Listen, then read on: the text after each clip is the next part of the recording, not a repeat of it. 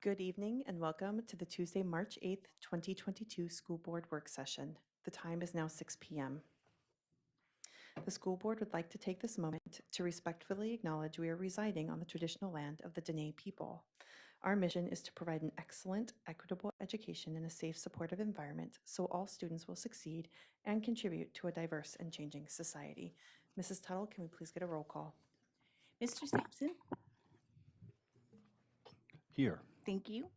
Mrs. Matheson, Here. thank you. Mr. Doran, Here. thank you. Mrs. Sanderson, Here. thank you. Miss Marati, Here. thank you. Mrs. Smith, Here. thank you. Mrs. Luke, Here. thank you. The board has a quorum. Thank you. This evening, agenda item B, fiscal year 2022-2023 budget discussion and work. Core value, center everything we do on the student and student learning. The fiscal year 2022-2023 budget discussion and work, including but not limited to student support services, teaching and learning department, administrative services, and a review of last night's discussions and answers to our questions. I would like to go ahead and turn the time now over to administration. Thank you, President Luke. Just before we get started on the answering to your questions, several of us have questions that we'll answer. But I wanted to just make sure that everyone received the responses to some of the inquiries last night, including the allotment comparisons to the different homeschool groups here in the community. And then on your podium is from Miss LaPlante on the music, a bit of an outline of what we went over last night. Again, and just to draw your attention to the third page where she outlines this, has outlined the staffing options and kind of the basic structure of the program, so you can get an idea of kind of a summary of what we discussed last night. And then also along in this document is a response to the question about what it would cost to build back the old model with the itinerant music teachers. So I just wanted to make sure everyone had those documents available to them to look over.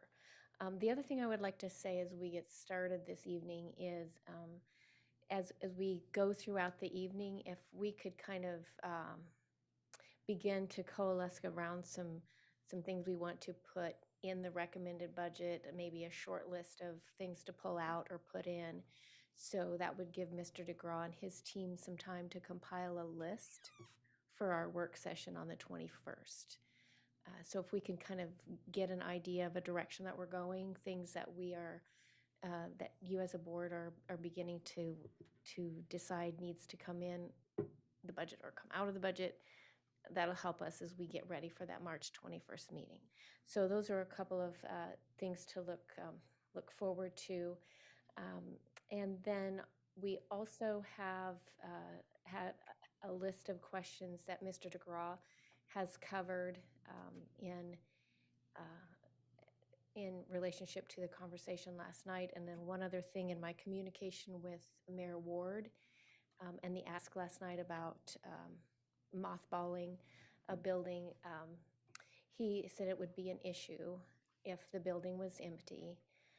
He said if we were planning to reopen a building, we could look into how that might look, but there would be an issue if it was just sitting empty. So that's a follow-up on that question. So at this time, I'll go ahead and turn it over to Mr. DeGraw, and he can bring us some of the answers to last night's questions and discussion. Thank you, Ms. Moline. So in addition to the email that was sent out with responses to several questions. It was sent out to the entire board. We had a few questions that we were going over last night that we said we would get back to the board on. We talked about budgeted best revenue expenditures for next year. The question came out about what are things looking like this year. The short answer is nearly identical, and it bears itself out in the very similar enrollment numbers we see now versus our projected numbers next year. Current year revenue just under $4 million, so about 100,000, about 50,000 more than projected for next year. 3.95 million. Expenditures with higher allotments coming in than what we have budgeted. We talked about in the current year budget, we don't have a higher allotment amount budgeted, but those allotments are coming in higher than budgeted because of the increased enrollment. When it all shakes out, we're looking at approximately a little between $2 and $2.1 million in anticipated expenditures. So revenue of 3.95 million and a high end of expected expenditures around $2.1 million for current year best. The question was asked, Ms. Marati, I think, asked the question in the approved budget. There are some numbers for in the approved FY22 current year budget. There's some final numbers that look different as they have carried over into the proposed budget book. The example that was given was in the maintenance area of maintenance, 710. A current, let's see, last year a budgeted amount arrived at of 10,590,000. The number that rolled over 10,555,000. We went down memory lane in our office this morning, and we quickly realized we issued an approved revised budget last year that as the summer went on and students were returning, enrollment numbers were ticking up, and the final approved budget that the board approved in June was different than the one that the board approved as an approved revised in the fall. And so that's the reason why you mentioned, Ms. Marati, that other areas are different numbers as well. We estimated that, we did some rough quick math, it's likely between 500 and 1,000 account line items changed because of that approved revised budget that the board approved in the fall. Another question, we talked about mothball. It might be a moot point now, but I talked a little bit about this last night, but just wanted to circle back. Estimated utility costs and minor costs associated with maintaining a building that's not being used, somewhere in the neighborhood of $50,000, pretty minimal. So, and then the final question, where are program moves budgeted? So costs associated with relocating a program to a repurposed Nordale. In visiting with the FMD department, the plan is that those moves would be done in the current fiscal year, so before June 30th. So that would come out of current year budget. So there was no added budget to any FY23 numbers because the anticipation was those moves would happen in the current year. And that was the list of questions I had. Again, I think we just emailed out responses to Ms. Marati's questions to the full board, and we'll. That didn't go out until just at the end of the day. So we worked to compile a comprehensive answer to the questions that Ms. Marati had for the whole board. And I apologize, we didn't get it out to you earlier. It's just that those things take time, and we've been working on getting as much information as we can, as much accurate information as we can as it comes available to us. So with that, we did talk last night about our alternative learning systems and mentioned that we would, pick that conversation up again. If you have further questions around how the funding works, why we have designated the funding that we have. We mentioned last night that the elementary e-learning teachers, that structure will remain, and that 2 of our secondary e-learning teachers are going to remain intact as they are this year. That the adjustment is going to be in the e-learning facilitators, and those positions will be moving from certified positions to classified positions. We kind of talked that through last night. So if you have more questions around how that's working, we can go into that further. We talked about the increase in the e-learning line item being primarily due to the increase in allotments because of the increase of students. So we covered that a little bit. We covered how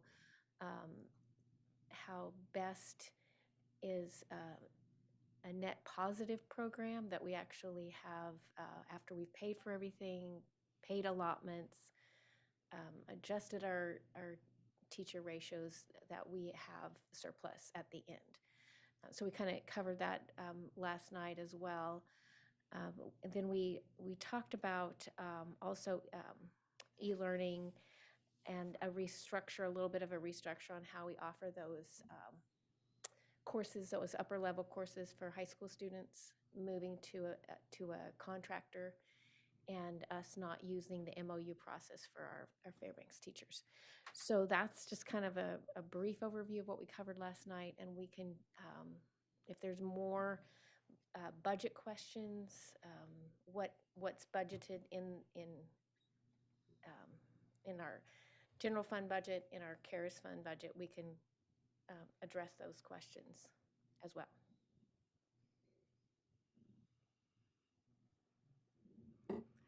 Mr. Doran? Okay, and I'm not sure whether it be now or later. You mean on the alternate learning Alternative learning programs? systems, yeah. Okay. Then I did have 2 questions I wanted to ask at this point anyway. One, when we may wind up, when you say a net positive, and we don't really know until the end of the year, based on whether people use their full allotments or whatever, what they need for their students. So when that happens, what happens with that? I'll put it in quotes, extra. Sure. Does it help us in reserve for next year back? What happens with that money? So I'll give the high level, and Mr. DeGraw can clean up after me. Basically, we support BEST and make sure that everything that they require and need is supported, and then it goes to support other students in the district. So, Mr. DeGraw, do you have any more details you want to add to that? Yeah, basically it just remains in fund balance, and in years where we're running a deficit, as Ms. Moline mentioned, it supports other areas of the district. Okay. But that would not be available to us during this budget process in terms of thinking of funding something for next year, saving a position. No, the revenue is already built into our revenue projections, the revenue for BEST, and so it's not available, no. Okay, thank you. And then question on, and perhaps at some point, not tonight, but it would be good on the alternative programs, maybe just get an update where we are with North Star College, in terms of, I think that's been open, that lottery has been open and stuff, and we're projecting and how that has worked, what's our success rate there. But I did have a question particularly on Star of the North or North Pole Academy. I think we use both terms for it, but it's a significant cut of 2 positions. What's the plan or the impact on their program for that? Mr. Minor, you want to address that question? I can. I picked the echoey mic again tonight. Oh, is that what it is? So the main cut there is transitioning Star of the North to a high school only alternative program. We didn't have any 7th graders enroll in that program this year, and I think we're down to 6 8th graders that would roll up into the high school. And so in conversations with that faculty and North Pole Middle, we made the decision to move that to a high school alternative program for this budget season. So when you say transition, that would be effective this coming year? It would be. Just a 9-12 program? It would be, yeah. And really, we've seen a downward trend since Discovery Peak opened its doors out there as kind of as an alternative for a smaller middle school model. And so, like I said, no 7th graders currently enrolled in that program.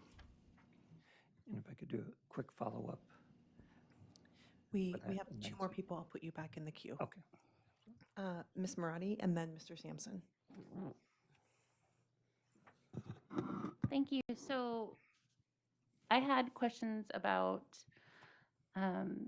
the allotment and the supplies. They're 2 different line items. So the allotments are on purchase services, like contractual, and the supplies are its own line. So you keep answering that the supply increases to the allotments, and I see that in the answers as well that you provided, but they're 2 separate line items. So I'm wondering what's causing the increase to the supplies as well as the allotments, 2 different questions. So total allotments are divided between those 2 line items in the best part of the budget. So they are between supplies and then whatever the other account is. I don't recall what it is, but both of those accounts represent total allotment budgeted amounts.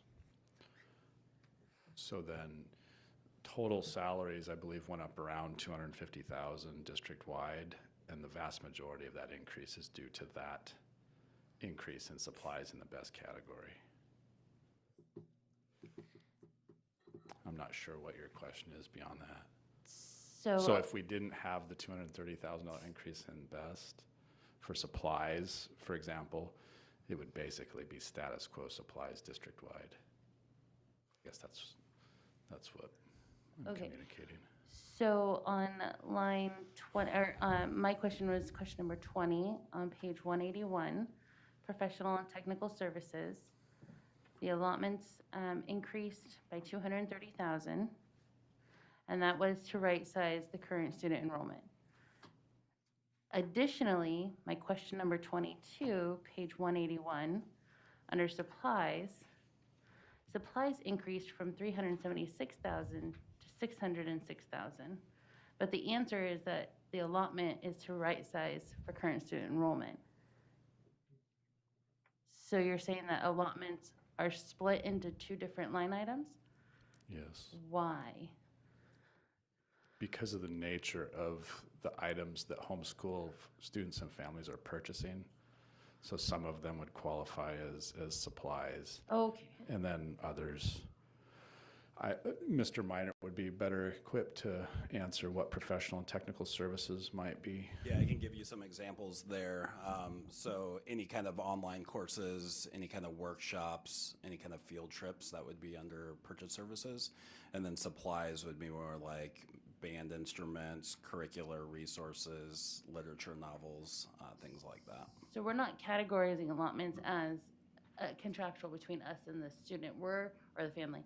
We're categorizing it as to what we think that they're going to spend the allotment on. I think it's a internal coding process on the back end once the expenditure is made. Okay, thank you. And also, it's a reimbursement process. So they don't just get the money, but they do get the money, but it's then reimbursed under one of those categories. Yeah, to piggyback on that, there is a approval process that expenditures or purchases go through. So each purchase that a family wants to make is reviewed by a teacher and the administrator for best. Mr. Sampson, then Ms. Sanderson, and then Mr. Doran. Thank you. I'm going to use some real simple terminology here. Maybe people will understand it a little better. The money we make off of the best, the homeschool kids, that's the money that we don't spend on them, but we divert to other areas and subsidize, say, other teachers at different schools. That's what I mean when I say the money we make off of, because it's not all spent on the best students. The question for Mr. Dorn was, is that money available? And Mr. DeGraw's answer was it was already built into our revenue projections, so it's not available, no. And so to be clear, what I'm hearing is the excess money, the money that we make off of the homeschool program, BEST, is factored into the budget and is spent. In other words, we spend it. We spent it. It's already spent. It's gone. It's allocated. It's not there to be taken. So that's where we're at with the homeschool BEST program. That's accurate. Thank you. Ms. Sanderson? Okay, Ms. Moline, I have a couple of questions on the e-learning. So my understanding is that we're going to take a support professional ESP member, and they're going to man the classroom for e-learning. Not a certified, or am I off? Or there still will be some certified overview for those classrooms? So you're talking about the e-learning facilitators? Yes, ma'am. Yeah, so I'm going to let Mr. Minor talk to how that actually plays out. Yeah, so there is a certified teacher on the other end for the distance learning teacher themselves. And then as far as the role within the school, that's the role that would transition from a certified teacher to an SS staff member that we're proposing. And they would be the direct contact for students to assist them with ensuring that they're doing their online coursework and checking in with parents and teachers and those types of things. So we're suggesting that that job description better fits an ESSA tutor position than it does a certified teacher. The follow-up statement is, I really have a concern with that, because having been in the classroom as an Alaska Native tutor, depending on an e-learning instructor or certified teacher to support my students, I saw that it was very needful. I can only take my students so far. So I guess then the other component or question that I would have is, what training will the ESSA support staff have to be able to maintain those classrooms? Because my class had 9th through 12th grade kids. So that was all subjects and all the students represented.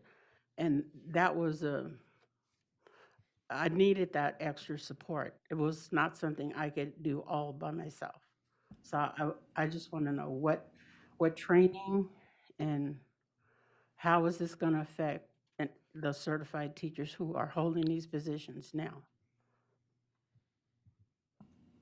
Yeah, that's a good question about the training. So every year we work with Apex and then our e-learning team to provide ongoing training for our facilitators and our online instructors. And so, they would be working as a team to ensure that our students are successful and that we're engaging with parents in our e-learning program. So, we're not just going to throw them in the deep end and not provide supports around it. We know it's going to be, or it would be, a shift for our schools. But as we're looking at difficult decisions, that seemed like a shift that we could make without, or with maintaining services for our students. And then I'm going to let Ms. McDaniel talk to what happens to the certified staff now. And I will just add one more comment to what Mr. Minor said about supporting them. We have like a full-time e-learning coordinator that it's their job to support the e-learning program, certified, classified, everyone in that, students, families in that program. So there is a structure by which we have supports for our e-learning folks. And so now Ms. McDaniel can talk about what happens to those certified teachers that have been in those positions that we are proposing shift to classified. Yeah, and if I can also add to the conversation about the support that's going to be provided to classroom tutors, we are in discussions now with ESSA about how to change our in-service to make it more job-specific. We're doing that through the negotiations process, and it's something that both sides have a vested interest in doing. And so we recognize that the in-service day that we were providing wasn't fruitful, and that we want to be able to provide more direct links to supports that people need based on their job class and their job description. So that's a prime example of where it doesn't behoove us to sit in a room and talk about mandatory trainings when we could be talking about classroom management and help providing that support to those classroom tutors that are taking over the classroom. So I think that's a really good example of how we're changing the professional development that we provide to our support staff that we're hoping to gear up for next year. As we finish up this round of negotiations. In terms of the teachers that are currently in the position, they would go through the, they would be identified as involuntary transfers and allowed to apply for other positions based on their endorsements, and based on their district-wide seniority, we would look at placing them as well.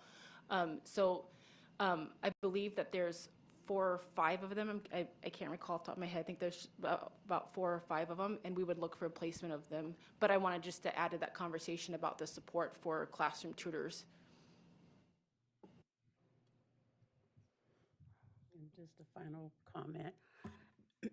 And I understand where we are, but as a president and as a past support professional in the classroom, having to deal with these students on various level academically and those who needed recovering, this is a really strong foundation to have those certified people in place to support all of the rest of the federal programs and the tutoring instruction that goes on with our district. So it's just a real concern for me. Just wanted to share that. Thank you.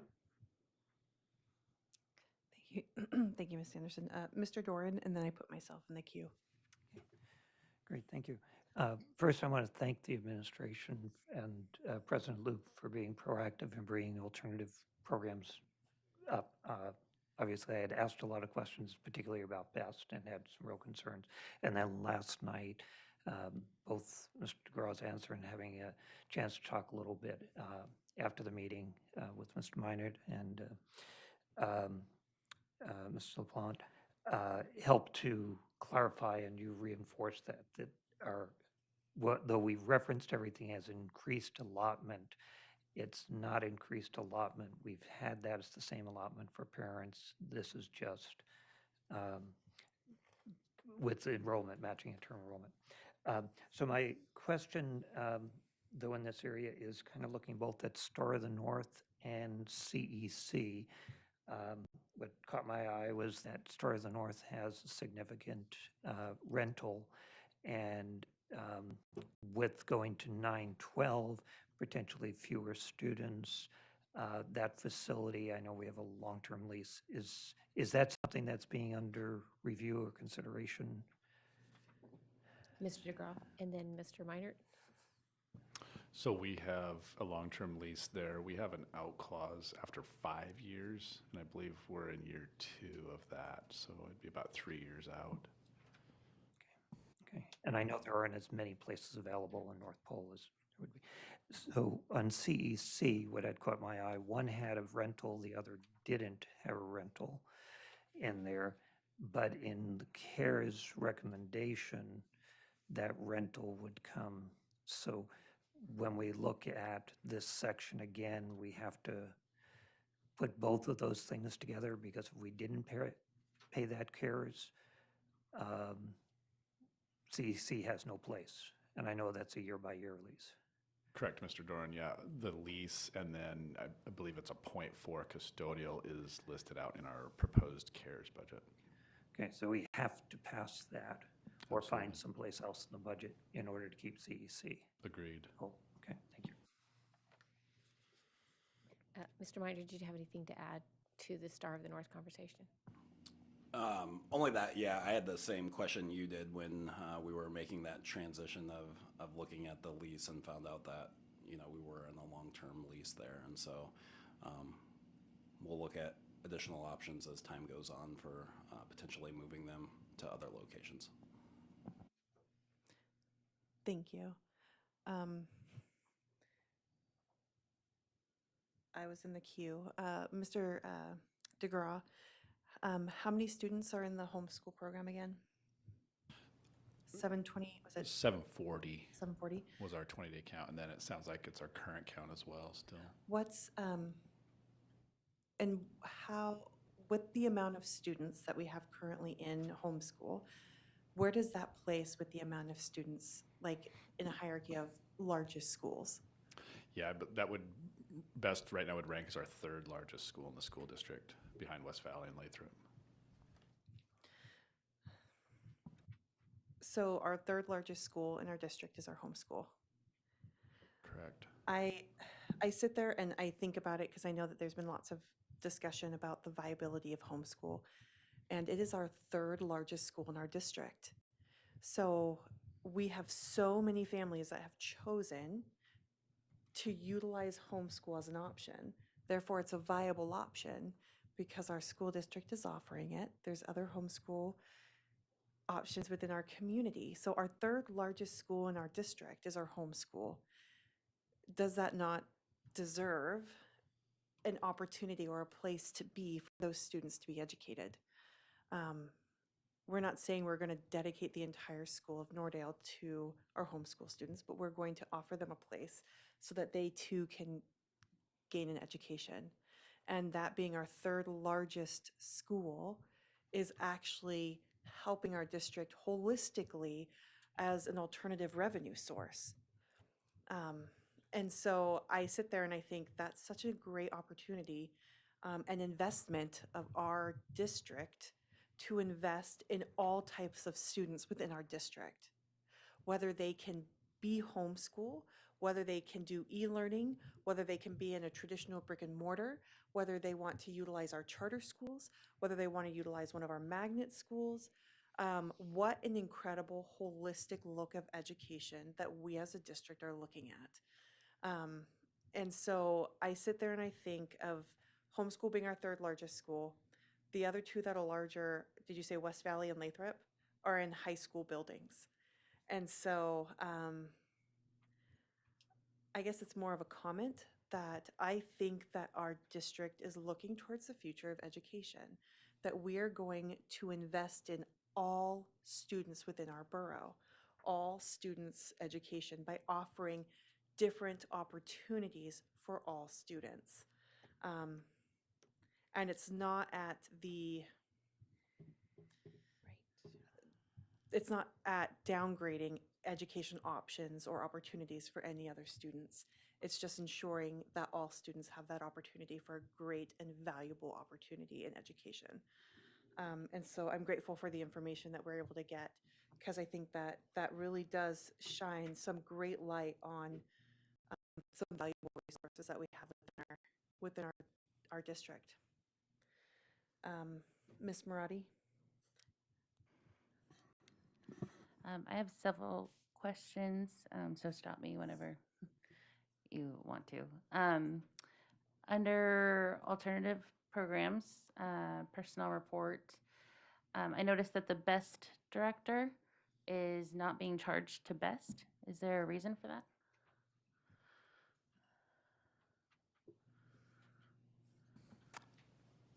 I'm not sure where you're looking at, Ms. Marati. Where? Page what are you referencing? 176. So the new best position, the director that we moved from teaching and learning as a coordinator to the best, or to the alternative programs as the best director. It's being charged to our alternative programs instead of the best department. I'm just wondering why it's not being charged to the best department.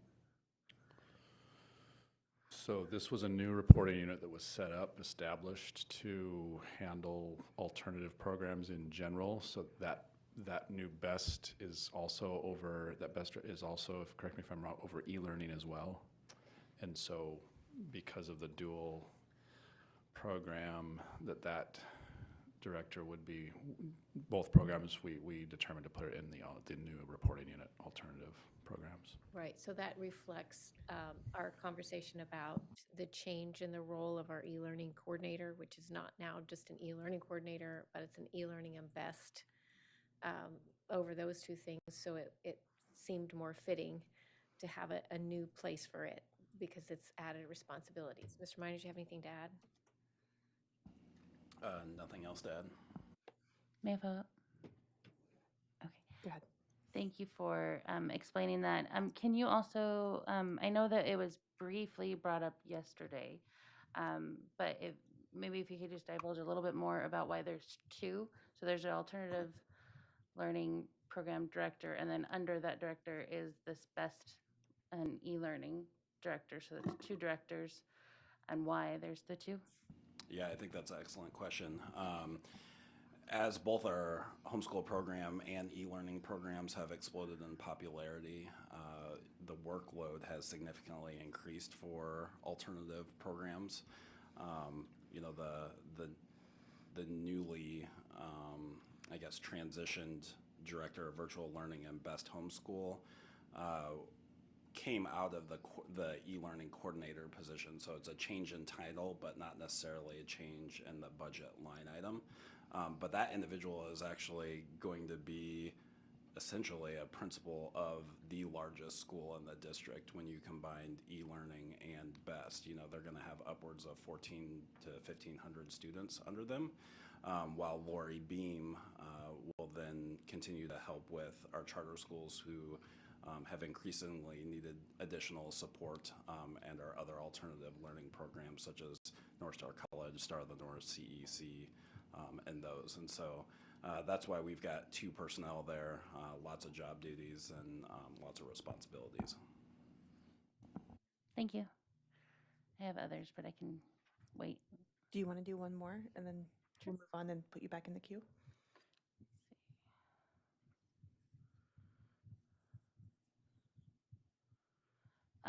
For BEST, we have the certificated instructional support positions. Do those positions grade papers and create lesson plans? Do you want to take that? So our teachers for best? Yeah, they don't say teachers, but they The- say certificate instructional support positions. So they do not, I think the question was grade papers. Grade papers and create lesson plans. Yeah, they do not typically do either of those job duties, but do several other job duties that, you know, a normal classroom teacher wouldn't do. May I follow up? Go ahead. So last night we talked about the e-learning tutors replacing the e-learning teachers, and the reason was because that position does not grade papers and create lesson plans. So what's the justification of having homeschool teachers instead of tutors similar that are not grading papers and creating lesson plans? Yeah, that's an excellent question. So your correspondence programs are actually required by state regulations to have certified teachers review work samples and be the teacher of record that puts that in our student information system. E-learning does have a certified teacher connected with it. It's just we're not double having two certified teachers, one on the distance ed side and then one within the school. We just have the one certificated teacher delivering the distance ed. You're welcome. I have Mrs. Smith, Mr. Sampson. I put myself back in the queue and then Ms. Marati. So Ms. Smith. Thank you. I just had a statement I wanted to say about Star of the North, that one of my sons went to Star of the North, and due to the nature of that program, I think it would be a questionable decision to put it back into a high school.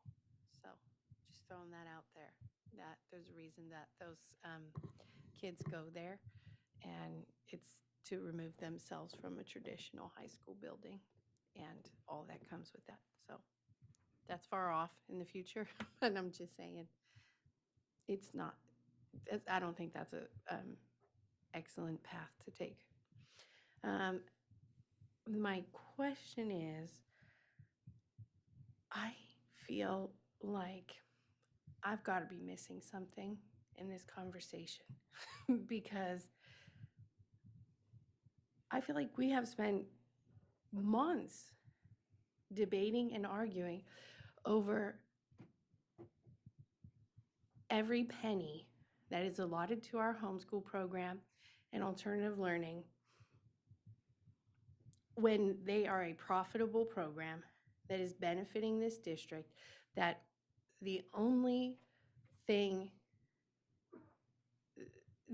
revenue source that we have, the only thing we can invest in, and that every dollar that we spend to improve and support our homeschool program and bring more students to it benefits every student in a brick and mortar building.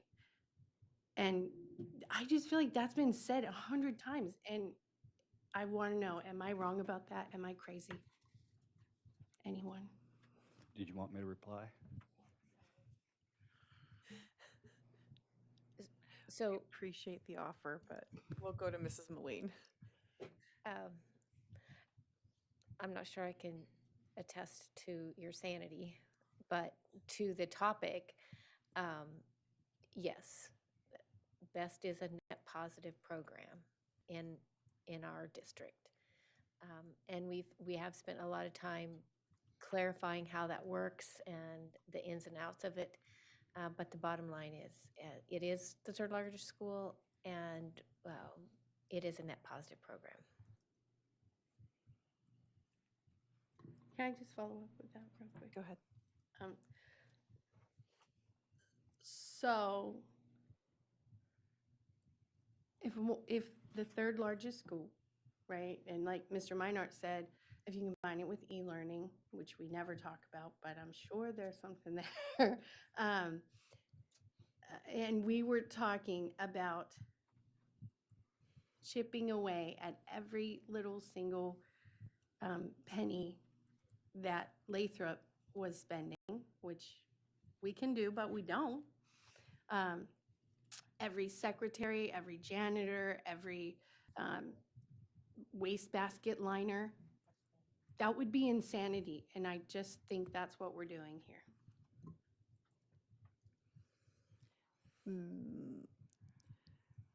Mr. DeGraw. I'll chime in here.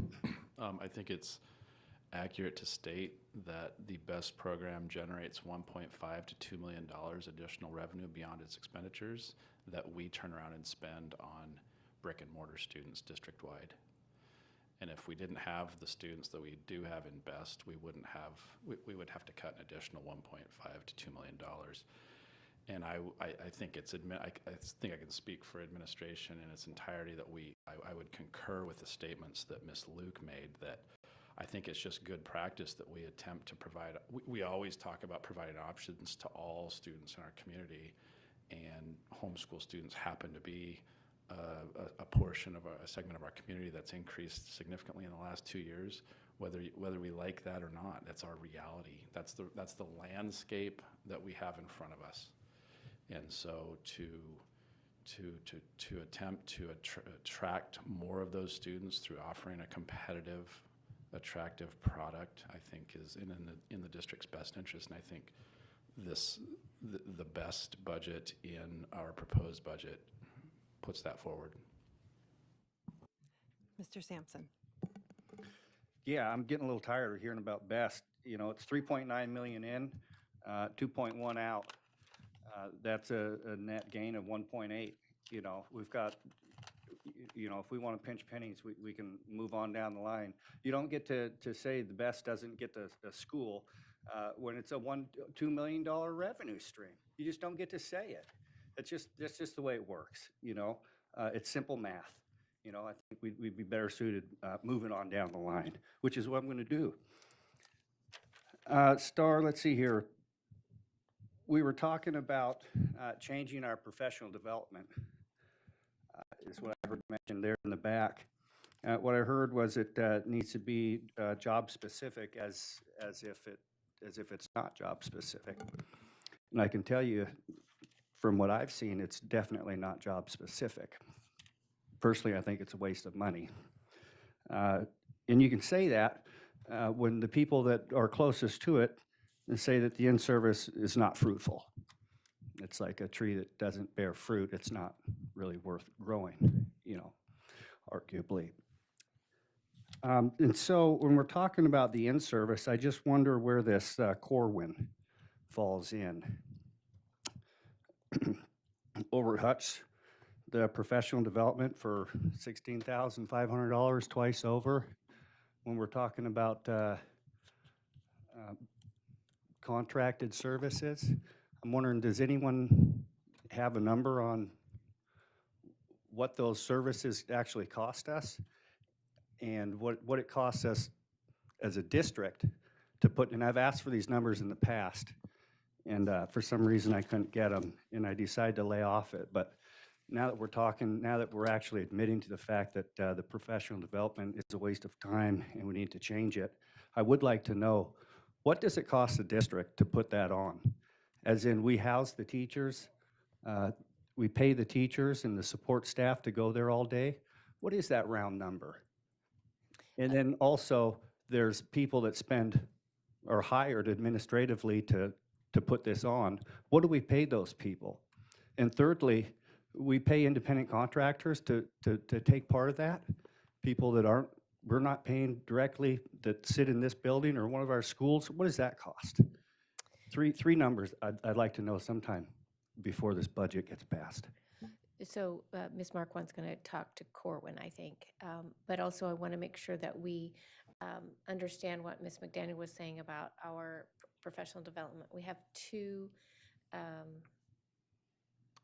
we have FEA, professional development, that's specific to them, and then we have ESSA.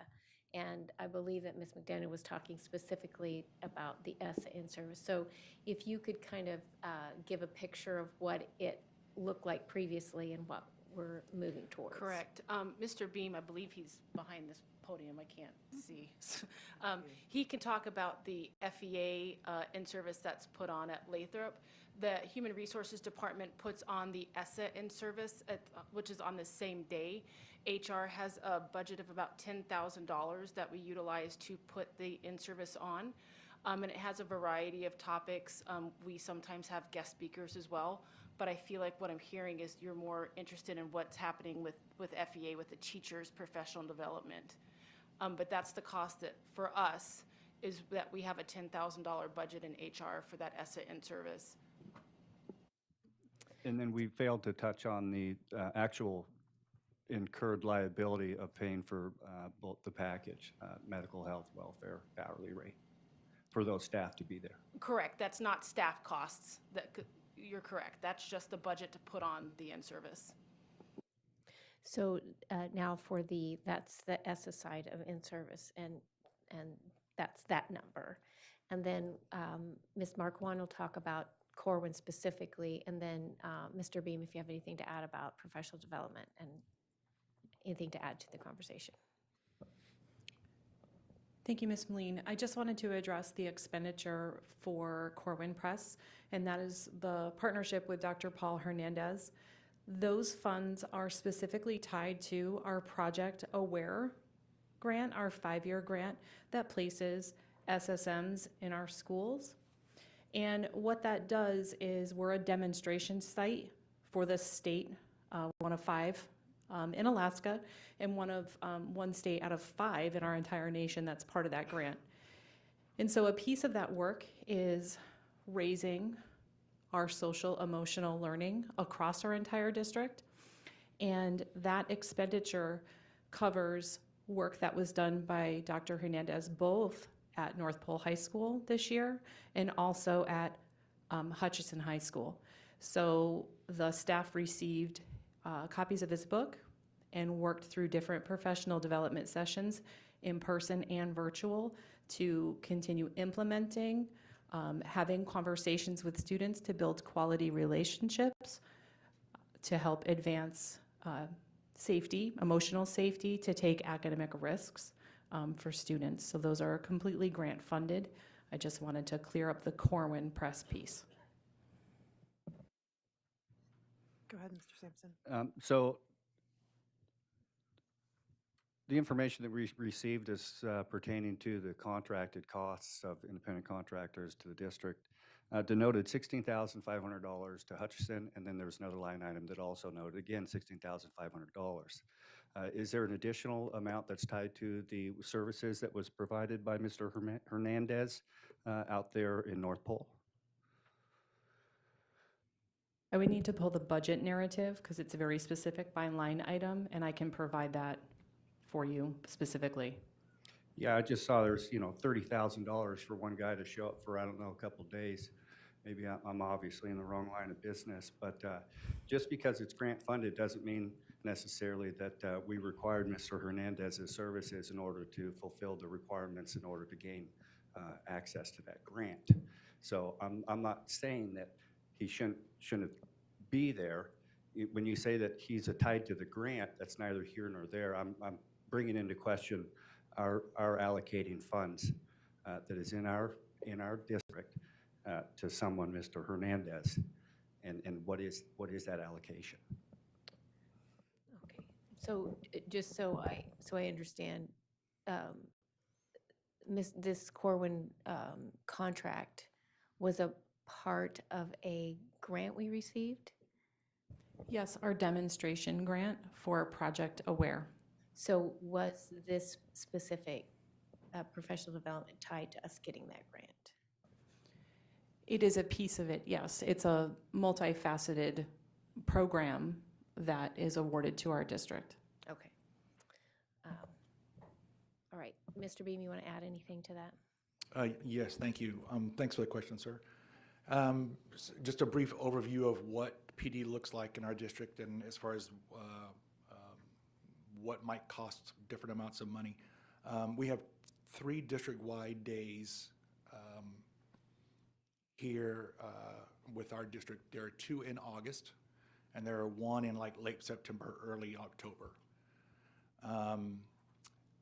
Those, not counting people's salaries, daily salaries, which you asked about, but anytime that we bring somebody else in, that most of the time that money is paid for by Title II funds, and Title II funds, those are grants, and they are specifically about professional development. Title II is professional development. That is what that is for. So most of the time, that's where that is paid for.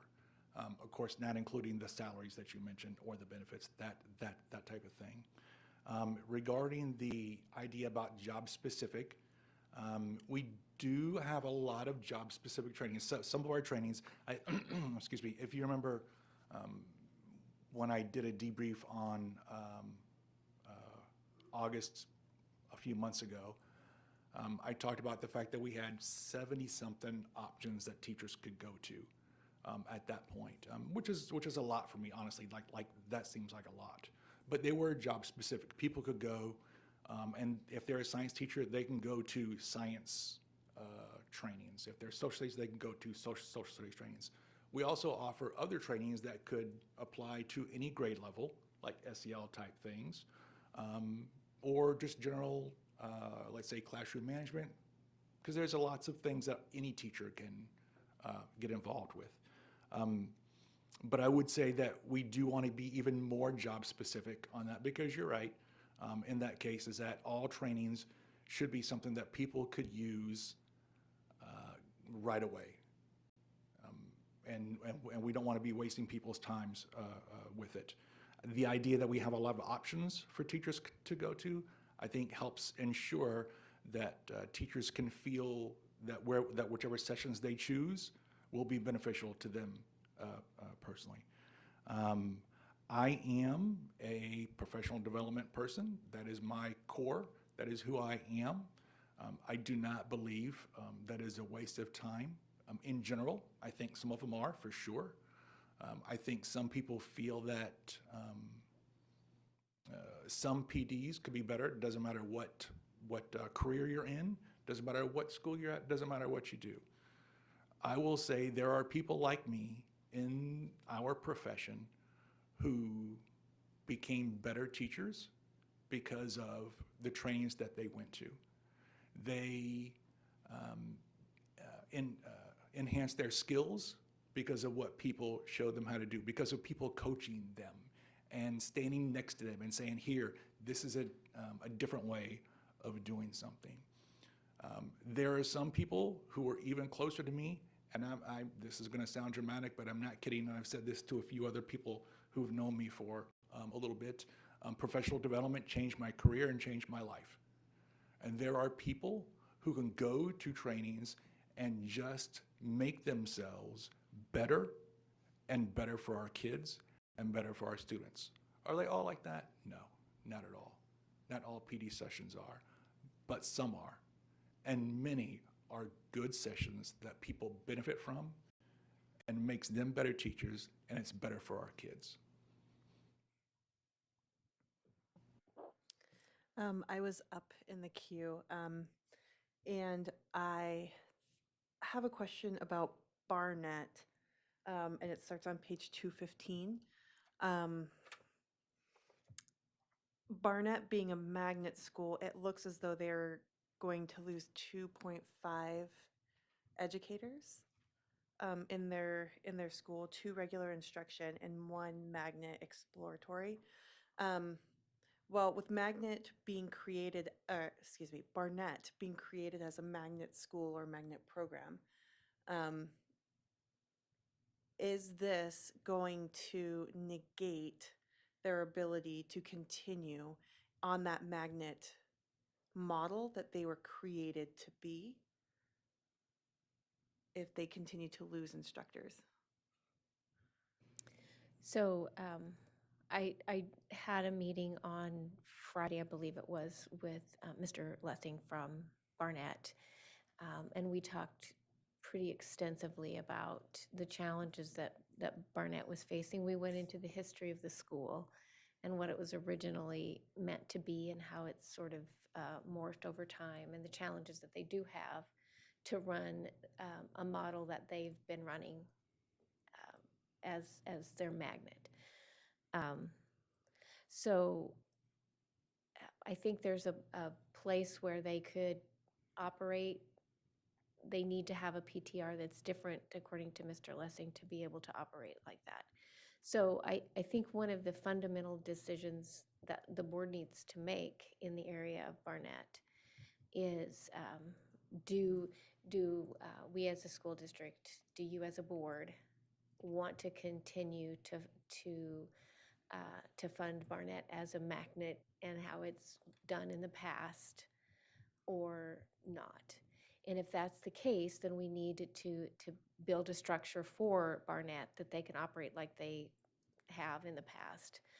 And if not, then we need to migrate to a new approach. So Ms. LaPlante was in that meeting, so I'm going to ask her to add anything that would be pertinent to the conversation. I think you captured that quite well, actually. I think that one of the things that was shared at that meeting was that this is not a new problem. It's probably about a 10-year problem in the making, which kind of matches the budget shortfalls that our district has been seeing for the last 10 years across the board. When there was a suggestion in about 2016 to identify a percentage of the district-wide PTR instead of the exact same PTR. So if, as the district PTR would rise, so would Barnett, but not a one-to-one correlation like a 0.8 or a 0.7. So it would always be a little bit less. Therefore, they would have a little bit more staffing, but it would still rise and fall as the district had funding. So I think that it might be worth looking into something like that so that we can establish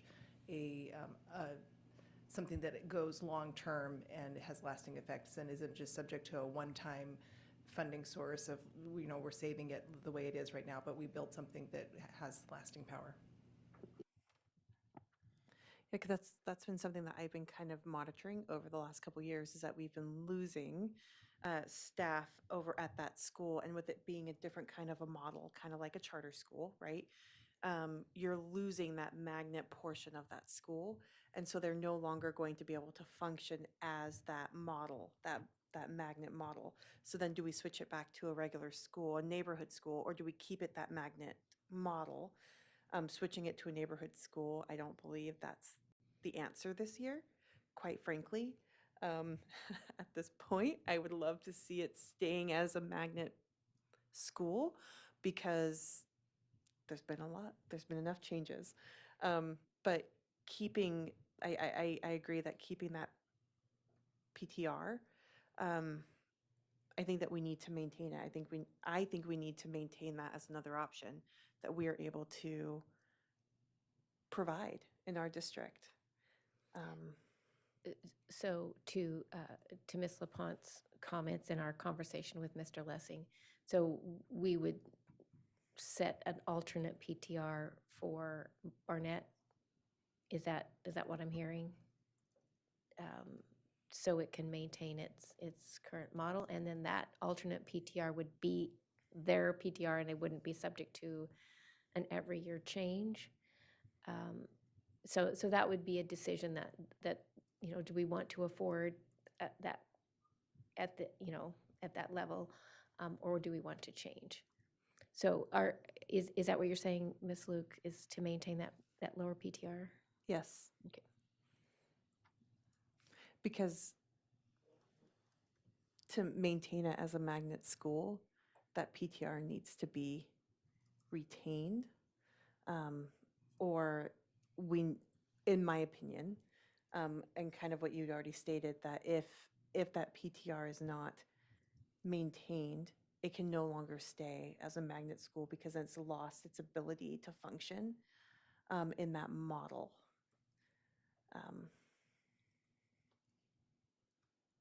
Does that make sense? Oh, Mr. DeGraw? Yeah, and just along those lines, just for some guidance for the board. So it would be PTRs from the FY21 budget. So establishing PTR separate for Barnett Magnet School based on the FY21 PTRs prior to the increase. And then we would manually, so we decreased a 0.5 magnet exploratory certified staff member.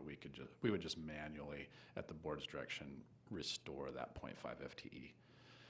That would be, so that's approximately 2.5 FTE of certified staff that would be restored at approximately $300,000.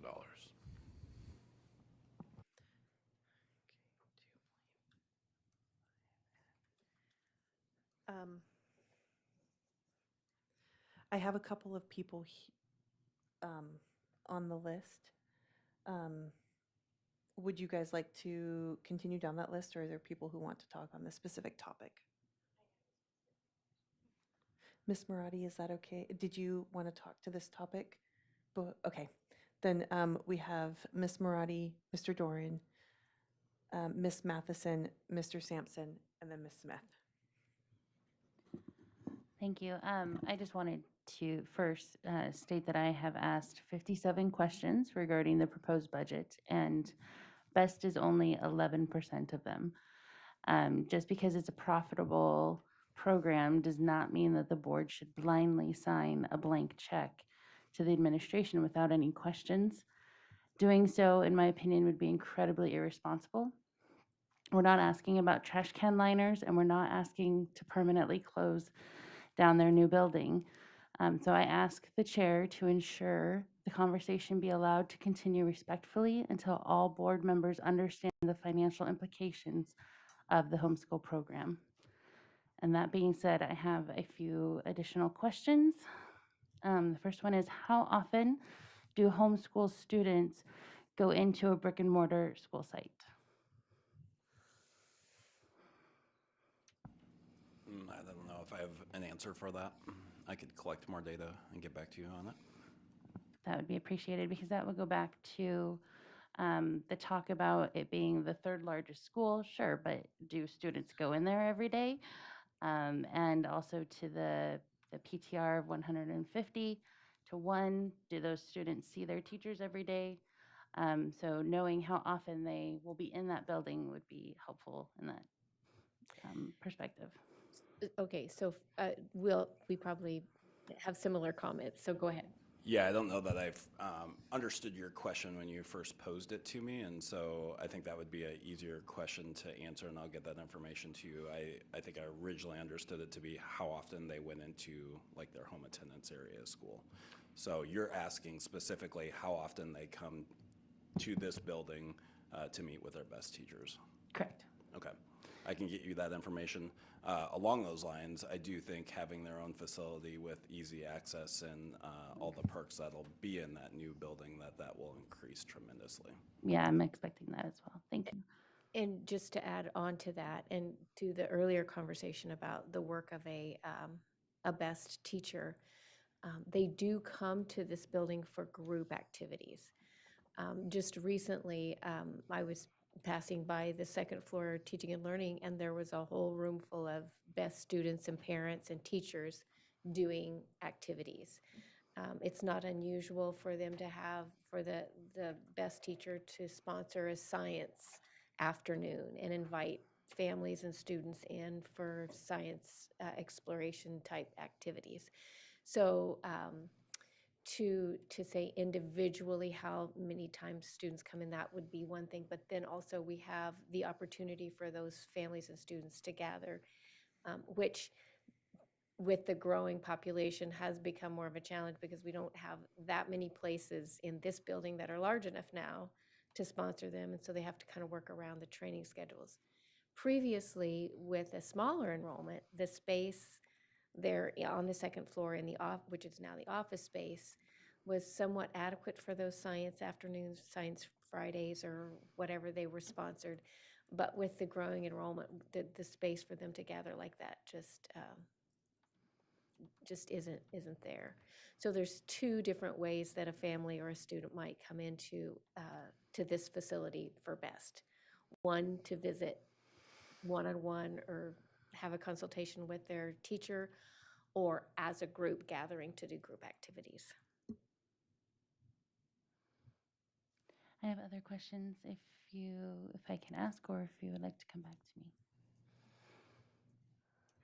Since I got a long line of people who've raised their hand, let's come back. I'll put you back on the queue. Mr. Doran. Thank you. I've got two areas. One, just maybe an observation of, well, no, it's making sure I'm clear on something, and I'll put the question out, and I don't think it's one we can answer tonight. In terms of BEST, I do think we should be mindful that it's a program, not a school. It's a very large program that meets needs of families in our community that are very, very important. And we do want to make sure that we give them every bit that we can. And the indications are that we are using fully and allocating that money fully for them, that they come in. My question from the conversation as we look ahead, last year we saw a decrease in BEST enrollment of approximately 200 students. Ostensibly, the majority went back to in-person schooling. We're not anticipating really any decrease. I mean, minimal 15, but on the other hand, we could see another 200 or 300 students returning to in-person schooling and a decrease in BEST. So as we look at it, and it doesn't really matter where students come because we get funding for them appropriate to whether they're in person, whether they're in e-learning, whether they're in homeschool, however they're allocated, we get that funding.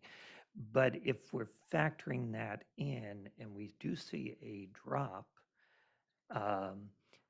in BEST enrollment, that changes some of what we've said. How do we are we prepared to cover that for the in-person increases if that's where it happens? Do we, if we're counting on a certain amount of money from BEST, what does that mean if it's not there? Does that put in as buying later on? I mean, I don't think these are questions tonight, but it's just one of the questions that have come to mind with our conversation. And I'm going to leave, I may have other things with BEST, but it'll be further discussions when we get there. So that's my end piece on that. With the idea of Barnett, I think it's very timely for us to have a real conversation about that. And I think the Barnett model has grown, developed, matured over time, and certainly should be looked at. When we look at, if we look at one magnet, I think we should be looking at, because the other big magnet that occurs to me, and it was on my tickler list for later, is Hutch, which is staffed. My question would be, is it staffed for its 400 target for students, but it serves, I would say, upwards of another 150 to 200 students every year from students who come. So my concern, we've been cutting positions there, their ability to serve other students from other high schools who come during the day in and out, but so they're not just serving a student population of 400. So this might be that broader, and I'm certainly not amiss or against looking at some variances in PTR, depending on program, we actually do that. But I would like to see that as a broader picture. And it may not be something that we completely solve this year, but as we move forward, it may be a better, broader discussion, especially as budget develops. But so I put that out there. I'm not saying yes on the Barnett discussion or not. I'd like to see what the plan is, what that dollar amount is, because if the dollar amount is different, we have to move money around when we come back after spring break. And so it's not something that I can say, oh yeah, I would absolutely support that, or I wouldn't. I mean, we've got a lot of things that people are saying add. So, but I think we should look at the big picture, and I am concerned about Hutch and its ability. When I just look at those same types of numbers, I agree, we've seen decreases, decreases, decreases. And over the years, schools have had additional supplementals for one reason or another. They've tended to all go away eventually, but sometimes they shouldn't, and Right. sometimes they should. So. Right. So I just want to comment on it. There's a lot packed into to your comments there. First of all, I would like to just note that BEST is a recognized school by the state of Alaska. So we have on our roster of schools, BEST is a school and has a place in the state of Alaska. So it is a school. Secondly, I would just want to touch briefly on the Hutch conversation. I don't know if Mr. Meinert's ready to talk about some of our conversations around that. So we'll hold for the Hutch conversation later. But I did want to make sure that we're clear that it is by the state of Alaska, BEST is recognized as a school.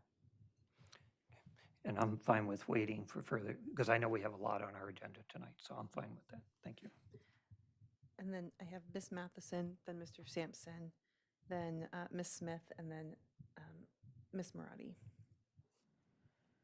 Well, my only question is, we're discussing the PTR at Barnett, and is that PTR dropping because enrollment is dropping, or are we trying to fix something?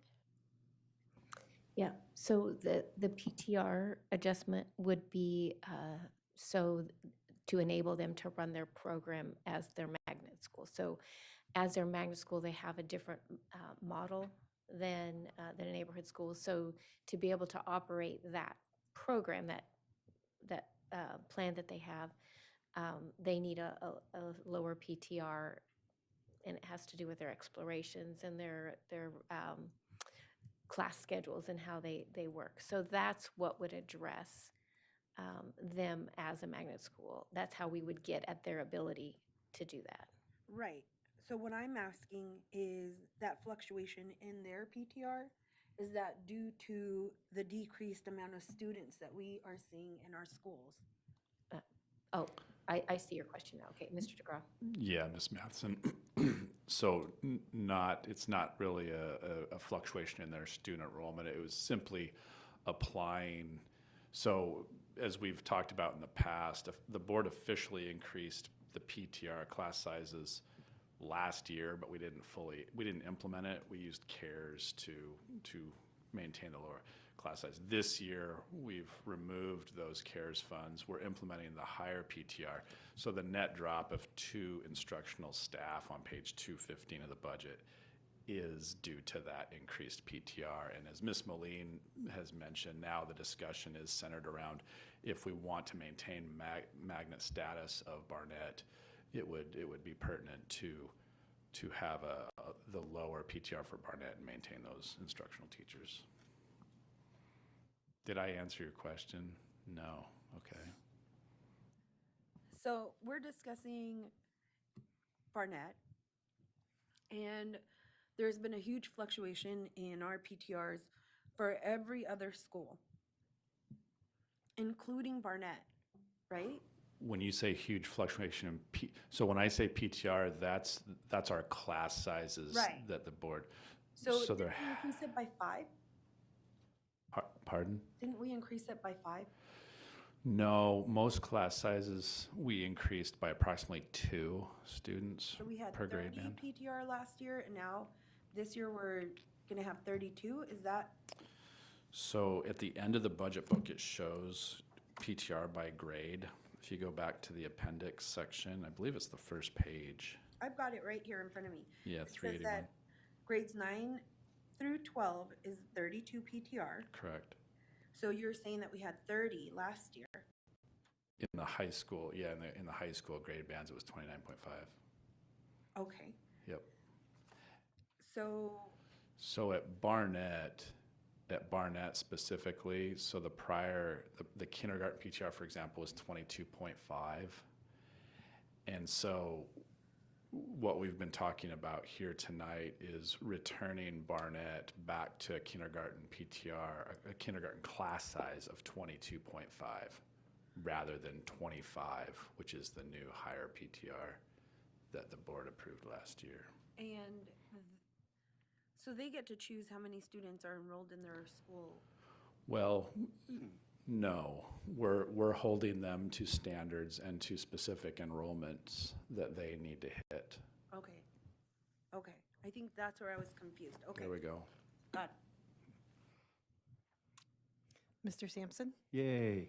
We're holding them to specific enrollments and standards that they need to hit. Did their class size go up because of an increase or decrease in students? Yeah, we got a lot less students, and so we have a lot less money this year, so we have to increase the PTR to make up the difference. So in a way, undoubtedly, yes. We told them, you used to have a sweetheart deal, and now we want you to have more kids in the classroom, right? And that's not really conducive over there at Barnett, because they got a sweet little program going where it's about like a 0.8, to a 0.8 to 1 ratio, I think is what was mentioned. Whatever the case, they've got a little smaller classroom size over there, and that facilitates the program which they started and they sold themselves on. And this school district, this board said not this board, but the existing board said that's a great idea. We're going to spend money on that. We're going to invest in that. And we're going to check that out and see if that's successful. Having been over there and seen kids go through that program, I personally think it is successful and it's worth investing more money into, specifically another 2.5. In regards to Mr. Doran's comment, well, what about Hutch? Well, that's a darn good question. That's not very fair. We're gonna treat one school better than the other. Yes, I think we might just do that this year. When there's a 2.5, in order to get a Barnett Magnet School back to where they need to be, instead of messing with their whole program, what are we proposing to do? Give a 1.25 to Barnett and a 1.25 over to Hutch? That's not really helping anybody out. I mean, it's helping people out, but it's really not helping out Barnett. So I would say I'm 100% in favor of sending over 2.5 to Mr. Lessing there. Those are direct teachers with students on a daily basis, like every minute of every day. And so I would propose that I would be interested in undoubtedly finding somewhere else in the budget where we can make that work to keep Barnett Magnet School what it has been. But yeah, it's definitely fair to talk about the issues going on over at Hutch also. They've been getting the squeeze. Everybody's been getting the squeeze. As to the BEST program, it is a school, but I would like to insist on the idea that it's not a school over at Nordale. The program itself is a school, but it's not a school at Nordale. Statutorily speaking, if Nordale's a school, we can't put other programs into that school. So under no circumstances in my brain will I ever admit to Nordale being a school. The program might be a school as far as being recognized by the state, but we're not talking about the program. We're talking about just what's going on in that building at Nordale. And so I think it's important to admit that the BEST program is a school, but it is not run as a school out of the Nordale facility. It would circumvent our ability to put other programs in the future when we can capitalize on their leases being up, and if it works for them, putting them into that facility. And that's about it. That's all I got. There's no questions there. Mrs. Smith, and then Ms. Marotti, and then Mr. Doran. Oh, and just as a thought, just as a reminder, after we have these questions from last night, we do have student support services, teaching and learning development, and administrative services to go through tonight. Thank you, Ms. Luke. I had a direct question relating to Barnett at the time you asked me, and they have all been answered, so I'm good to go. All right, thank you. Ms. Marotti. And I don't know if you got around to it, but last night you said that you would show me where in the budget the cost of repurposing the $20,000. Is that what you were talking about earlier when you said it's in this fiscal year instead of next fiscal year? Okay. Correct. Okay. And then, may I ask one more? Yes, please. Thank you. Probably for Mr. Meinert for BEST. Do we currently receive funds from homeschooled families for students joining band and orchestra at the elementary level?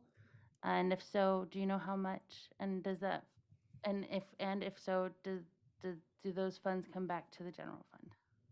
So BEST, students enrolled in BEST do not have to pay for those services at our schools here in Fairbanks. If there is an outside homeschool student that wishes to participate in band or an elective at a school, then there would be a charge incurred, and that does happen from time to time. Thank you. Mr. Doran? Thank you. Just, I think, mainly a point of clarification. If I am correct, you referenced 22.5 as the kindergarten PTR, other grade levels of variance, and that is the same PTR for every one of our elementary schools currently. They were all staffed at 22.5 this year, correct. for kindergarten, and then subsequently it goes. Correct. Okay, I think that's important. And so when I think, if I might suggest, when we get to PTR, because I know that'll be my main topic that I would toss out at the end of tonight to say we need to look at, that all should be in part of the one thing, because it is, to what extent we differentiate between our schools on PTR. So, and I will certainly suggest that we work towards keeping our current PTR level. So that'll be a future discussion for me. Okay. Ms. Matheson, and then Ms. Marotti, do you have Any more? Okay.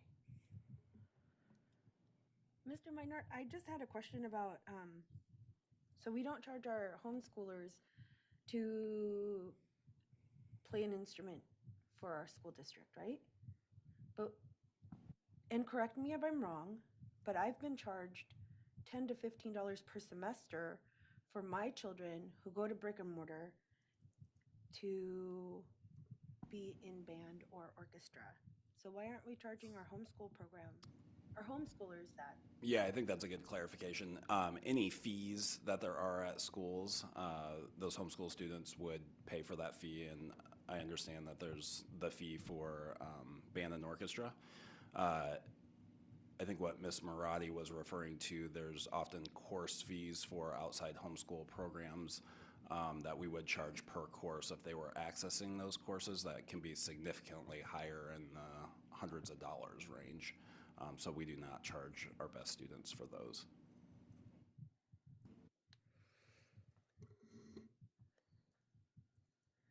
All right. Ms. Moline, um, So was there another question? were there any other questions before we go into the presentations for tonight? Because I want to make sure that we allow all board members the opportunity to speak and ask the questions that they need so that we can move our budget forward. Ms. Matheson. This question's for Mrs. LaPlante. I read through the music program that you sent out that we got emailed. And one of the questions that I had, I'm a musician. I hate music appreciation and art appreciation. I want to be playing my instruments. So the proposal is to give our fifth graders like fundamentals concept. It's a concept class, which is music appreciation, the way that I see it. So how are we enticing our fifth graders to play an instrument when we're starting off with, here, let's go over the boring stuff in music? Feels a little bit like a loaded question, but I was going to say, I don't know that there's a lot of boring stuff in the general music classes in preschool through fifth grade. I think there's a lot of really exciting things that kids are doing that would feel much more engaging than what you might consider a music appreciation. I understand what your distaste for those kind of appreciation classes. I had a college art appreciation class that just drove me nuts. So I'm with you on that. What I think what we have a misunderstanding on is that we have a really robust music program that does advance through the grade levels from kindergarten up through 5th and 6th grade. Sorry. And they begin playing recorders in 3rd grade. They are often playing drums. We have many teachers that have sets of ukuleles. There's a lot of timpani, different xylophones. There's a lot of music where the students are learning how to read music, learning how to do rhythm. They're doing a lot of things that prepare them to go straight into reading music and playing an instrument when the time comes. And we believe that we could offer in either one or two of different ways, we could offer those 5th grade students an opportunity to have hands-on experience, maybe for a couple weeks, maybe for an entire quarter, maybe up to a whole semester of time playing instruments in preparation to make an informed decision when they go on to middle school. So I think it's a natural progression that we have a pretty solid music program that goes K through 5th grade established, and we have already had conversations about how to strengthen it. So no music appreciation type. This will be hands-on. All of our music is very hands-on. If you visited an elementary music class, you would see kids up and moving, kids with, like I said, xylophones and drums and ukuleles and recorders and singing and playing music games. There's a lot of interactive stuff. It's not just sitting and listening to something and saying, well, wasn't that pretty?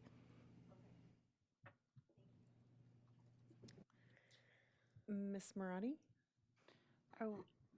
Are we going, so we don't have any meetings whatsoever next week about the budget. So between tonight and next week, This is it? Correct. Are we going, And then we have 4 meetings scheduled right, as possibilities the following week. but Ms. Moline said that we need to decide tonight so that they can bring the approved budget on the 21st? No, that's not what I meant. If we could start getting some ideas around the list of things that we want to switch tonight, that'll help us begin to create our list. So when we come on the 21st, we'll kind of have a preliminary list of changes. Not that that has to be the final, but sort of compiling that. So Mr. DeGraw and his team can work on that. Go ahead. And if I may, just to give a couple of examples of what we're talking about, is the music conversation that we're talking about. We're going to start to receive some direction on that, as well as the Barnett conversation we've just had. Those are perfect examples of what Ms. Moline is articulating. So I have a list here of some things we've talked about that, we can decide, do we want to put this on the list? Do we know, what direction are we going? So that's all I was referring to. And President Luke, that just gives my office the opportunity to start to get ahead of, if there's going to be several items that we're going to need to update in the proposed budget for the approval of the recommended budget. It just gives us a head start to where we can effectively complete that work.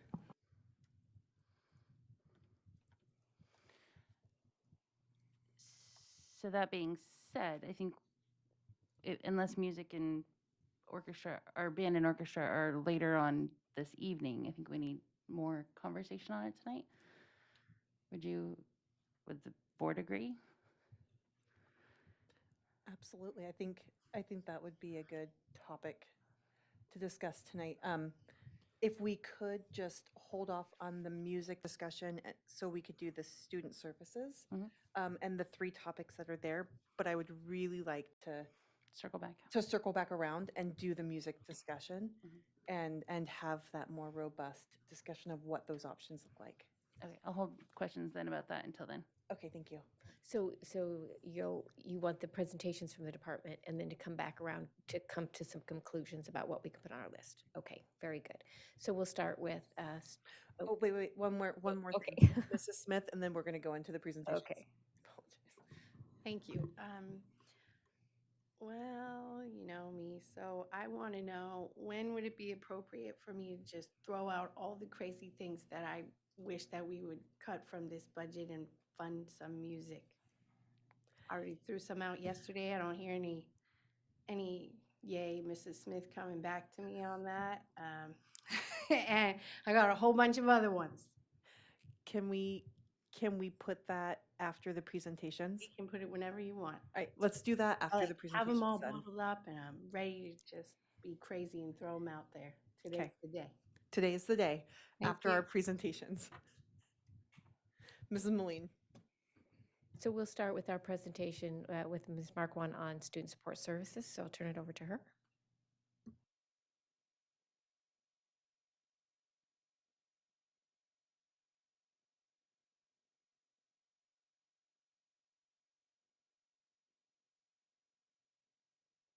Thank you, Ms. Moline. Good evening. I'll be talking to you about student support services. And the Student Support Services Department provides leadership and supervision to programs and staff in both federal programs and social emotional learning and prevention services. The focus of federal programs is to provide equitable opportunities for education, fill gaps, and build resiliency for students through programs under the Every Student Succeeds Act. Programs include English language learners, 21st Century Community Learning Centers after-school program, migrant education, Alaska Native education, Title I school-wide programs, comprehensive and targeted school improvement, McKinney-Vento education program, and foster care school stability and progress support. The focus of the social emotional learning and prevention services is on the development and continuous improvement of resources, tools, and professional learning that help prepare every student to contribute to society as competent, confident, caring, and curious citizens. While each program has their own specific goals and objectives, our team works together to focus on these shared goals up on the slide. In order to provide equitable educational opportunities for those students who need additional supports. You may have noticed as you've reviewed the proposed budget for the Student Support Services Department, the supplies and materials, purchase services, and other staffing categories have remained consistent from the 21-22 approved budget revision. 84% of the district's contribution to our programs is invested in our staff. I've created a crosswalk table, as evidenced before you, to highlight the changes which are included in the budget proposal for your consideration this evening. In after-school program, you'll notice a 0.5 staffing increase. Under the assurances of this competitive grant, the district is required to invest operating funds to match the grant awarded funds. Previously, 0.5 FTE of the after-school program professional development specialist was paid for out of CARES funds. Unfortunately, to be in compliance with the assurances of the competitive grant, as a district, we are required to maintain our financial commitment to the grant in order to continue to qualify for these funds, which means that the portion of that position needs to be met through our operating funds. In Alaska Native Education, there's a slight increase in the staffing portion of the budget, as you can see, to accommodate different salary increases. However, I wanted to specifically address the reduction of the social service manager from a 0.6 FTE to a 0.48 FTE. This position was only a reduction as an expense to the operating fund. Therefore, the 0.12 FTE expense was picked up by additional grant funding in our Title 1C migrant education. In federal programs, there's a 0.5 FTE reduction as an expense to our operating fund. This 0.5 FTE expense will be paid for out of our Title I funding and will maintain our district's obligation to have a liaison to serve for our McKinney-Vento student population. In Social Emotional Learning and Prevention Services Department, the expenditures remain consistent, although I've reallocated the funds to properly staff a growing department, to distribute district-awarded grant funds, all while operating during a global pandemic in a community with social emotional needs. Finally, in student support services, in order to support our department's common efforts without the constraints that are often imposed by grants, for example, a Title I funded employee can only work on Title I tasks. Therefore, having an administrative professional support for 12 months ensures our department has the consistent support it needs to accomplish the goals I presented before you earlier.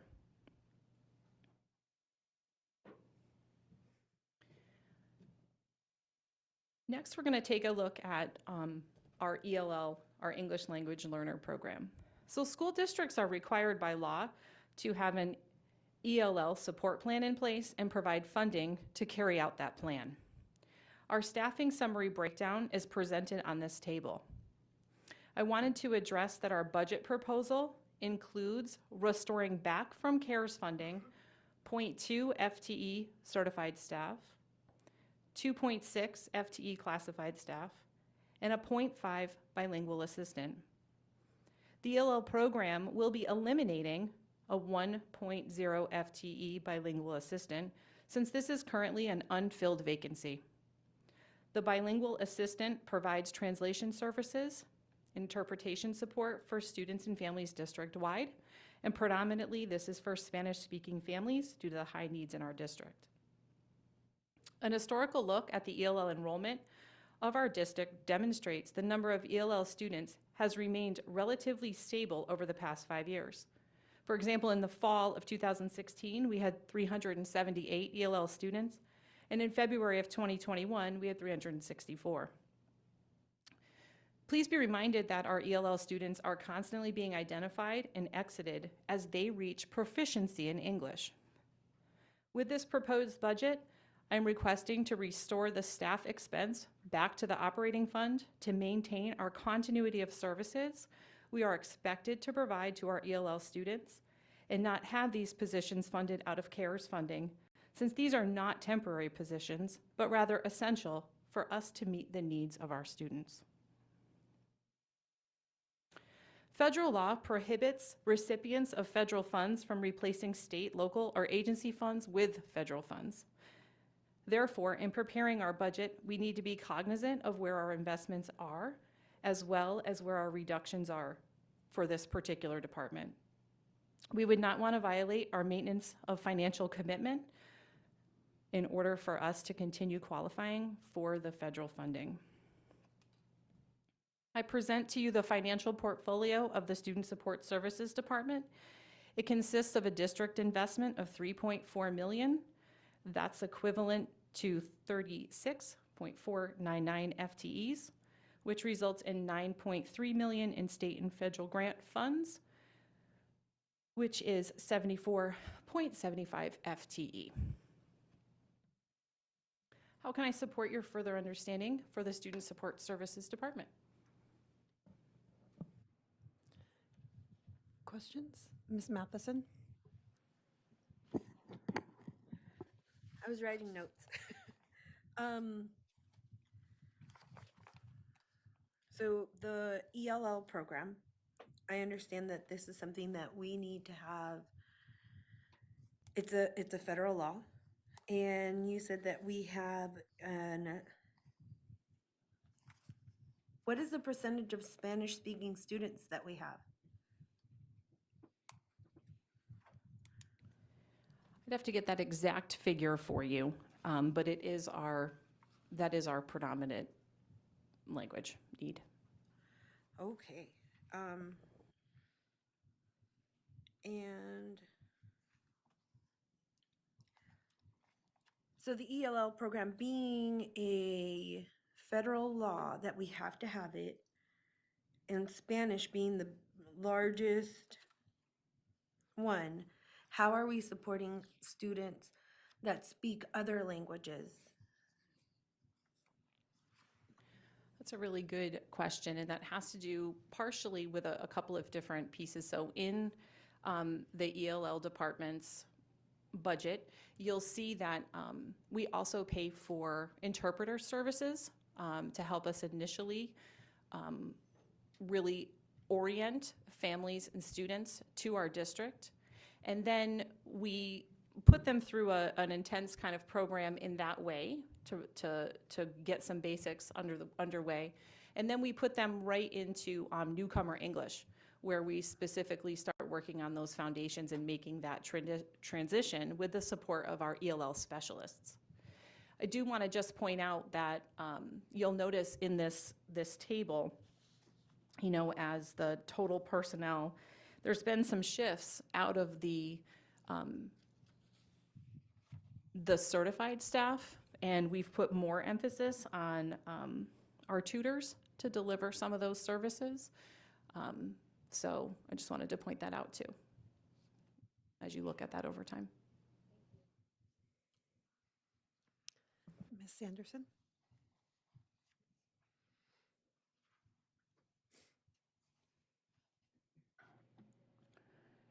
Your staffing summary, did you mention the homeless liaison, or did I not hear that? Because I didn't hear it. I did mention the homeless liaison. Okay. Mm-hmm. All right, thanks. I just didn't. So we're required to have a homeless liaison as part of our Title I funding. And we're fortunate this coming year we're going to be awarded, not in our title funds, but in our additional grants for homeless students coming forward. We're going to be able to put in some other support personnel to help us expand that program, actually. So that's going to be a benefit. You know, that, just comment saying that's long overdue. And just the We're thankful for the grant award. yes, I'm proud that you got it, but I just want to say, you know, with the historical knowledge and the support that Leona is walking away with, that we will be at a deficit.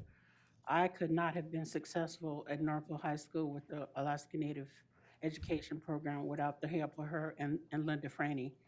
It's a scaffold support system, and she has been totally invaluable to this district. So I hope you guys throw her a big party. Thank you. She's an amazing resource. Mr. Doran, and then Mr. Sampson. Thank you. I have two main areas of area. One, and your slides kind of anticipated some of this. Your fourth slide on your operating fund staffing summary. Did I understand correctly, for the after-school program, it's actually a full-time position but funded from two sources? That is correct. So we have half of the director, half of the professional development specialist, and 0.4 of the program secretary are funded from the operating fund. The other portions of those positions are funded out of the grant itself. Okay. But it's a full-time position? They are. Okay. So the director is 12 months. Is there a reason we only say it's a half-time director, but it's a full-time director? Just because the operating fund is only paying a portion of that salary. Do you want to clarify that, Mr. DeGraw? Yeah, just the position, Mr. Dorn, is split between two funding sources. So 0.5 is funded Right, through but it's the a full-time position, Correct. which is what it should, okay, I'll ask that tomorrow as to why we, and then in terms of A&E, indicates we no longer have a director of A&E. So I'll go back to the staffing structure. We restructured A&E to include, so Brianna Gray, she was the director of Alaska Native Education, and she is now the director of federal programs. So she provides supervision and oversight and grant management for both the migrant education program and also the Alaska Native Education program. She took that with her. With doing that, she, in asking her to provide more leadership to two programs, what we did is similar structure to the migrant education program, and migrant has a program coordinator. And so we add, what we did is we put in a program coordinator for Alaska Native Education. So the director moved up to provide oversight to two programs, and then two positions providing implementation oversight. Thank you. And my other question was, my question had been in terms of how much is grant funded and how much is out of general fund. And if I understand in your next to last slide, the 3.4 million is general fund and the 9.3 is grant. Is that 3.4 all part of a match, or so we can only deal with general fund? So for most of those positions, the general answer tends to be a yes. Not all programs have the supplement and supplant rules, but for a majority of these grants, and there are lots of them, that does come into play. So we do need to be careful with how we balance that out. And just related to that, you're counting on a CARES approval for half an SSM? I am not. So I do realize that Mr. DeGraw, in an earlier presentation, had represented 0.5 of an SSM to CARES funds. And I have a self-sustaining model in student support services, and I'm able to pick up that 0.5 reduction in the Title I funding. It's coded to Title I, not to CARES. My department does not have any further funding tied to CARES with the proposal that's before you. Can I just do a quick follow-up to Mr. DeGraw? Yes.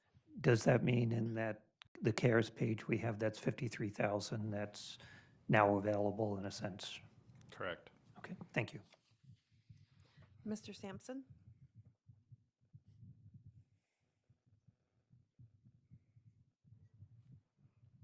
Never mind, thank you. Ms. Sanderson? Yes, Ms. Marquand, when you restructured the directors, who is responsible for the Alaska Native Ed grant? The Director of Federal Programs, Brianna Gray. Thank you.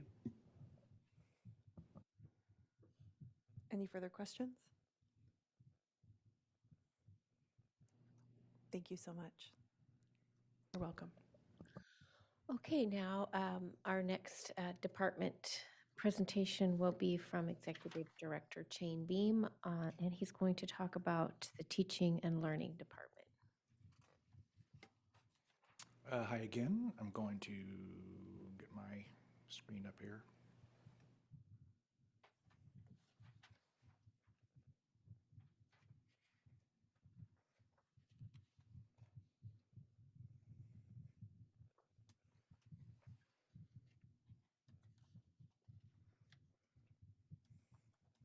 Awesome. Thank you for your time tonight. I will apologize. My presentation is a little bit longer than the ones I kind of watched last night and what I've seen today, but I'll try to go quickly through it. I'll start with just kind of a big overview of what the numbers in my department have looked like throughout the years. I went back to 2014, and you can see that in 2014, we had about 24 folks in my department. In 2015, it actually went up to 32. And then you can see this gradual decline until last year, it bumped up to 25. This year, we have 21 folks in my department. And next year, that's going to drop down to 19. So we can see that throughout the years that there's been this gradual decline. Some things to note, specifics about those declines throughout the years, is that this department used to have like a sub-department that had 7 people in it that dealt with MTSS or RTI. That entire thing is now gone. But the idea of RTI is something that the superintendent talked to me on her very first day that we've ever met, that we want to bring that back, and we are working at that without those extra folks. So that's something that we're working on, and to be quite honest, we haven't done a great job of it this year just because of all the other things have like come up, and it's something that we have to kind of work on. The Art Center has gone from 6 over the years down to 2. And that's going to actually, those 2 ladies will not be with us next year. And we'll have to take those duties on with the rest of the folks who work with me. Instructional technology coaches, in 2011, there were 11 of them, and now we're down to 2, around 2017. That dropped down to 2, and that's where we are now. And the last thing is, we currently, and I'll show you who they are. We have 2 people in our department who are now doing the job that maybe 3 or 4 years ago were done by 4 people. That their jobs have been combined. So we'll look at that in a little detail later. Gosh, this bugs me when that happens. So there should be another yellow box up there, and I don't know why it's not up there. But there are 4 parts to the folks that work with me. Curriculum and instruction, which is one that's not showing there. IT, testing, and library media services. And then professional development is under each one of them because we provide PD under all of those. That's why it's under there like that. These are the coordinators in my department. You'll notice that everyone has a blue background except for one person. I would like to note that anytime you see in this presentation someone with a green background, that indicates that they are paid for by a grant. So we have currently this year 21 folks who work with me, and 11 of them are paid for by a grant. And next year we'll have 9 of them will be paid for by a grant. So about half of our department is paid for by grants. K-5, curriculum and instruction. Some of the things that they do throughout the year, kids voting, science fair, spelling bees, big events like that they put on. But their daily things are really to make sure that our K-8 teachers have all the materials they have and to make sure that our kids have what they need. They do a lot of face-to-face coaching, and they help with the curriculum rotation that comes up every single year. Without these positions, teachers and other support staff would have a significant reduction in coaching, and that's where I do believe we get better as people. I think that we get better in our careers, no matter what our career is, when someone is sitting next to us and helping us, and that's what they do a lot of. Students would have a lesser version of whatever events. They put on a lot of big events. If we had to give up some of these folks, that those events would be lesser. And then students will have a less or slower access to their textbooks and to e-learning tools. It's something that, unless we're in the classroom on a daily basis anymore, it is amazing of how much our kids do on computers and how much the curriculum is expected to be done on computers. And that's important to note as we talk about the rest of the folks and their tasks. The Art Center, these two ladies have done a great job throughout their career, and they are ready to go move on to greener pastures. And now next year, we will not have any art coaches. However, we are keeping the Art Center open. We want to maintain those services. The rest of my department will pick up those duties. What the Art Center means is that we have 700 art kits that are managed, checked in, checked out, and that's what these teachers have done. Also going out and then coaching other teachers. These Art Center duties will be picked up by other folks in my department.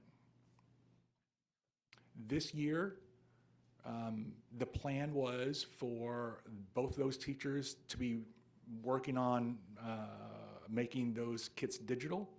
What has happened is that one of our middle schools needed an art teacher, and it happened to be the one that they're in already. So one of these ladies started teaching art full-time, and the other one worked on the digitizing.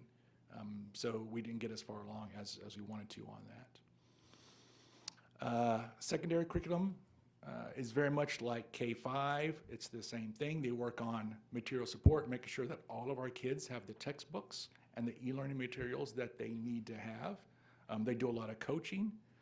Specifically, one of our coaches works on literacy. That's what her grant is about, and we're working hard on that with the middle schools. Without these positions, we would have the same thing, is that kids who need the textbooks, it will be slower to get to them, or coaching for our teachers would also be slower to them. Instructional technology and library media services. This coordinator oversees 4 folks, and she also puts on Battle of the Books, and she coordinates our library program. Something that's really important to know about this library program is that it is not just about making sure that we have textbooks, books in our libraries, but she is our district expert on copyright, fair use, things like that, which we want to make sure that we are abiding by all the laws and things like that. So she's an expert in that also. So so these folks, a couple of them get their own slides so we can see what they do. Instructional technology systems support specialist. That's an ESSA position. She maintains the ClassLink. ClassLink is what allows our students to log on to the different programs easily. So for example, if a student has 6 classes and each one of those teachers has some e-learning to do, that means if we didn't have ClassLink, they would have 6 different ways to log into things. You know how like when you log into different programs, they would have to do it 6 different ways. And I'll tell you, that's really hard when kids are like 7 or 17, doesn't matter. So ClassLink allows this single sign-on. So it's something that has really made teachers' lives easier. This person maintains that, and she makes sure that our kids can get on every single time. She also provides technical assistance for our AK Star, which is our, it used to be called PEAKS testing, now it's AK Star. So any big time testing that we do, she makes sure that our kids can log on to it and there won't be any problems with it, which is a huge thing because this year, I'm not sure if you've heard, unless you have a special circumstances, there are no paper and pencil state tests. It's all done on the computer. So we have to make sure that kids can get on and get on when they're supposed to be. And that's what she works on also. If we didn't have her, the maintenance and setup and troubleshooting of any kind of online stuff would fall to somebody else who is not as knowledgeable as she is. Our instructional technology coaches, they are FEA spots. They are coaches in instructional technology. So the previous slide, that person was in charge of making sure kids can get on and do the things that they need to do technically. And these coaches are there to make sure that the teachers know how to help the kids and use the programs themselves. They also help out when they need to, when kids can't get on. Early in the year in particular, the folks on the last two slides are very busy because getting the kids up and on their computers and making sure everything is running correctly is a huge job early in the year. It lessens up late in the year because kids are used to it and the programs are running right. But as we all know with technology, it's great when it works, but when it doesn't work, it's a problem. And when it doesn't work for our teachers, that means that they can't do their lessons that they planned on. And these folks help them do that. As you can see here that in 2011, we had 11 coaches who did that, which is quite a lot. And now we're down to 2. Library and Media Services. This is, if many of you have been upstairs on the second floor where my department lives, and you can see that there are thousands of kits that teachers can check out. And this is what this person is responsible for.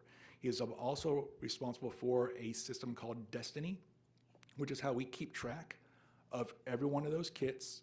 Also, every one of our textbooks that our secondary students use. Think about how many textbooks we are talking about.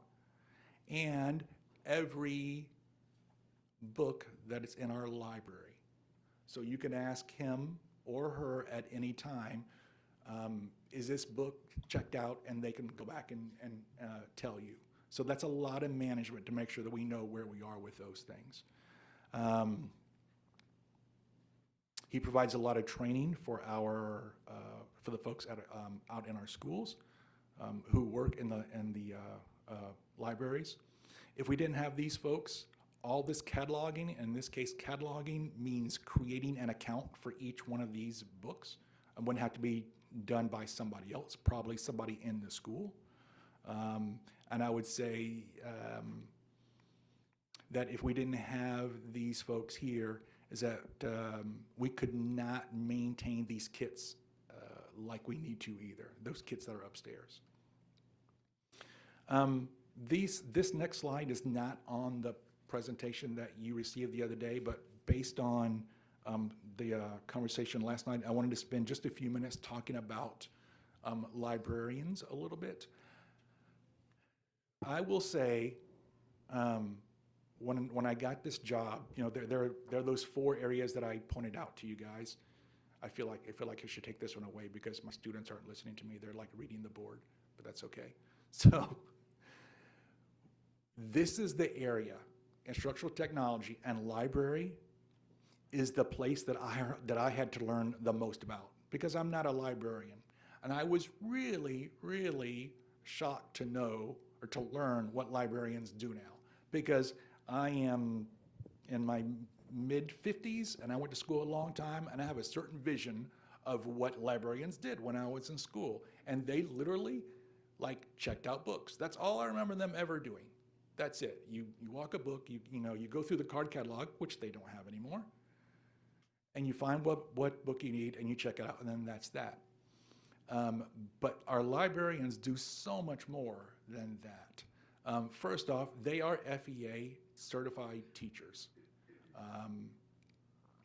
They are either former classroom teachers or they have a master's degree in library sciences. So they are highly trained folks. They take classes like child literacy, creating and promoting library events, and you can see what those other ones are on there. They work with more students on a daily basis than probably anybody in the school, or rather any certified person. A lot of kids go through our libraries because kids love libraries. Just like we heard over the last several weeks, there are kids who love music.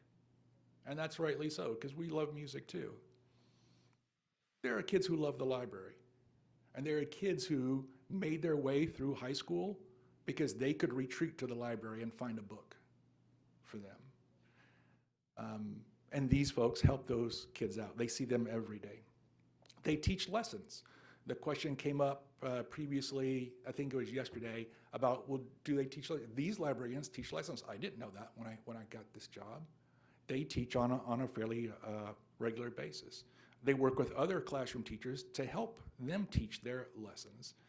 They're in charge of, this is interesting, in this district, they're in charge of textbook distribution.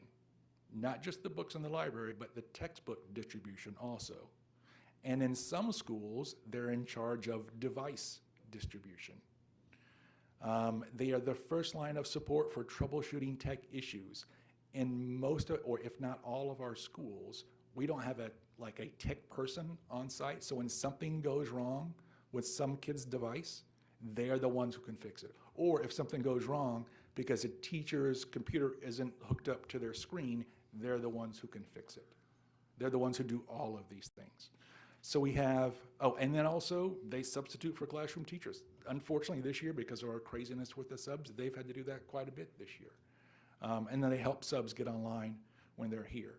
We have 9 secondary librarians, and we also have 9 library assistants. Those folks came up yesterday. Library assistants are ESSA folks. They have graduated from high school. They cannot do any cataloging or teaching because that's beyond what their job description is and what their training is. I received 2 emails from librarians today, and I'll just leave them up there and you can see, and this is what they're telling me that they've done. And both of them said, I've done these things this week. And you can see them on here, co-teaching, working on a unit to help a teacher after spring break, reviewing novels, co-teaching a tech lesson on Google Earth for some middle schoolers. They just wrapped up Battle of the Books, working on Welcome to Our School video. So you can see that this particular librarian has a lot going on, far beyond checking out books, like what I envisioned when I first thought about this. And the other librarian email, that you can see what this person has done for the last couple of days. Daily classes, weekly classes. They teach more often than I ever thought that they did. That was a big lesson for me. Supervised library lunch, e-learning tests. So we were talking about e-learning earlier. Sometimes kids need a place to go and take those tests, and then they can do it there. This person troubleshooted a TV playing a video for a teacher, fixing Chromebooks. There's all kinds of things like that.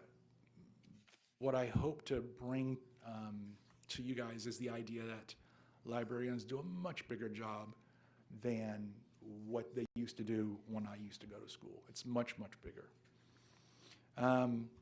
Without these folks, secondary schools would not have anyone at the school to provide assistance for research lessons or student research. That's a significant part of what they do when they're teaching.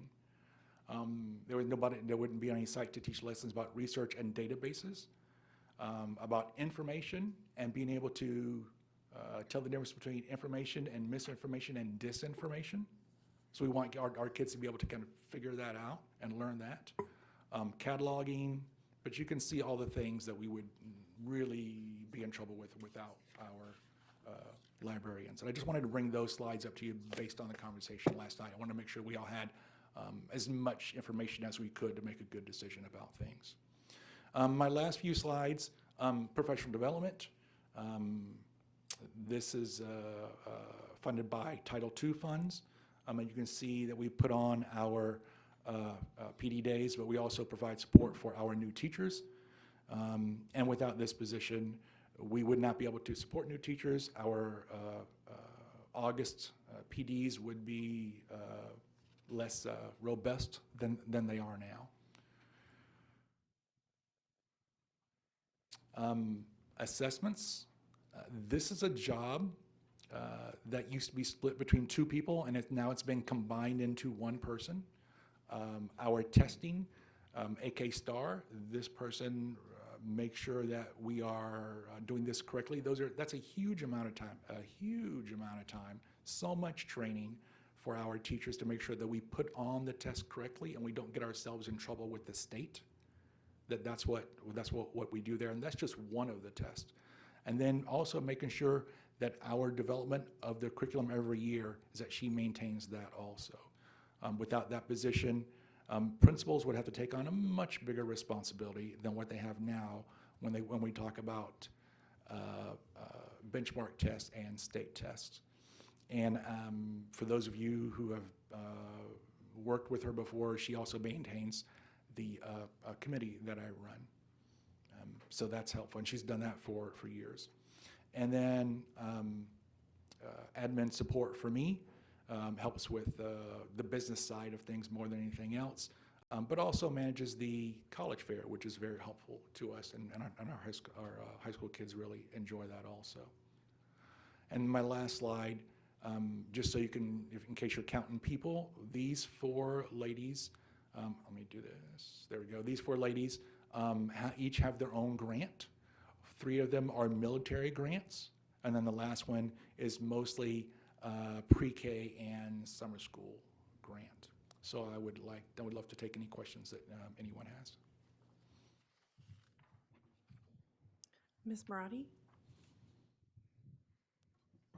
Thank you. And again, I have several questions for this department, and so I can ask a couple and then. Yeah, go ahead and ask a couple, and then I've got a couple other people who have hands up too. So thank you, Mr. Beam. Just a few years ago, we had 5 art teachers in the Art Center. They delivered direct instruction to elementary students in class approximately 3 times a year. They developed art kits that could be checked out by classroom teachers in order for the teachers to deliver quality art lessons that could be directly tied into the classroom curriculum. So how in the world are your staff, they're great staff, but how are they going to absorb that kind of responsibility? And then also, do other districts have art coaches? Will we be the only district without them? And then where, and this might be for Mr. DeGraw, where in the budget book were the previous art coaches? Yes, thank you. So the first question was, oh yeah, how would we do that? So I believe that you're correct about several years ago about how many, because I know we had lots of art coaches, and they did provide actual direct instruction. Either last year or the year before, the department moved away from that. And when we went to 2 art coaches, and I might need some help on this, but I believe that this is true. When we went to 2 art coaches, they went from providing direct instruction in classes to providing coaching for teachers, so our classroom teachers can do that for them. And that's what's been going on for the last 2 years, at least 2 years, I believe. Can my department do that? No. My department would really now be responsible for providing those art kits and making sure that our teachers in our district can have access to those art kits. Part of the digitizing of those art kits is to make it written out in a way where the teachers can follow these step-by-step instructions to teach those lessons. And that's something that we are still working on. As far as the budget of it, this past year, one of those teachers was going to be paid for, and Mr. DeGraw can correct me if I'm wrong, but one was going to be paid for through general funds, and one was going to be paid for through CARES. And I think that's what happened, except for the one in general funds. actually was the one who went to go and teach in a school, so we didn't have, so that money went somewhere else. Just to be clear, when I say the one who went to go teach in a school, those two ladies flip-flop that at the semester. I just want to make sure that it didn't seem like I'm hiding something, that those ladies flipped that job at the semester. Was there another question? And I can address the last question. Historically, the 4 FTE, they resided on what would now be page 290, 199 district-wide elementary. They were there also with, for example, district-wide music positions as well. So. Can I follow up? Thank you for that explanation. Unfortunately, it's what I thought, but didn't want to believe that we have killed our district-wide art program. It's no longer being taught in our classes. It's not, from the district-wide perspective, what we had before. It is now just a distribution center, and that breaks my heart that we no longer will provide such a robust art program through our district-wide program.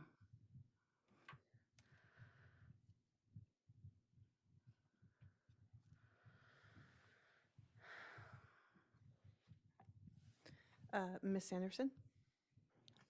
Yes, in your description for the support staff, librarian assistants, you just said it just required a high school diploma, but some of those people have more than just a high school diploma. So I really would like it to be reflected that, you know, and part of the thing I just want to state is if we're continuing to use support professionals to do certain things, and we talk about our FEA staff having their training, their certification, and their credentials, support professionals have credentials and licensures and things also. They're not paid for those things, but one of the things we need to fix is how we provide training, because if you're providing this training for a certified, which is warranted, but a support professional is standing in the gap to do the same work, not getting paid for any of that other, just their regular contracted agreement payment. That puts us all the time throughout this district at a deficit. So that was just disturbing to me to see that. So maybe we could fix that and just, you know, bring that recognition, because it's a team effort all the way around. But I do understand what you were clarifying for us. Thank you. Yes, ma'am. So if I could, Ms. Luke, just add some clarity to some of the statements that have been made. One is around what Ms. Sanders said, is that many of our ESSA staff, paraprofessionals, support staff are highly trained and have been trained on the job, in the job, for many different jobs. So I don't ever want to give the impression that those people are not important or valued or anything such. The second thing I wanted to make sure that we were clear on, and another group of people that I don't want to undervalue, and that's those teachers, classroom teachers across the district who are delivering art instruction. A part of a really good model is to train those classroom teachers how to teach art. I know when I went through my teaching program, that was one of our courses, is art in the classroom. So we have through the years supported our classroom teachers in helping them learn how to be better art teachers. So what we have happening across the district is those classroom teachers who have picked up the slack and are delivering art instruction. So I want to make sure that they're acknowledged for being the professional that they are and honing their craft and learning how to deliver art instruction in the classroom.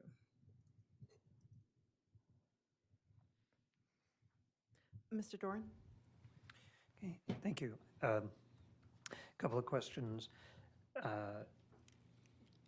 One is, and one observation and then a question following it is, I noticed that a number of the staff that you listed, like as coaches, they are covering multiple hats. So just counting pictures, you have to make sure the names, they're duplicated, right? Okay. In CARES, for their CAS proposal, it looks like you're counting on 120,000 for district-wide art support.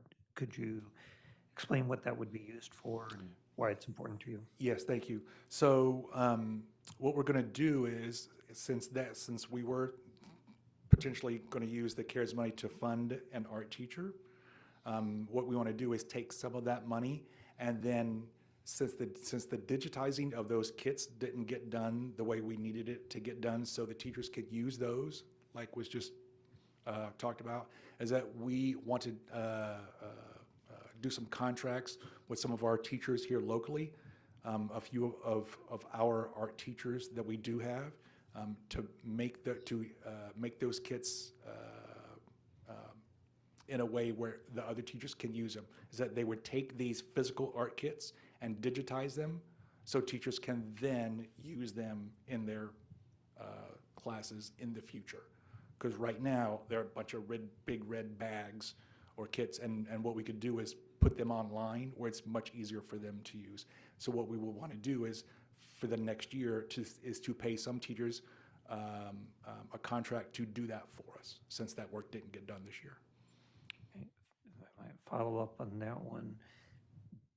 With the kits, I know, I'm familiar with the kits, and there's a lot of prompts within it. Some I can imagine getting digitized pretty well, but there are other pieces, there are literature books and things of that sort that are more difficult to digitize. So how would you blend, do you anticipate being able to blend those things? Yes, because not all 700 of those kits are really popular. Some are much more popular than others. Some hardly ever get checked out at all. Some align with our other content, and some are, and then some don't. So right now, we are in the process of figuring out which of those kits we want to digitize first and get done. If we run into kits that don't fit in a way that they can be put in a way like that, then we wouldn't be able to do those. Or we would just keep those as a regular kit, and they could still be checked out if we want to use them. But odds are we probably can't do all 700 of them. We'll have to narrow that down by a couple hundred probably. And I had a question for Mr. Minot, if you want to save that, or, okay. Go ahead. So, Mr. Minot, just on the librarians, are there requirements for accreditation for the secondary librarians? Or Not specifically that I'm aware of. just that not you a- have a library and it meets some standards within that, is that? Yeah, I mean, I'm sure it'll fall within some of the things we talk about in our performance standards worksheet with things that we do with the district, but no specific standard that's related to librarians. Anymore? Okay, thanks. Any other questions for Mr. Beam? Ms. Smith? And then Ms. Moretti. Thank you. Okay, Mr. Beam, you know that I'm the one that asked about the librarians. So I understand all of the jobs that the librarians do. You know, I looked up the job descriptions, I asked people at school, and I still hold to my contention. So, I mean, I still contend that the 9 FTE in a crisis time, which we are in, where I hear people on this board and people in the community just constantly talking about what we need to add back, what we need to put back, what we need to fund, but no one seems to want to face the reality that it cannot all be funded. And that $19 million is extremely serious. And that if we didn't have CARES, we would be sitting here having a disturbing conversation. And so I propose that this conversation needs to get a lot more serious than it's been, because just in the last 2.5 hours, we have talked about many add backs. And I don't see where they're going to be added back. unless something has to go. And I would just propose, as Mr. Dorn has repeatedly asked, if not this, then what? And if it's not music, it's librarians. If it's not athletic directors, it's librarian. If it's not librarians, name it. What is it? And I think every department and every person, wherever their heart is, that's where it's not going to be. And wherever your employees are, that's where it's not going to be. But I am just distraught at my own responsibility, which is an oath to the Constitution of the state of Alaska and to fiscal responsibility and to fiduciary responsibility to this school district. And I just am finished hearing about adding anything back without taking something away. And if it's not the library, then what is it? Because it seems that all of those many jobs that were there are very good. They're all great. But you stated that those duties will be picked up by others in a pinch. And sure enough, we're in a pinch. The pinch is like 2 whole handfuls here. And yeah, so I'm just sticking to it that there are things that are direct student services that get these kids into college, that form them in their humanity, like music and athletic directors, that just stand head and shoulders above checking out devices. We're just going to have to, or helping other teachers. We're just going to have to bootstrap it here.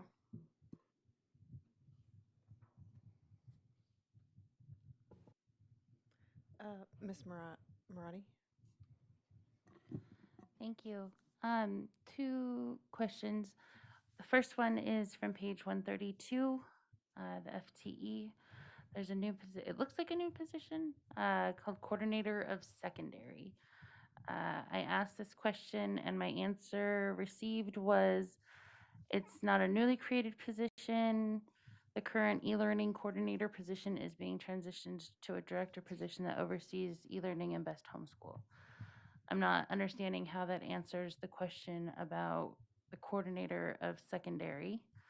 So I think this question is still not answered. So I'm asking about the position of the coordinator of secondary. I'm not asking about the virtual learning and best director position. Okay, so thank you for asking that.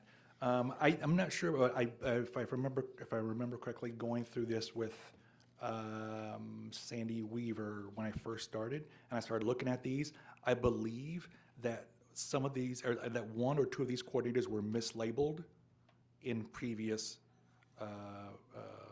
budgets. I will say, last year, there were 5 coordinators in this department. One of them was the e-learning coordinator, which then became, went into their own department, which leaves 4 coordinators. We still have 4 coordinators.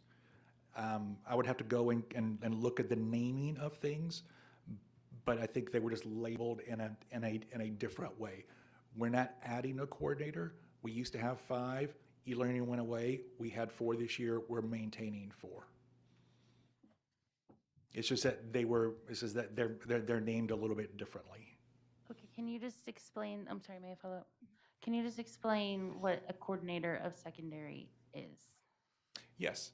The coordinator of secondary or K-5, they kind of do the same job, just on the different grade levels.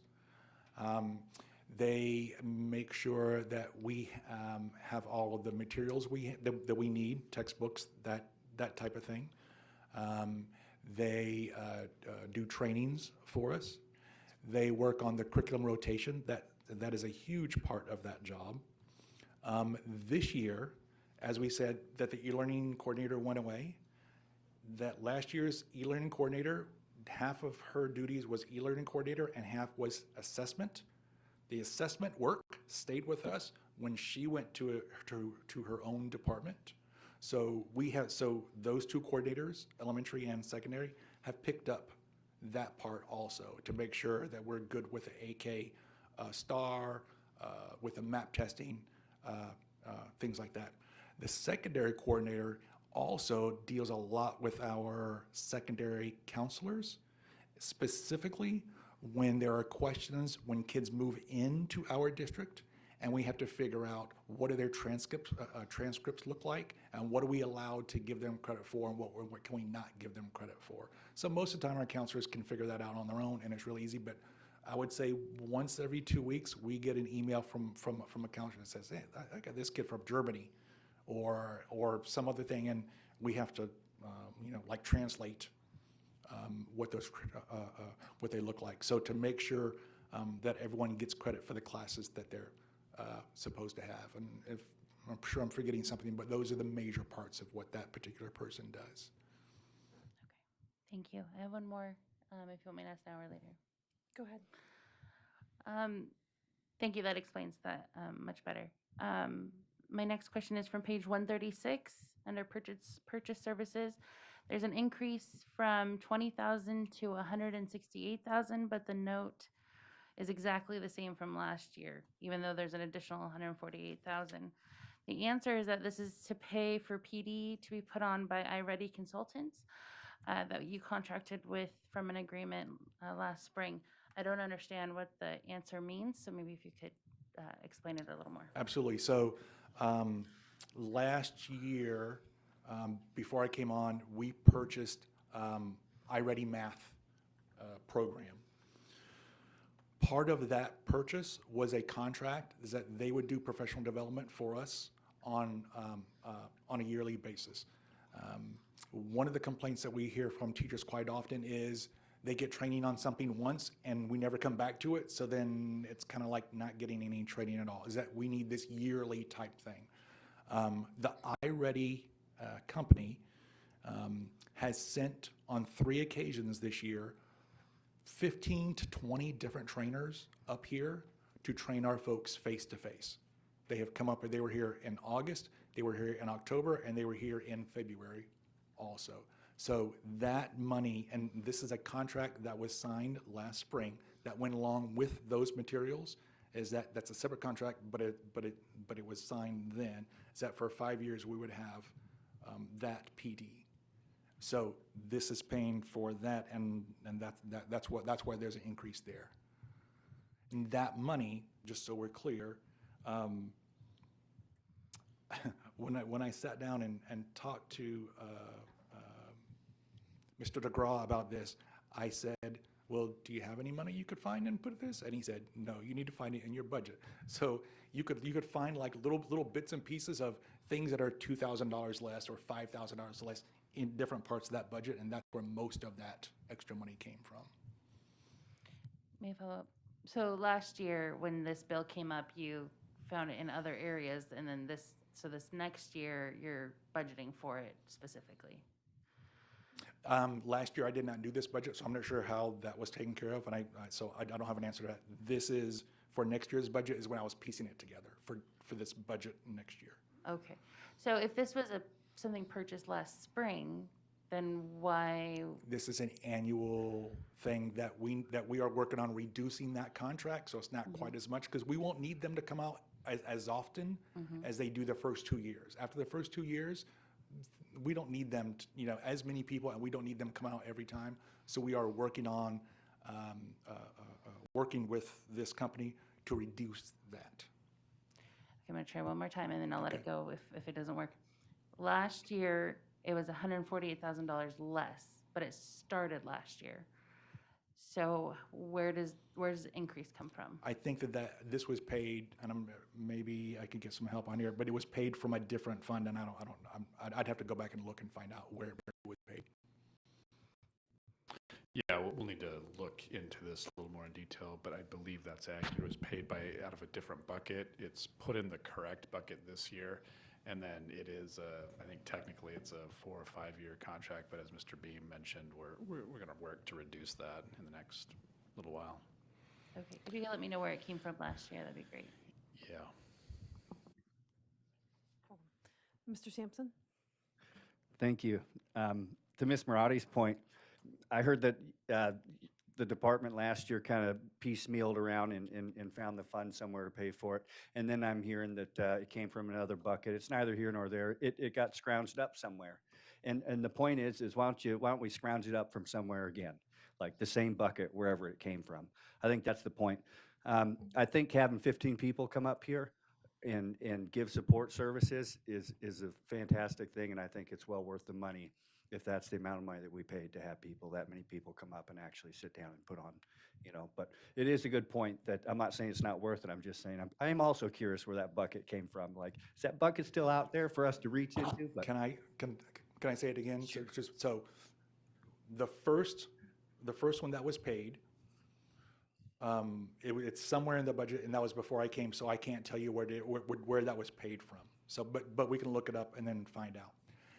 When I put together this budget that you're looking at, that's where I scrounged it from different places.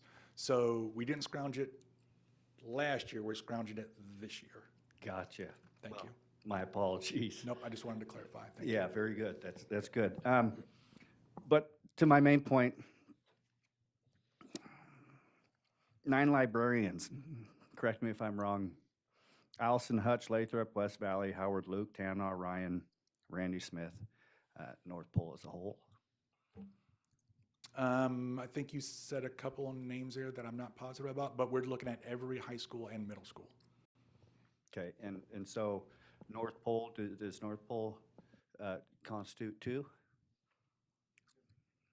You're asking, does it have 2 librarians or just 1? There's a library in the middle school and the high school. I think it's just 1 person. Okay. Then that adds up. So I'm seeing 2, but anyhow, whatever the case, it's a round number, about 9. Eielson Hutch, Lathrop, West Valley, Howard Luke, in the junior highs, Tana, Ryan, Randy Smith, North Pole, times 2, comes up to 10. But whatever the case, we're going with 9.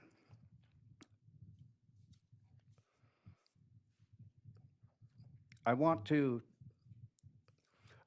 go to an area where we're talking about librarians teaching lessons.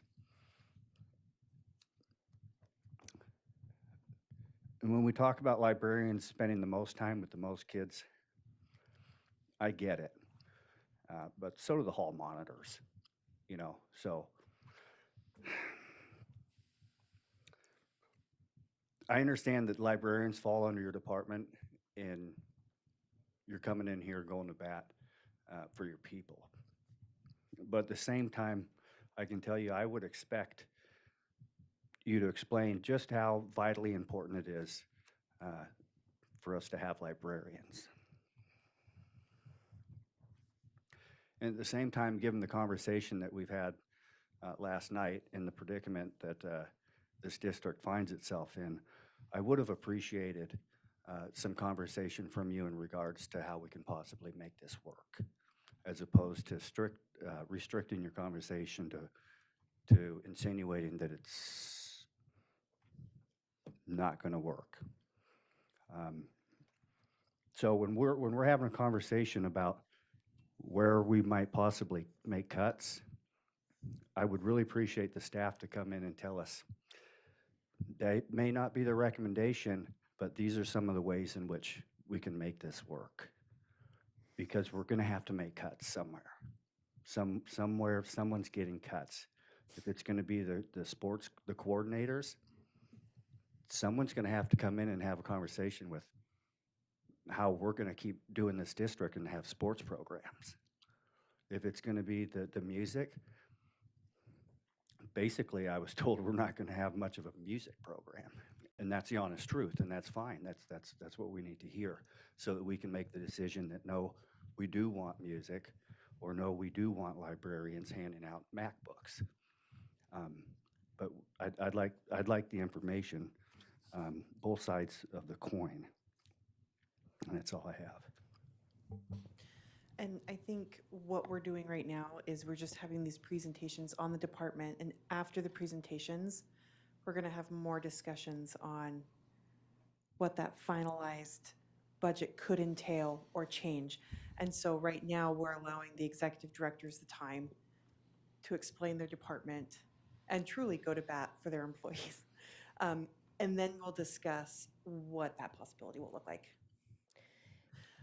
And in addition, one of the purposes of the departments presenting is so the board has a clear understanding of if, and you've probably heard this reoccurring theme is if we don't have this position, this is the work that won't get done.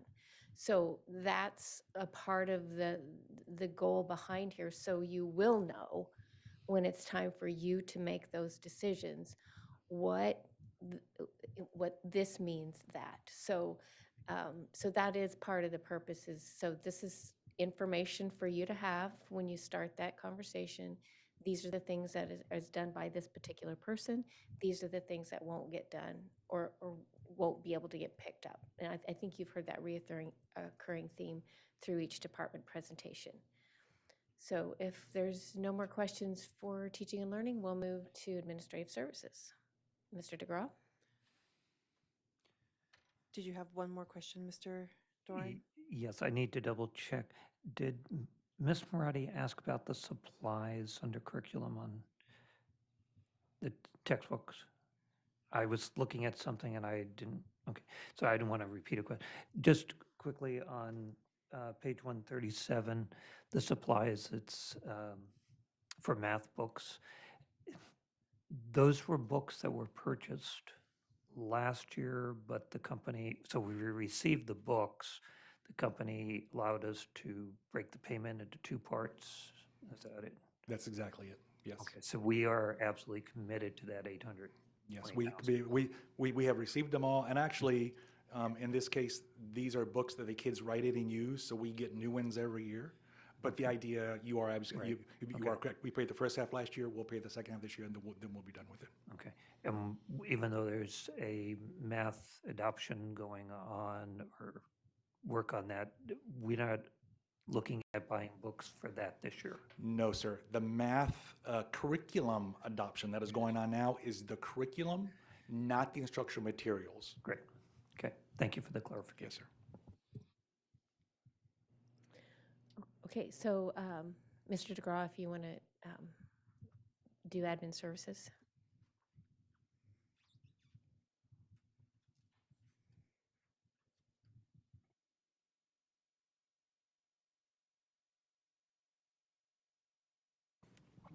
All right, thank you, Ms. Molina. I'm going to do my expedited version of my presentation tonight in the interest of time. We're going to cover administrative services here in the next couple of minutes. This part of the operations lane, this top section involves technically four different offices. Here's kind of a high-level look at the folks, the directors and coordinators in this area. Ms. Weaver here, our budget specialist. Everything to do with facilitating the implementation, the establishment of, and the implementation of. There's a lot in establishing the budget, and then a ton of work that goes in implementing and helping schools, programs, departments run their budgets on a daily basis. She facilitates all of those processes. Our risk and safety coordinator here, all things risk management and safety related district-wide. Everything related to our insurance programs, implementing our workers' comp program in coordination with the Human Resources Department, risk management in the areas of field trips, student activities, all things student and staff injuries and accidents, risk management in the areas of travel and dealing with fire marshal in our facilities, et cetera. Facilitates our COPS grant that we have. We have one terminating here in the next year, and another one, we've just received a new award of a future COPS grant as well. This coordinator also sits on the borough risk committee, our claims review committee, and in the areas of workers' comp, and then also a quarterly committee that reviews our property and casualty general liability coverages.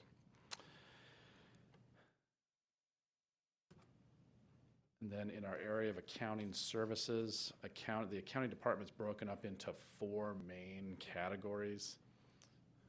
Can my cursor be seen? Yeah, there it is. This area over here, we have our payroll department. The payroll department, three folks in that department process biweekly payroll for approximately 2,000 employees. They do that in a very, very fast turnaround of about 2.5 days usually, so a ton of work there. Process payroll, as part of that, they're dealing with 721 new hires in a given year, 139 transfers, and 650 SAS contracts. Our accounts payable department is right here in this far middle left, far middle left category, an accountant 2 position, an accounts payable clerk. They process, review, and enter 8,500 invoices on an annual basis, as well as 800 travel authorizations district-wide. And then they're managing inventory of equipment, fixed assets of approximately 57,000 pieces. And in any given year, we add and dispose of around 8,000 pieces of equipment district-wide. Our accounts receivable area of accounting is here on the far left, another accountant 2 position, accounts receivable clerk, and the assistant director of accounting oversees both accounts payable and receivable. Accounts receivable, they're heading up our relatively new InTouch program. Through that program, we've increased credit card payments by 30% in the last couple of years. Really also increased our reach as far as fundraising is concerned, facilitated that process, made it a lot easier for folks in the community to donate to the school district. They process our daily receipts of breakfast and lunch revenue, and then they're managing over 4,600 student activity and staff sunshine accounts district-wide. And then lastly, right here, to involve the director of the department as well as an accountant 1 position, we have our grant duties, overseeing 54 grants, the compliance and financial management of those grants. They're supporting grant managers in the field to help them with their budgets and planning. They are also overseeing at a high level the annual comprehensive financial report, as well as multiple audits that we have every year in the areas of our retirement accounts, as well as our payroll processes. And then also here lastly, these folks are processing, reviewing and approving approximately 20,000 P-card transactions each year. So that's our account, and there's 9.8 FTE in this department, in our accounting department. The last department in administrative services is purchasing. There's 2 main categories or sub-departments in here. We have on the right side, we have our procurement purchasing side, and then on the left side is our warehouse portion of the department. So over here, we have a director overseeing the entire department, and then an admin secretary and 2 purchasing agents. We currently have a successful applicant identified to fill this last purchasing agent position, and that should be filled shortly. So these folks are overseeing the purchase management of the entire school district, managing the process of ensuring that process is followed to make sure that district dollars are used in an effective, responsible manner, taxpayer dollars being utilized to purchase the most, getting the biggest bang for the buck, so to speak. They also assist with contract review and contract management and execution across the district. We have a central stores program housed at our warehouse where high volume, regular items are accessed very quickly district-wide. They manage high level that central stores program. They're the point of contact for all of our vendors district-wide. And then they oversee the administration on a high level of our P-card program.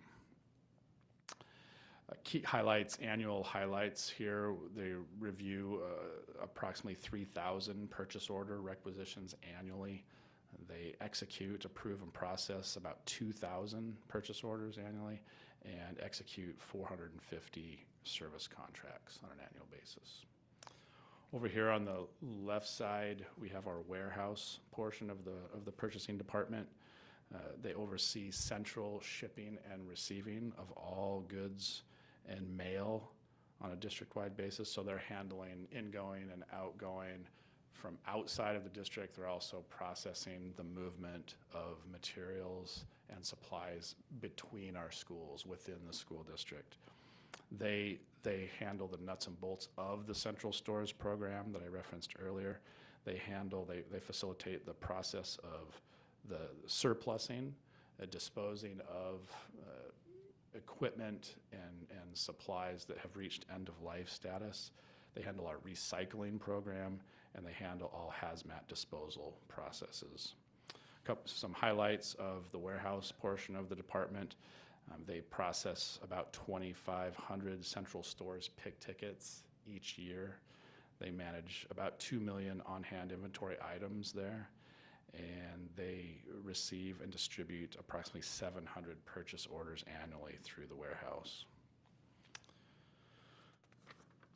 And then the last slide, just kind of a 10-year look back, just going from 2021 back to 2012. These are the FTEs, 9.0 FTEs in the purchasing department.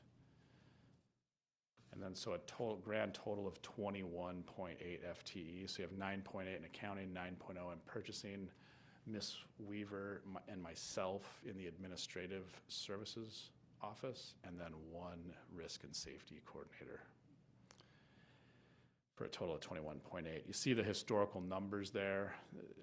I'm not going to provide a lot of editorial on this. You see a significant decline over time. That's a result of us streamlining processes, becoming more efficient, installing software programs and other tools that allow individuals to process more work effectively and get more done with fewer people. So we've talked about this concept with several other departments here at the ADC. We're getting to the end of the line on what we can accomplish with the people that we have in an effective manner, and further reductions would I think, a similar response to Mr. Doran's inquiry, which is a good one.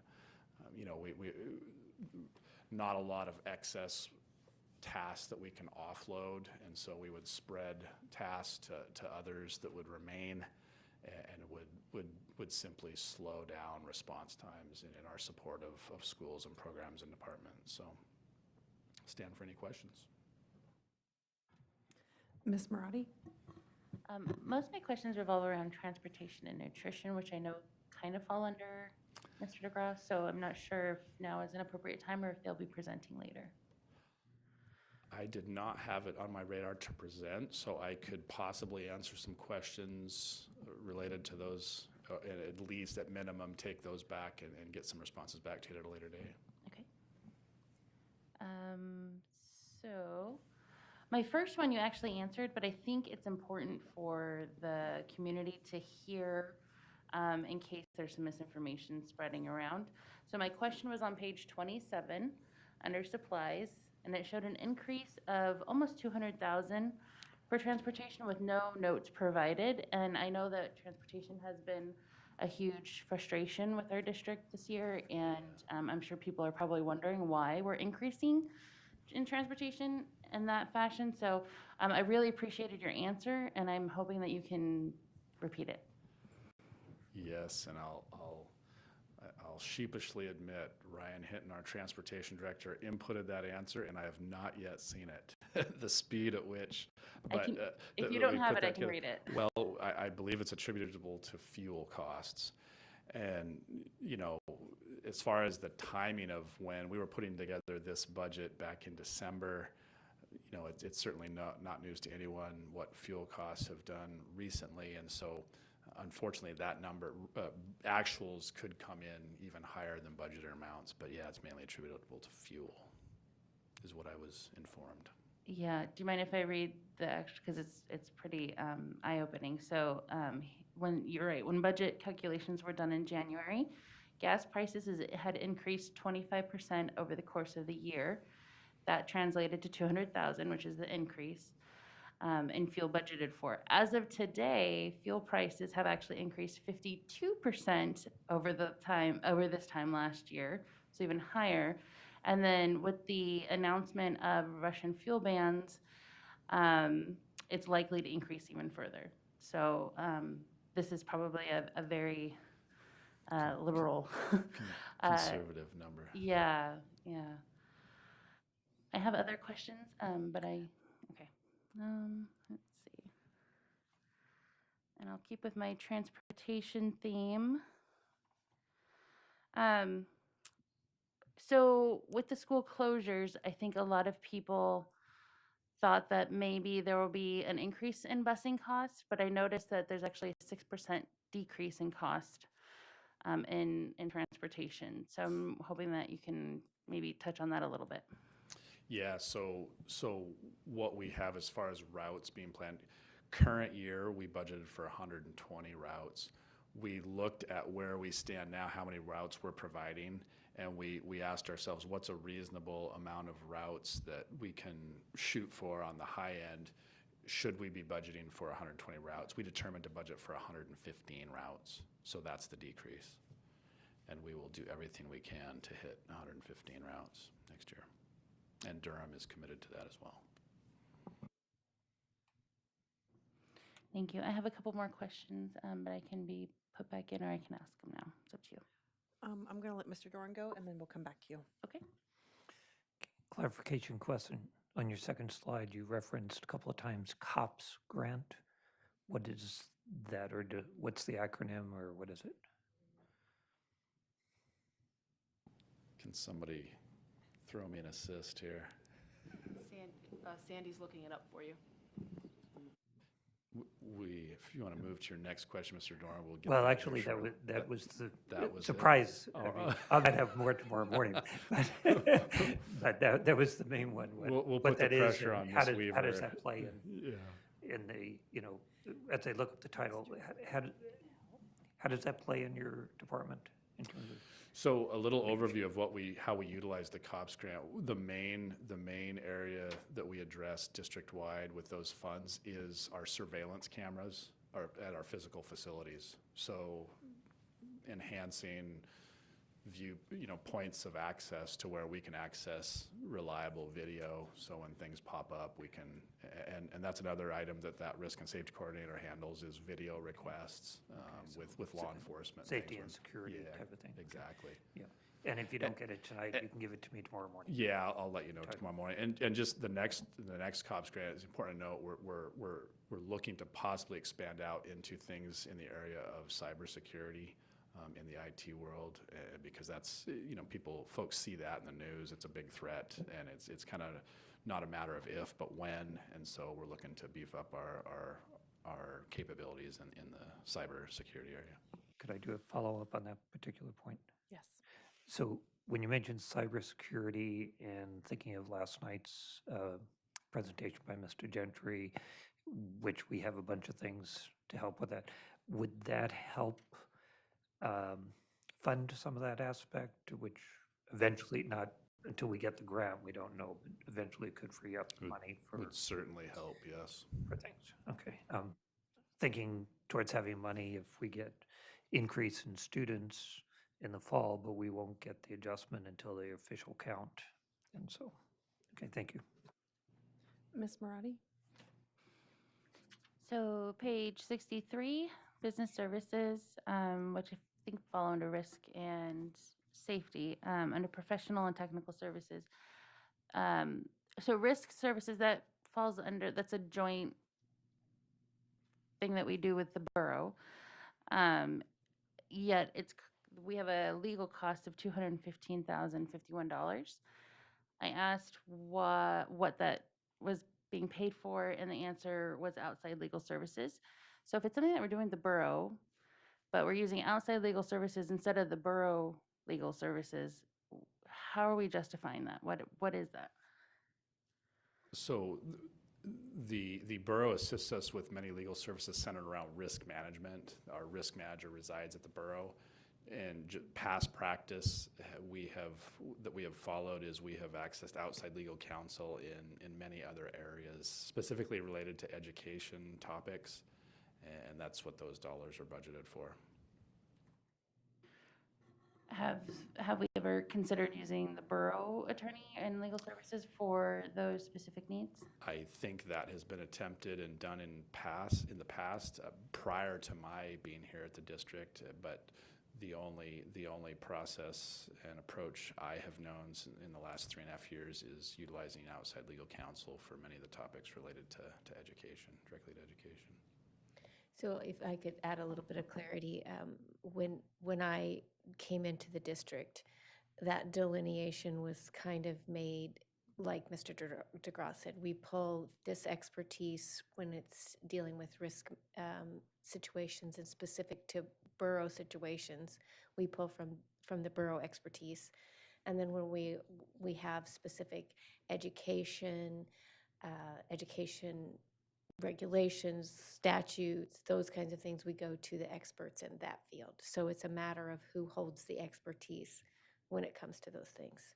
So that's how it was explained to me. And I have your acronym, Mr. Doran. Community-Oriented Policing Services, COPS. Thank you very much. May I follow up? Yes. I appreciate the explanation for why we have gone outside for legal services, but I do know that we could save a significant amount of money if we used our local borough legal services. And I'm wondering if the board would even consider looking into that. Mr. Sampson, then Ms. Smith. Thank you. To the previous question, has that ever been considered? I can tell you the last 2 years that I've been on this board, I've brought it up every time. And in case you weren't here for that meeting, it was shot down by everyone that's sitting at this board. I put forward the memo from Borough Legal to the district. Basically, it's basically where Jill argues that she can provide a lot more services than we have been putting on her. There are specialty services in which warrant the use of outside legal that precludes the borough, Jill's office, Ms. Dolan. But in many circumstances, I believe we can use the borough's legal, or we can get our answers somewhere else, or we can just not utilize legal. That sounds dangerous, yes. I'm trying to pinch pennies here and create a lawsuit, you know. I think the number that I have, somebody said 215,000. We're talking about Cedor's office, I assume. And I'm looking for it. I can't find it, but in my head, I've got $285,000. And on another note, I've got 265. I think it was in that. I'll find it here. I don't believe it was 215, but anyhow, I would be in full support of knocking that number down, an arbitrary number, rationale, there's none for it, by 25%. We'll see how that goes. That's my opinion. And obviously, at the end of the day, if we find ourselves in a predicament in which we need legal services from Cedor's office or another, we will undoubtedly utilize as much. But I would propose that we seriously look at reducing that, utilizing the borough's legal team, and even consider going to a different legal advisor besides Cedor. Ms. Smith? And then I put myself in the queue. Thank you. I guess through the chair to Ms. Marati, I would consider anything that you want to put forward.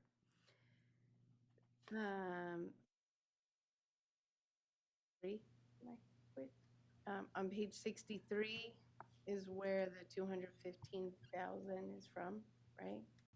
Under the business expenditures, and it doesn't assign that to anyone, but if you go to the groups, the legal is 270,291, so there's another legal. But yes, Ms. Marani, I would consider anything at this point. Thank you. I had a conversation with Ms. Dolan, I think it's a year and a half ago now, about legal services and our district.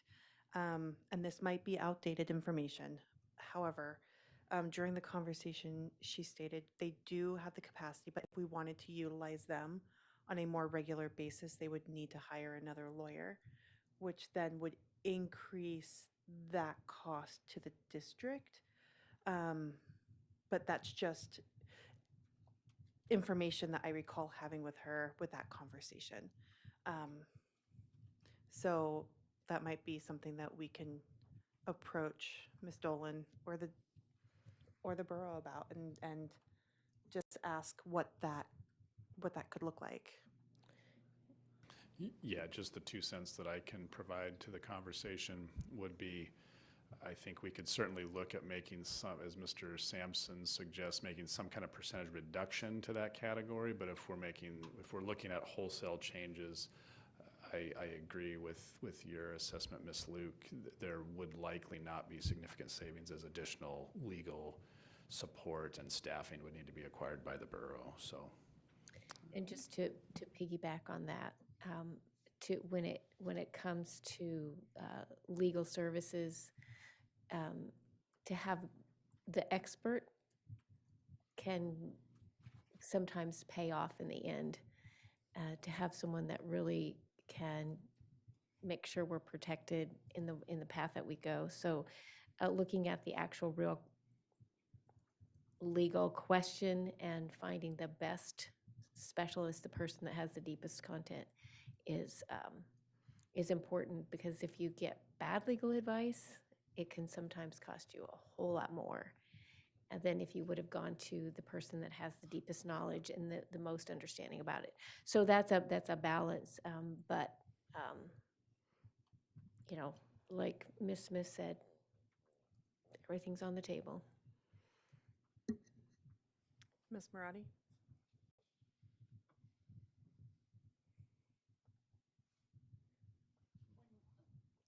When we seek legal advice from the borough attorney, because it sounds like we do sometimes, how does that get charged to us? How is that an expense?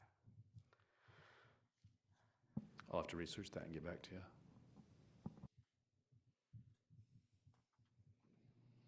Mr. Sampson? Yeah, I just want to reiterate that there are definitely, undoubtedly, times in which we need to go to the outfit, a law firm that is well-versed in the matters in which we're dealing with. But my point is this, is that if we gave the district $400,000 in monies to spend on legal fees, I promise you they'll spend $400,000 on legal fees. That's how it works. Anytime you allocate money into a budget, it gets spent, period. Like 99.9% of the time it gets spent if it's there. So I would propose that maybe it's possible that we rely on legal a little too much at $400 or $500 an hour. Sometimes I wonder if we really needed that outside counsel to come and talk to this board.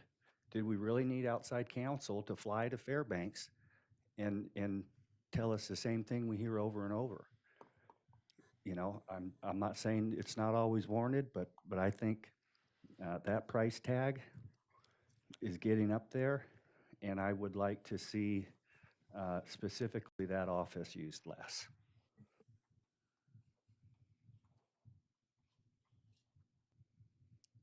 Mr. Dorn?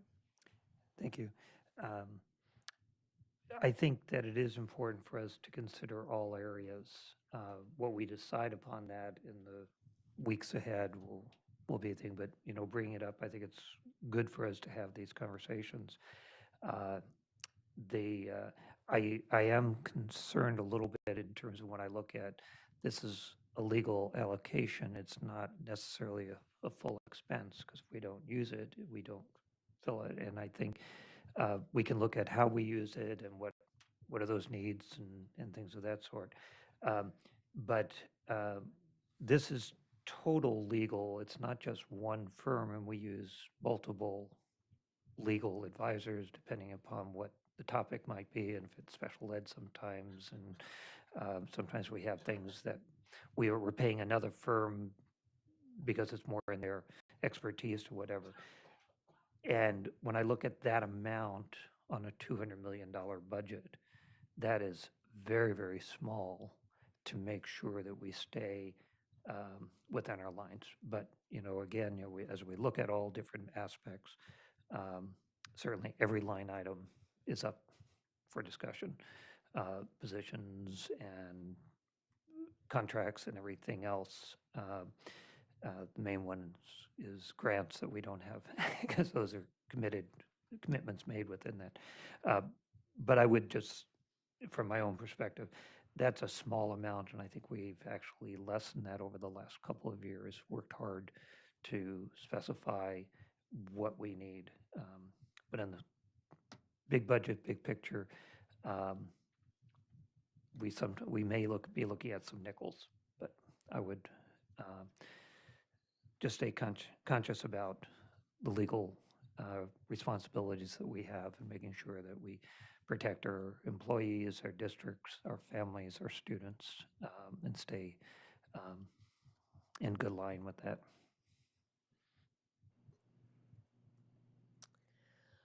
Okay, so if there are no other questions for admin services, then that kind of concludes the topics that we had for department presentations. And so where we are so far in my notes here, first of all, I just want to, oh, excuse me. There was one more question. Oh, sorry. Ms. Marati? Thanks. On page 170, under transfers, other funds, there's a decrease of 195,673. And when I asked why, the answer was transfers from general fund to nutrition services have been eliminated.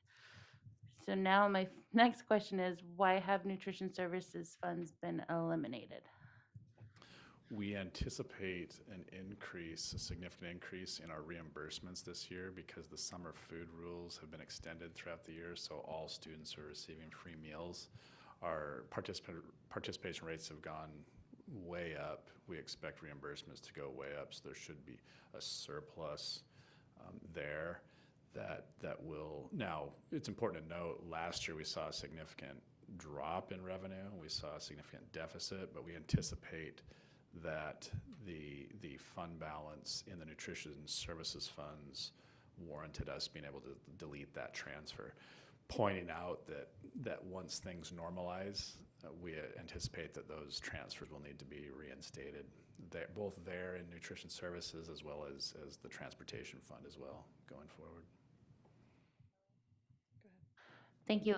Do you have an idea of when that might come back to being an expense, or is it kind of just when COVID is done? A big part of that is when they relax and go back to regular rules, the regular food service rules. So I would have thought we would have heard by now. They keep us kind of waiting in the lurch, wondering what they're going to do. So because the big problem is what we've talked about on free and reduced applications. There's no urgency because meals are free to all, so nobody's filling out the application. So, the worry is they're going to pull the rug out from under us at a late date, and unfortunately, folks will have to learn real quick that, well, you haven't filled out the paperwork, so your child doesn't get a meal, and they'll fill out the paperwork real quick. But so the short answer to your question, Ms. Marati, is that would return to normal once we go back to regular food service rules.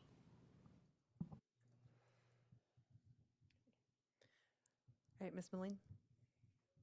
I don't want to jump the gun on anybody.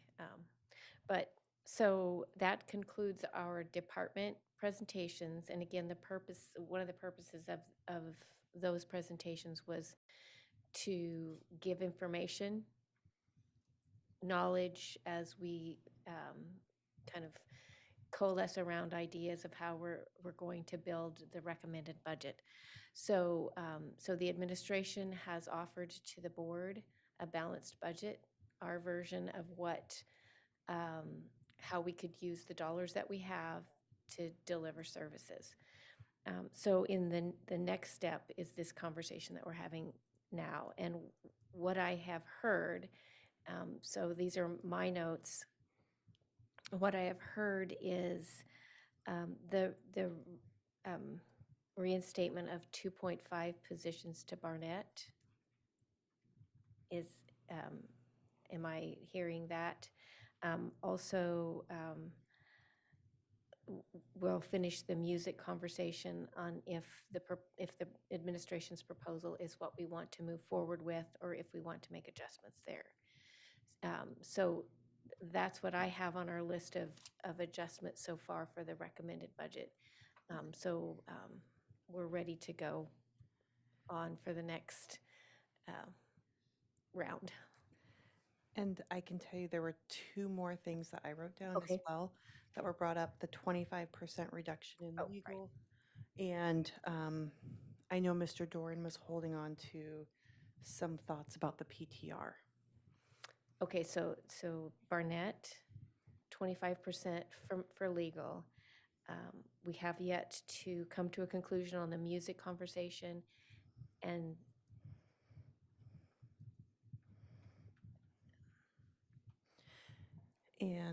Mrs. Smith, I know, said that she had a list that she wanted to talk about. Thank you. I do have a list of things that I just throw out there about cutting, but if we're talking right now about what are priorities for the board that we want to see fixed up in the budget. So for me, it's music, and it's the 3.5 athletic coordinators. that are not cut in the budget now that you want to cut. No, I want to keep. You want to They keep are them. all Okay. cut. Okay. If I'm understanding the budget properly. Last year they were in CARES, now they're not in CARES, and they're not in the budget at all. Okay, so 3.5 athletic coordinators. Yeah, and I'm just one person here. I mean, we need to see what the board wants, but I will argue that you could just go watch all the meetings from last year about the athletic coordinators, because the athletic coordinators keep the kids in school. They tutor the kids. They get the kids into college. They make sure that they're square with OSA so they can even participate in the sports. They relieve the assistant principals of a lot of work that would all go to them.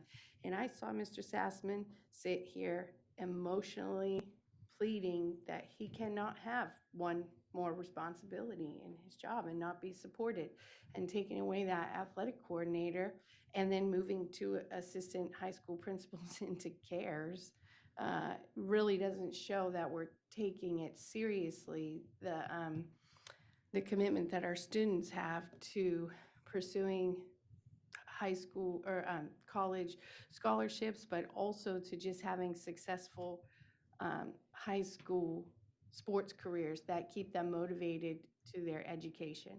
And there's just a lot that goes on there, and a lot of support that the athletic coordinators provide, not just for sports, but I see them at every activity. So the dances, the plays, pretty much anything that's going on at the schools. They're not athletic coordinators, right? They're activity coordinators. So it's not just sports. They actually have to be there to support the choir concert and the band concert, and making sure that those kids are able to travel and do all of their business. Every activity, my daughter's in student government, she's there with the activities coordinator, coordinating all the student government. So it's a lot more than getting football players to play football. And I just cannot see our high school program succeeding to a level that it needs to without them. I'll just ask the board to support that. And I would just propose that there's 9 librarians. So I'm sorry, I didn't, so you said the 3.5 activity coordinators and there was some other, And the music. just those, and then the 3 music positions. Mm-hmm. Okay. And then, I mean, yes, those are the things that are quite important to me, and I would hope that the board would support putting back into the budget. I have Ms. Marati, and then I have myself, and then Mr. Sampson, did you raise your hand as well? No? Oh, and Mr. Dorn. If we're just talking about general things right now, I agree. I want to finish the conversation about music. I don't think we've even gotten close. I agree with Mr. Sampson about a 25% reduction in legal. I also want to eliminate Let's Talk from CARES. We have other ways that families and students and staff can get in touch with us, and I think that that's an expense that we can hold off. I also want to request an additional amount from the borough. We've made significant cuts to right-size the district to the current enrollment, and the education of our children is important to our community, and I think that they can show that through their funding to us. So to Let's Talk, we did talk about Let's Talk, and because that was one of the things that I saw as a place. So Mr. DeGraw will have to correct me if I'm wrong, but I think we have a 3-year contract with them, and we're kind of committed. We'll have to look into if we can get out of that, but we're somehow tethered to them by an agreement. Is that correct? I'm not 100% sure on the Let's Talk contract. Can Ms. Herbie provide any information? I would have to double check on that. We can check on that, but that was one of our conversations. And when I heard you say additional from the borough, is that additional from the 2 million increase that we've already talked about? Okay.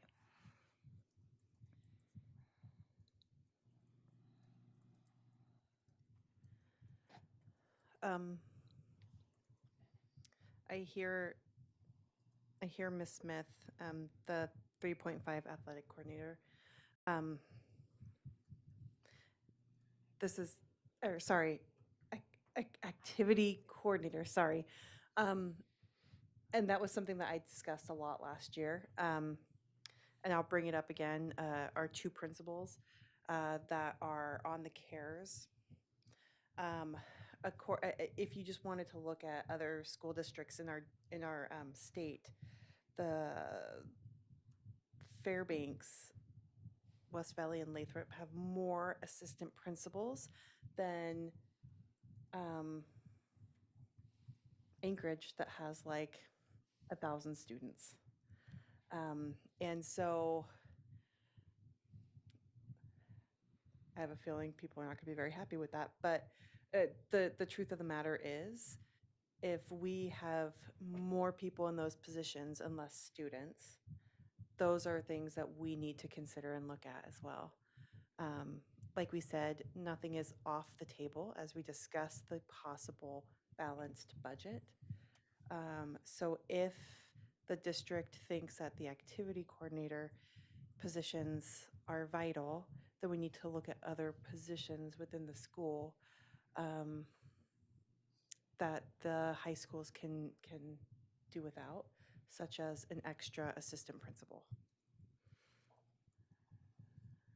Mr. Doran? Thank you. A couple of things.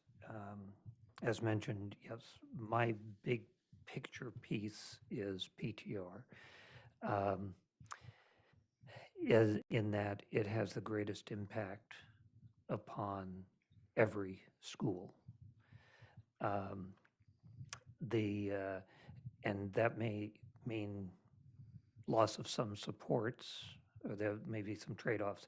I really appreciate all the presentations we've had and that we'll get more information at our next work session based on tonight's conversation. And I've got meetings scheduled so I can continue to figure this out, so what's the trade-off to get a PTR?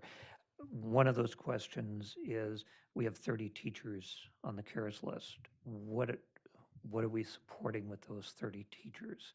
And I don't know whether we used CARES for, I think it was 38 teachers for this current year, 33 specifically to keep the current PTR.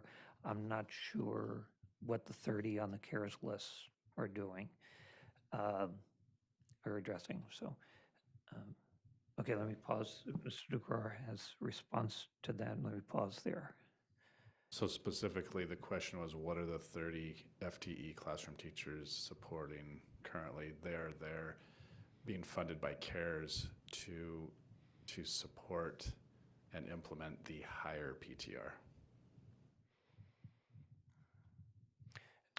Okay, so that is $3.5 million in order to maintain the higher PTR. In order to implement the higher one. The higher We have PTR. not ever put it in place. So that's, they're there to implement the higher one. Correct. Without that, we go Even higher. even higher, okay?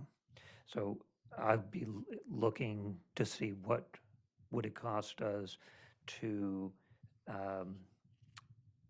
maintain our current PTR as close to that as we can get.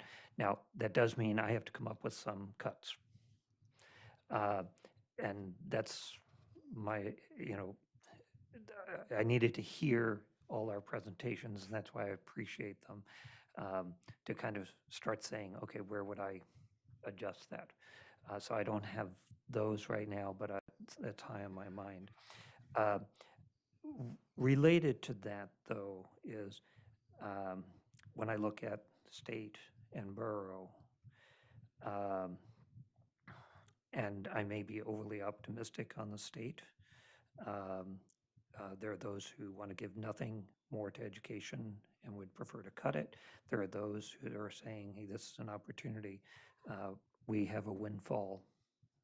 How long it'll last, we don't know, but we have a windfall, and this may be a time to put in, and there are multiple ways of looking at supporting education, increasing education. If that came in, looking at what we do to take advantage of that, if that should happen. The borough also, and I'm not sure, have we had the conversation that is the mayor's budget amenable to including even the 2 million? Or are we getting, no, and we're really depending on the assembly to change that. But that has to factor in the big picture then. Right. So I haven't seen the mayor's budget. I don't know if it's out yet. So that's an unknown. And to your point about the state, especially in one-time allocations, I think we need to be careful how we think about where we are, how we deal with one-time allocations given our current reality. We have no fund balance right now. So to think that we want to move forward into the future maintaining no fund balance is really not a wise way to run an organization of this size with this level of budget. So when we get those windfalls, to be really cognizant of taking some of those funds and maybe starting to rebuild our fund balance, and not just spending everything and finding ourselves in the same place next year and the next year and the next year. Instead being very intentional about how we approach a one-time funding. We can see that reflected in how our state spends their money. They get a lot of money, they spend it all, and then they don't have any money and they cut it all. So I don't know that we want to get caught in that cycle. So to be really careful to build a budget that we can afford and then begin to build up our fund balance. So that's just one way to look at if indeed we get a one-time allocation, that we can approach it. What I heard from Mr. Doran is the cost of maintaining the current PTR. What's the dollar amount attached to that? And then finding the cuts to support that. Is that what okay. That's correct, yeah. So once I know that dollar amount, and I know we'll have the discussions as to why one might be, but once I have that, then I can look at how I have to balance those out. As we've said, if we add something, we have to cut something. So I appreciate that, and that's why I appreciate all the information that the department directors have given. And I know we only have one more work session before we start getting to special meetings where we can actually make motions one way or the other, but at least we have that work session to get this information, and I appreciate that. We're giving you work over spring break. So. Mr. DeGraw? And I can answer that question, give a ballpark number just to give the board context and perspective. The price tag of last year of maintaining the lower PTR was it was between $3 and $3.25 million. So then it would be 3.25 on top of the 3.4 that is in CARES. So it would be 6.7 or 6.6. Correct. Permission to share the list, President Luke, on the screen? Yes.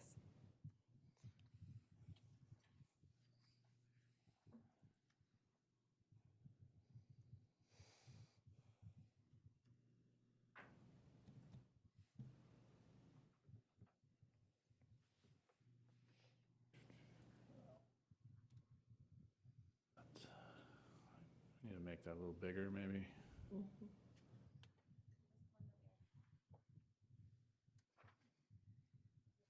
A little bit bigger here. How's that? A little bit better now. Okay, so here's our proposed CARES budget revised. Starting balance, this is the current amount budgeted. We have some adjustments to make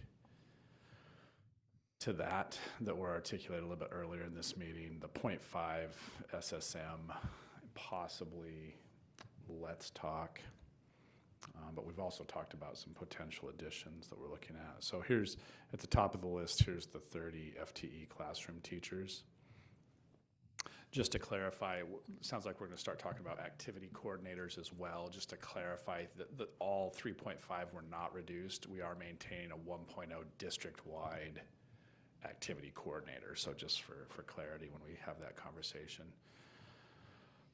These $2 million roughly in expenditures, 41 FTE are math and literacy tutors who are at mostly elementaries and charters, also some at middle schools. And then I'm not going to go through every category here, but this just is, and I believe board members have this in their packet. So just want a couple of talking points of just perspective and context, and I guess quite frankly of caution. If I add up the items, we've talked about this a few times through the process. There's items on here, let's just be frank and honest, we can't get rid of as a district. There's this, to simplify things down for the board, this is our deficit right here. This is where we're off the edge, we're off the ledge. We're now on an artificial extension that has been crafted and given to us, and we're out on kind of a ladder that's extended beyond the edge of the cliff. And this is what's keeping me up at night right here, okay? If I total up items, classroom teachers, so these are 30 teachers right now that are being funded, but with one-time federal dollars to maintain the higher PTR. If I look at nurse managers, there's $500,000. We can't staff nurses under the prior model. We're now getting to where we have a program that we can actually get nurses and health assistants and LPNs to provide services to kids in schools. To do that, we took the necessary step to implement a nurse manager programs to provide oversight for employees that aren't RNs. They aren't fully certified. They need somebody to oversee them, right? We're not going to be able to get rid of that when CARES funds are gone. District-wide music here, we're talking about making this number, at least doubling that number to 700,000, based on the talking points, and I don't disagree. None of these are judgment statements. I'm just laying out the case and the story for the board. That's going to be around 700,000. It's safe to say we're not going to be willing to eliminate that. Our e-learning program here on CARES represents a little over $1 million. The question is, are we willing to delete the e-learning program? Long story short, if I total up the total of items that I don't feel like the board or the district or the community is willing to give up and to cut outright, we're looking at between $8 and $9 million, $8 million conservatively. That's with the list as it stands now, and that deficit will grow. So that's a starting point that we can look at. That number will get bigger next year with revenue loss and with additional labor costs that will come on board. That's not counting any increased costs from negotiated agreements that we come to. That's assuming zero additional costs. So just want to provide that as we go into the break, and we have some additional conversation here in this meeting, just to provide context and perspective, and hopefully, paint a picture of the reality that we're facing.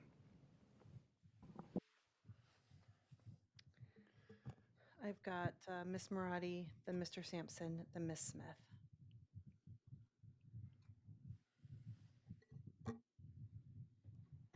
And the topic is anything? Okay. Let's see.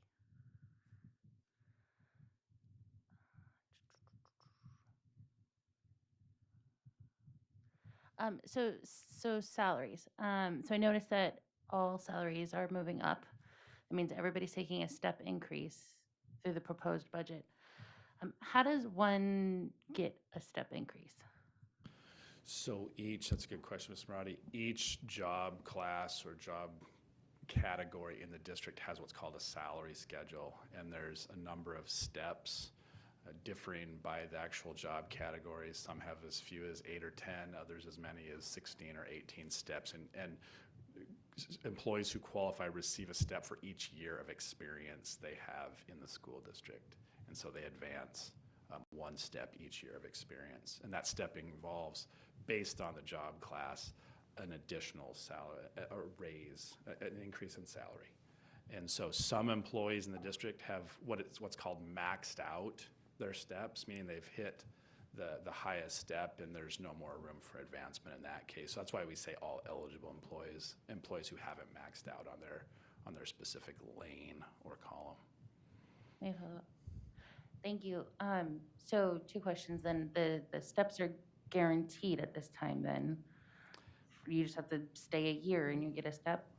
We have included that in our initial proposals in the negotiating process. So if we were to retract that, that would probably be considered negative, regressive bargaining. So as far as my understanding is concerned, guaranteed is strong. There's very few things in life that's guaranteed, but very likely.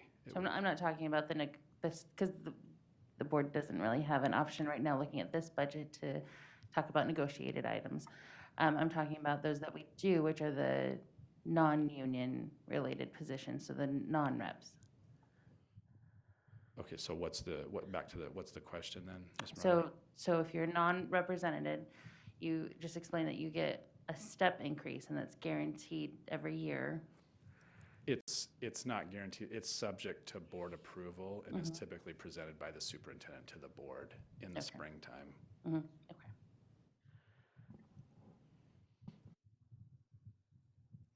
Mr. Sampson? Thank you. I hope everyone now understands the step increases at this point. If anyone doesn't, maybe we can continue to talk about that. Mr. Sampson? Well, it's important that everyone understands what the step increases are.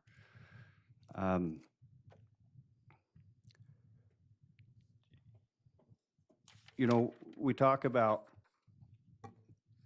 PTRs, and that's a big focus on what we do. And it is good to know what is it, you know, what's the bottom dollar to get that PTR back to what it was the other day. And my point is kind of the same as my last point, and I think Mr. DeGraw covered it pretty well, that it's right here. It's about $10 million is what it takes to get the PTR back to where it was. It would be short-sighted to just focus on the 30 full-time employees, classroom teachers, and say that's what it would take. Technically speaking, that would be true. But considering that we have this in front of us, that's obviously not the case. So hopefully everyone understands that the idea of getting the PTR back to where it was before is a pipe dream. You know, unless somebody can print us, you know, unless we can increase our revenue stream. So I think Mr. DeGraw laid it out there pretty well. We're not getting back to the PTR. Ms. Smith? Okay, so, thank you. First of all, Mr. DeGraw, nothing that I would ask to be added, so the positions that I spoke about, I would not ask to add them to CARES. I don't like that we even have a CARES budget, just like you said, it's the nightmare that we have. So I'm not gonna say, can we get these back from CARES? I'm in the book, okay? And I'm not gonna ask for anything that I don't see solutions to. And I will just reiterate that I really see the solution that I presented as viable and that it's time. But I will also say that I'm a team player, so I would put forward to the administration that I would support any kind of cuts to anything to do with the board, any kind of cut to board travel, to our lobbyists, to our medical, even to our stipends. I will personally decline my stipend because I'm on the team of making school happen for kids. So I can't speak for anyone else on this board, but that's where I'm at. Whatever it takes for the important student success pieces to stay in the book. I'm not talking about CARES. I don't want to talk about CARES funds anymore. I mean, it is what it is, and I'm not going to be a part of adding more things to that. I want to support the homeschool program and grow it and make our schools succeed in that way for multiple reasons: to serve our kids in this district, to serve the kids in this district who belong to their parents, not this school district at all, and to serve the financial interests of our district. So I just really think that a small investment in our only revenue generating source is the only smart thing that we can do as a board, and that pretty much anything's on the table that someone puts forward to me that does not just substantially reduce services to the student in the classroom, I'm saying thumbs up too here. I can't, I mean, there's things I can think of, but only because they're going to disrupt the students in the classroom. And I understand that process, that we can't, there has to be someone on the other end of the phone. Like Mr. Dorn has said a lot of times, that he's a principal, that this building is where you go for help. So I'm not necessarily talking about that, but I'm just saying every little thing to restore essential services. And I did not understand about the PTR, because in my mind I was saying, I want to thank Mr. Dorn for making me really dig into this. I was thinking, what's the big deal about 2 more kids in the classroom, right? But now I understand that that's actually a complicated math problem that allots the number of employees to a building, and that it causes a substantial disruption in the building when we change the PTR. It's not about individual classrooms. So I do understand that now, and I appreciate that you kept on bringing it up, so that I had to find out what my problem was, not understanding. So I'm just asking for the book to get some red lines in it. And I'm stepping out there and just saying, I'm willing to contribute anything I have to lose to it.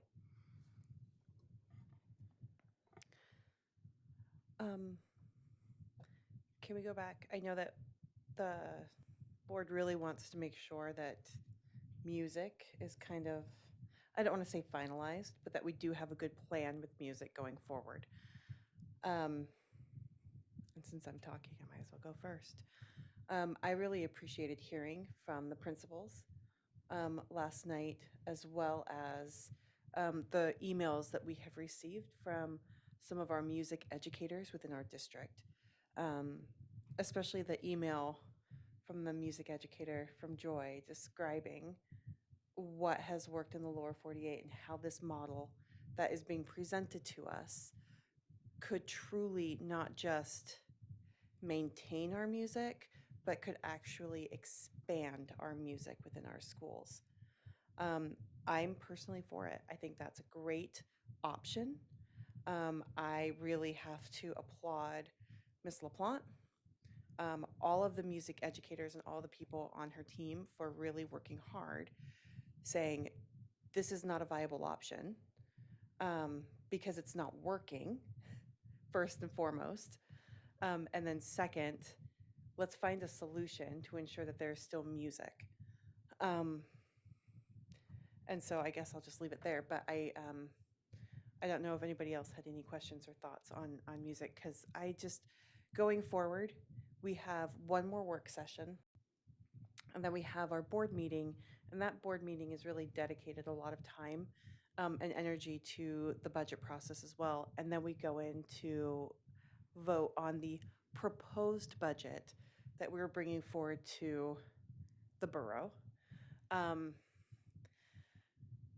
so I just want to make sure that we have a good idea what it is that we're moving forward with, what it is we still need from administration, so that we're not trying to vote on a budget at 1 o'clock in the morning on the 24th.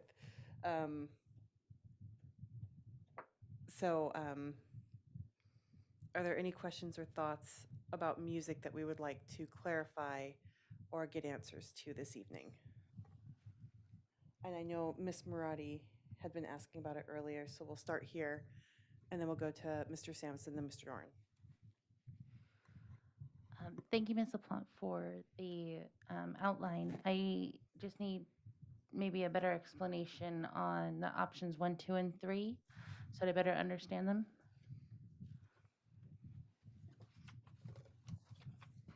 Yes, and this actually has a little bit to do with what Mr. Dorn was asking about yesterday too, which is where's, what's already budgeted, what's in our CARES funding, and what would the sort of the next layer, where would that come from?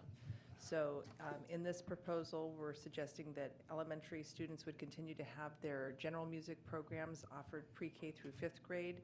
by the general music teacher, which has already been budgeted for each school.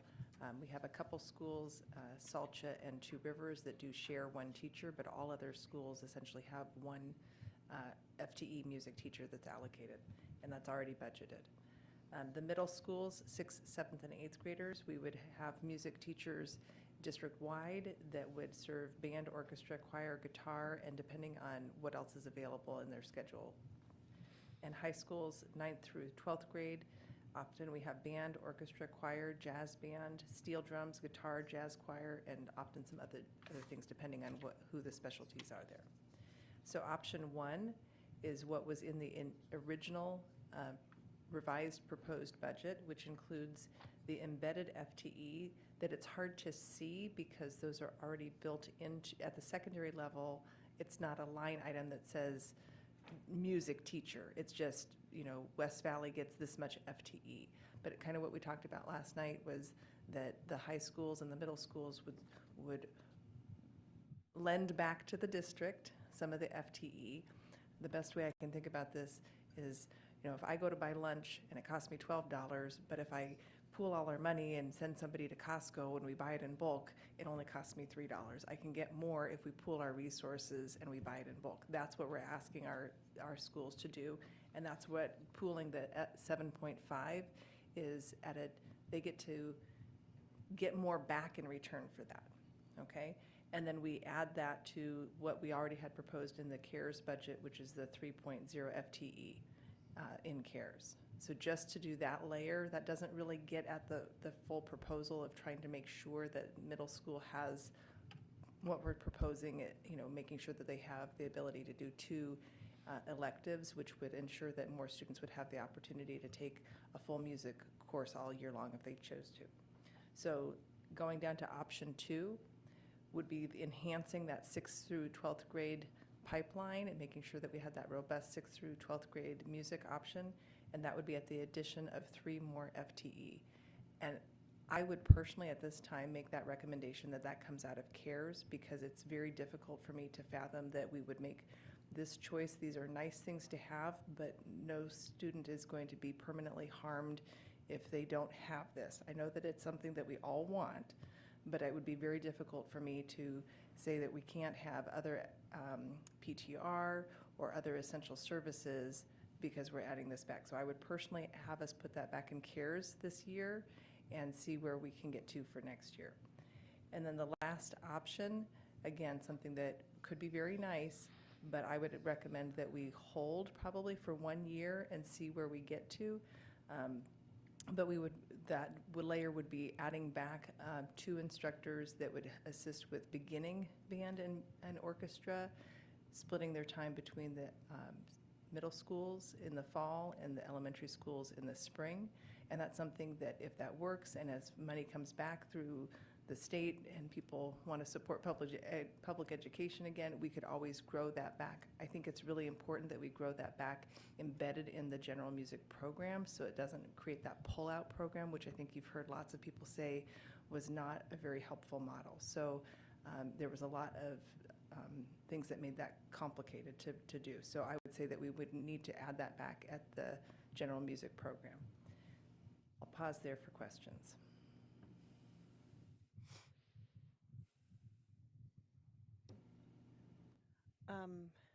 We had Matthew, Mr. Sampson, and then Mr. Dorn and Ms. Marati.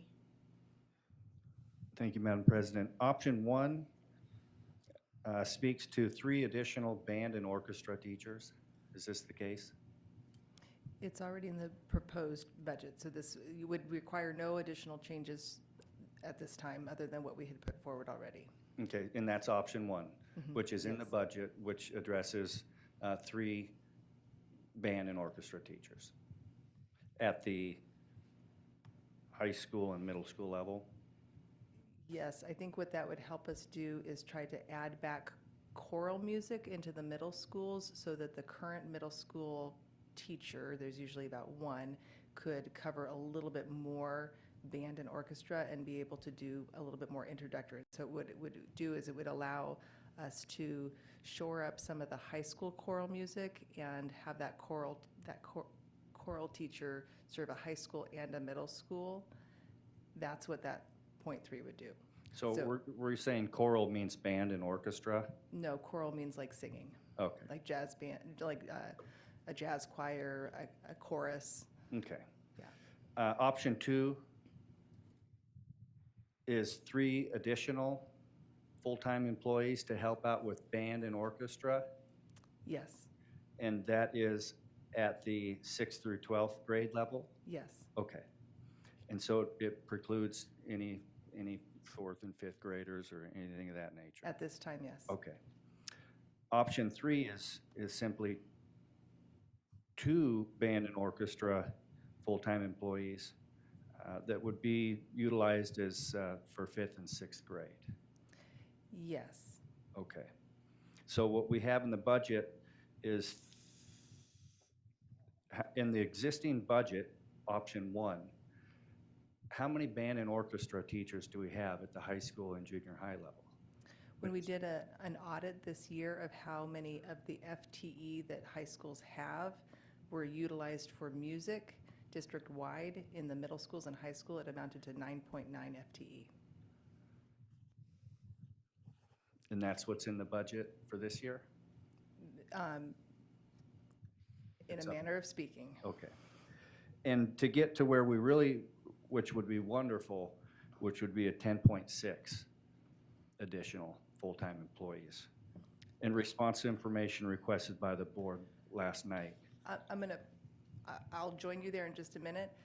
What I would say is that if we're saying that we can make a shift in the secondary from middle school and high school to on average 9.9 being utilized for music, and we're saying we would be able to provide 13.5 if we just take options 1 and 2, that's a significant increase that we're guaranteeing will be allocated to music in our middle schools and high schools. So if you add the 7.5 plus the 6, that's 13.5.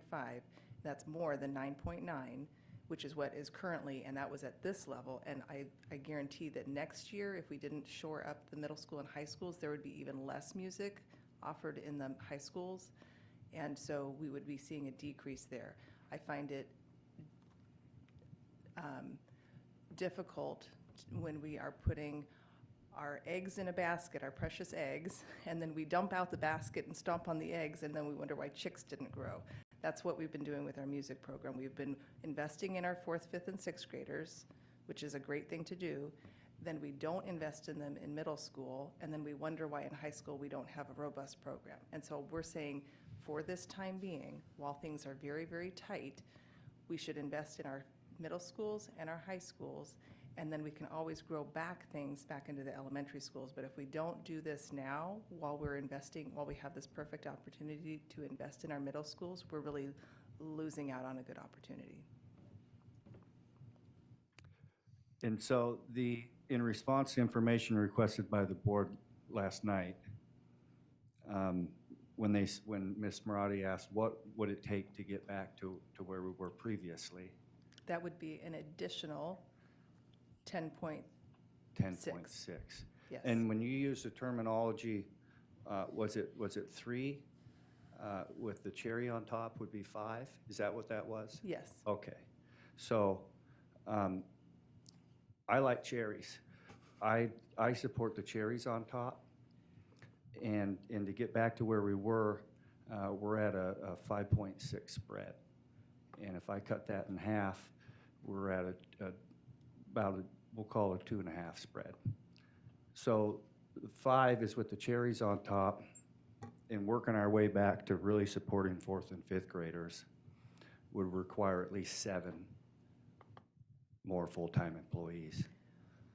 So when we, and I know that's too much, right?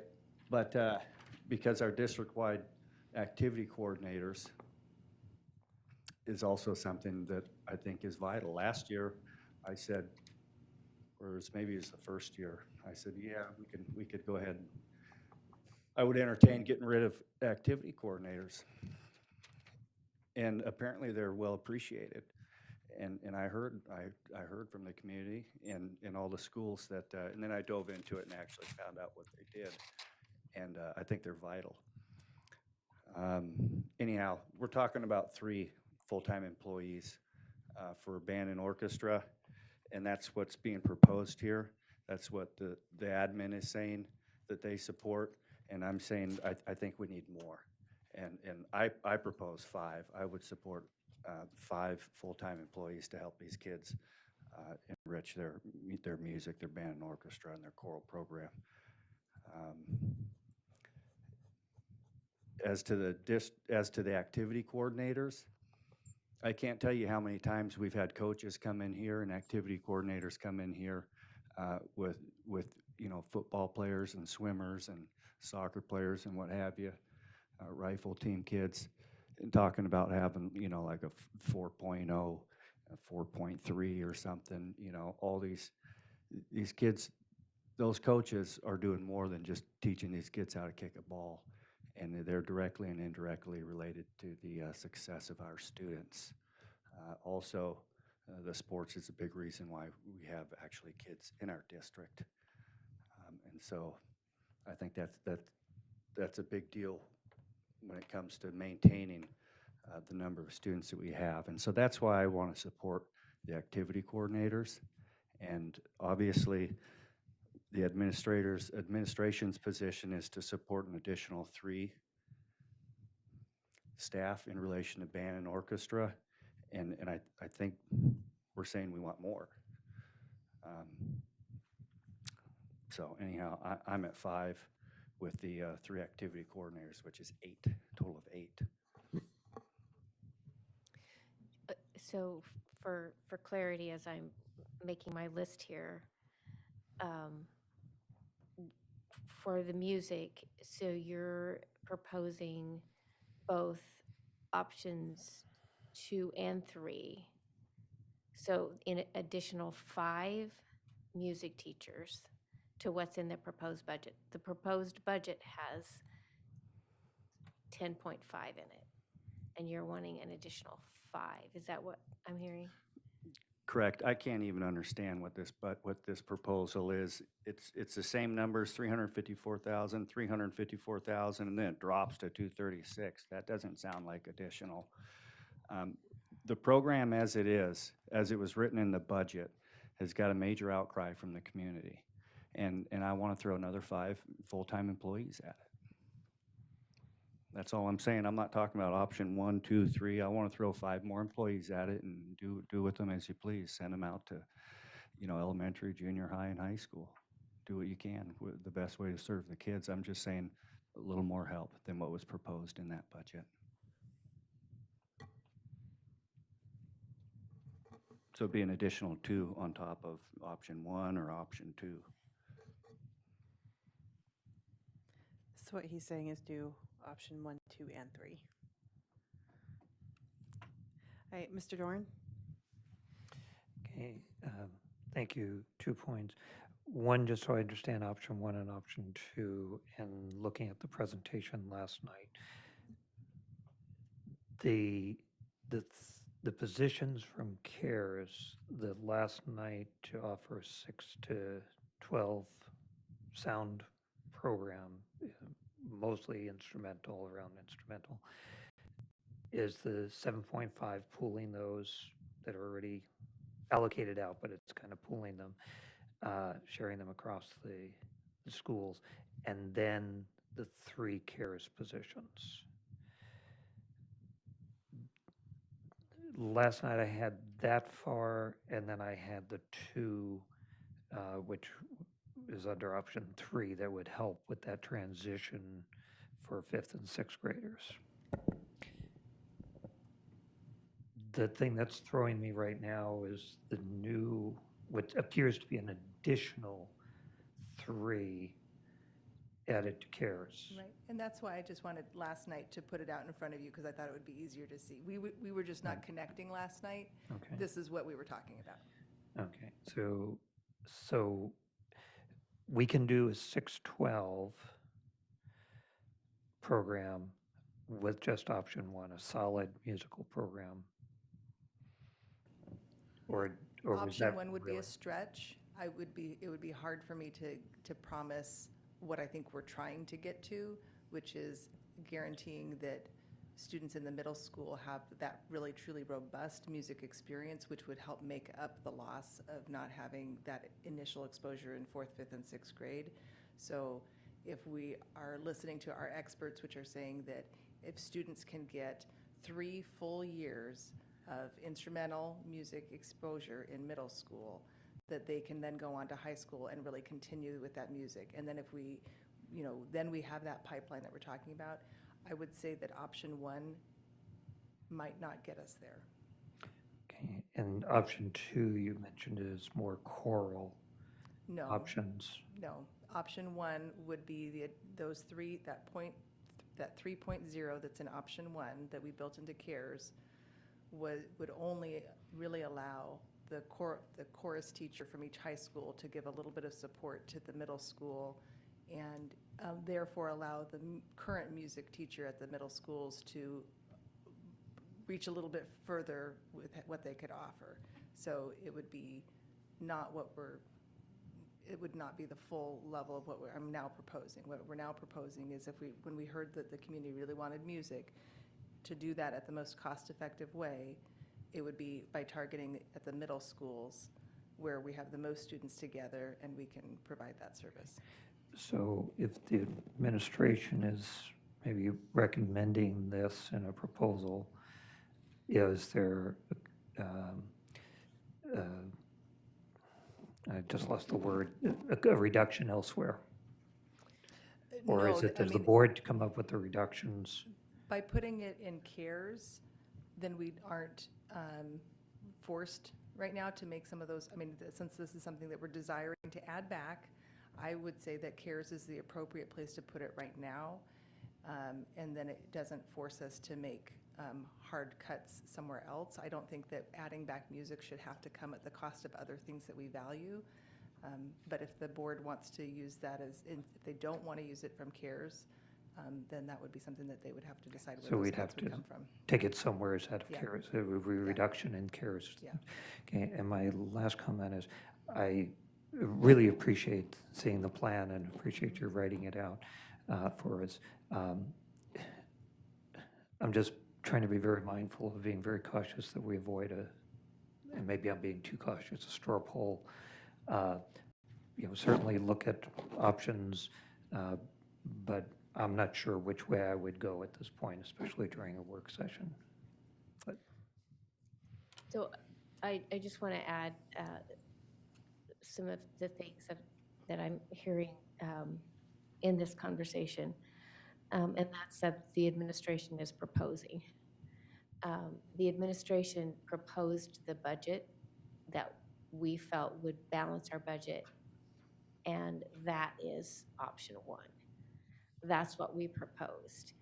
In the conversations over the last couple of days after input, thinking about how to provide that middle school experience, that's the 3 in option 2. So we have our proposed budget. That's what we're proposing. To build that middle school, the 3 would do that, but we are not proposing the 2. That option 3, that's not a part of our proposal. That was something that we, in response to the conversation, giving information to the board, this is how much it would cost to do that option. But it's not necessarily something that we're recommending. Part of that is just the reality of hiring teachers in that field, the struggles that we've found finding those teachers, building that program. So while we can put that in there, finding those teachers and building a good program is another piece of that. So just for information for the board, we proposed option 1. After the conversation, felt option 2 would build out the program bigger, and adding option 3, not now. I just do a follow-up. I think I got your clarification. I really appreciate it. But option 2 is part of the furthering of the of the administrative recommendation, or no, we could stop at your recommendation at this point. I know what was there in the proposed, but at this point, are you recommending 1 and 2, or just 1 at this point with we could consider? And if we considered option 2, we need to come up with the cuts or reductions in something, whether it's reduction, shifting in the CARES funds Or for shifting or it to something CARES. else. Right, right. So, so we're proposing option 1. The board can consider option 2 and adding in those 3 teachers. If that's the direction the board wants to go, then we would say, put it in CARES. That's how that kind of plays out in our thinking when we put this together and talk through it with the music teachers. And so that's how that came about. Thank you. Ms. Marati and then Ms. Smith. I have several questions. The first one is for Ms. Moline. You just said that option 3 is not happening. Can you elaborate on that? I didn't say it's not happening. Exactly what you said. So for clarification, option 3 is not what we're recommending. That is not a part of I keep hearing the administration is recommending. That's not what that is. Again, so what the administration proposed is option 1. That's in our proposal. That's our proposed budget. The decisions that the board needs to make is building up that middle school model by adding the 3. And after conversation, another consideration, which we don't recommend at this point, is adding those 2. So that's how these 3 options play out when it comes to the conversations that we've heard, both from the board and the public, when it comes to where our proposed budget fits into these 3 options. Thank you for the clarification. Ms. LaPlante, you mentioned that experts are saying that if students get 3 years of continuous experience, then they go on to be more successful, which is great. But I'm wondering, could you let us know who those experts were, how many were consulted, and what options they were given? I think you've read many of the emails that we've gotten from the music teachers, and I consider our music teachers experts. Oh, I do too. So just to clarify, then this was the experts consulted were from the emails that we received from the music educators via email? So there's also plenty of studies that talk about the amount of time that students spend in practice. And I know Suzuki Institute, Mr. Suzuki had a lot of research on that. I would consider Suzuki an expert in his field.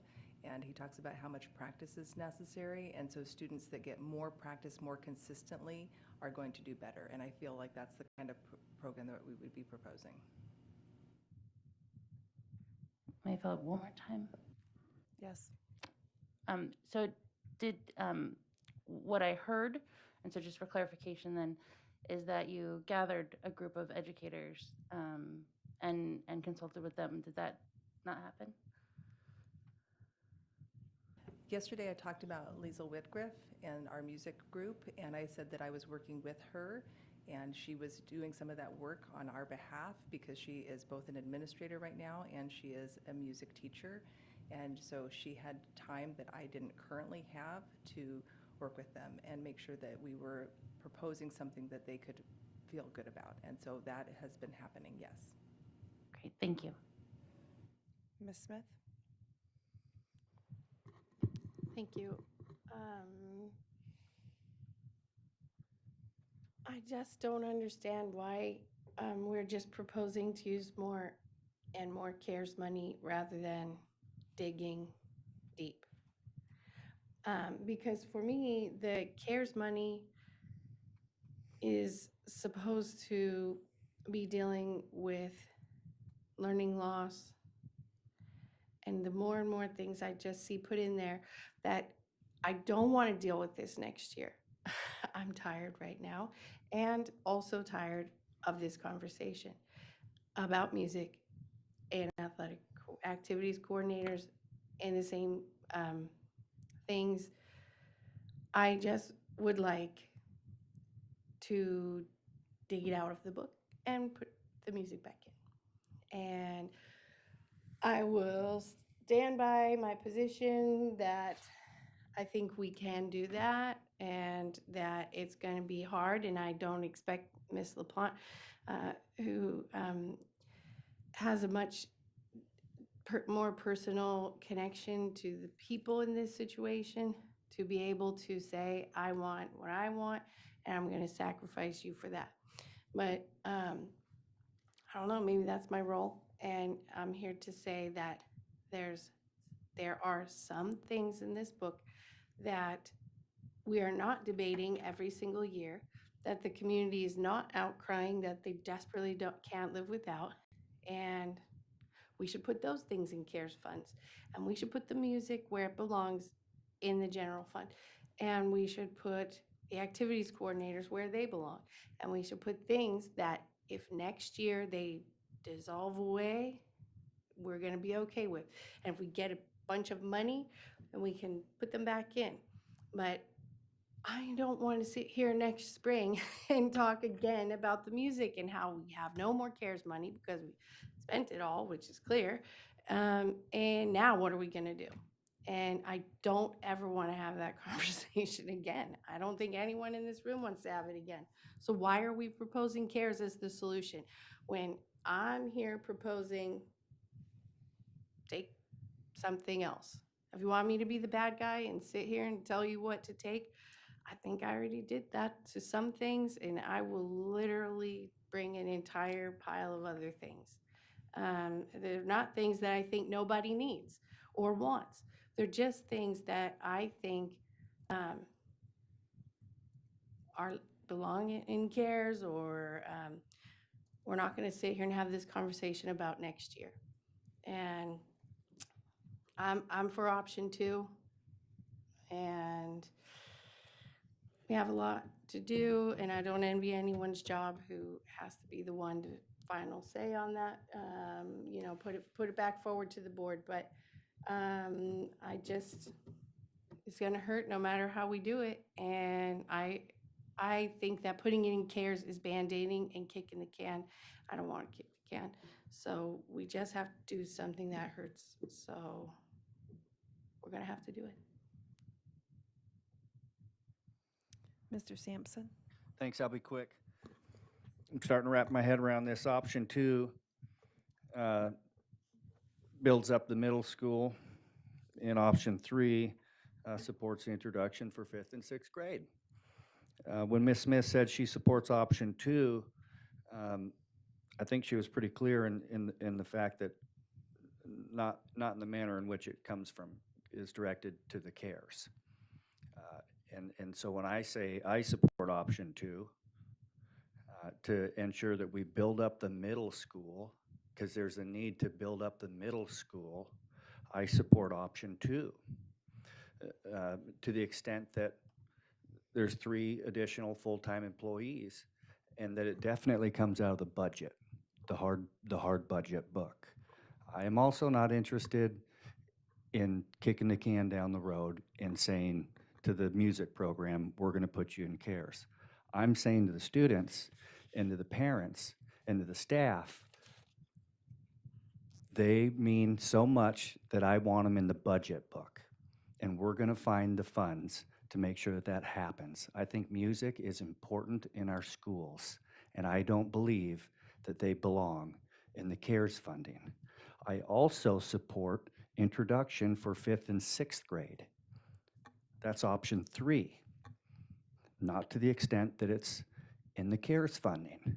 So I just want to make clear to Ms. Malin as she was taking notes, Again, I'll say it, 5. It's 5 additional full-time employees. That helps build up the middle school and supports some introduction for 5th and 6th graders. If we can't find, God help us, if we can't find something to swap when we're dealing with 5 more employees that deal with our kids on a daily basis, when they're standing in front of our kids, playing music, singing, doing what they do. I've got a list that's almost a mile long where I would be willing to cut somewhere else. Probably places that don't deal with kids like every day, all the time. Mr. Suzuki is correct. The more practice, the better you get.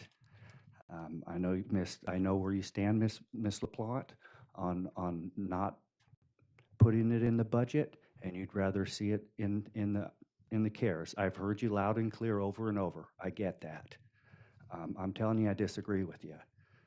I understand your admin supports what you support, or you support what your administrator supports. But I can tell you, I've spoken to music teachers, I've read the emails, and the music teachers are not sending us emails saying that we should cut the music program. I can assure you this. So that's 5. Back in the hard budget, and 3 more of our activity coordinators. I think those are 2 areas of our system that needs to stay there. I think it generates income. I think we're cutting our nose off if we get rid of these music programs and sacrifice our sports programs. It's going to cost us on the back end. It's just kind of a little throwing your chips out there. I think it's a wise gamble. Ms. Marati?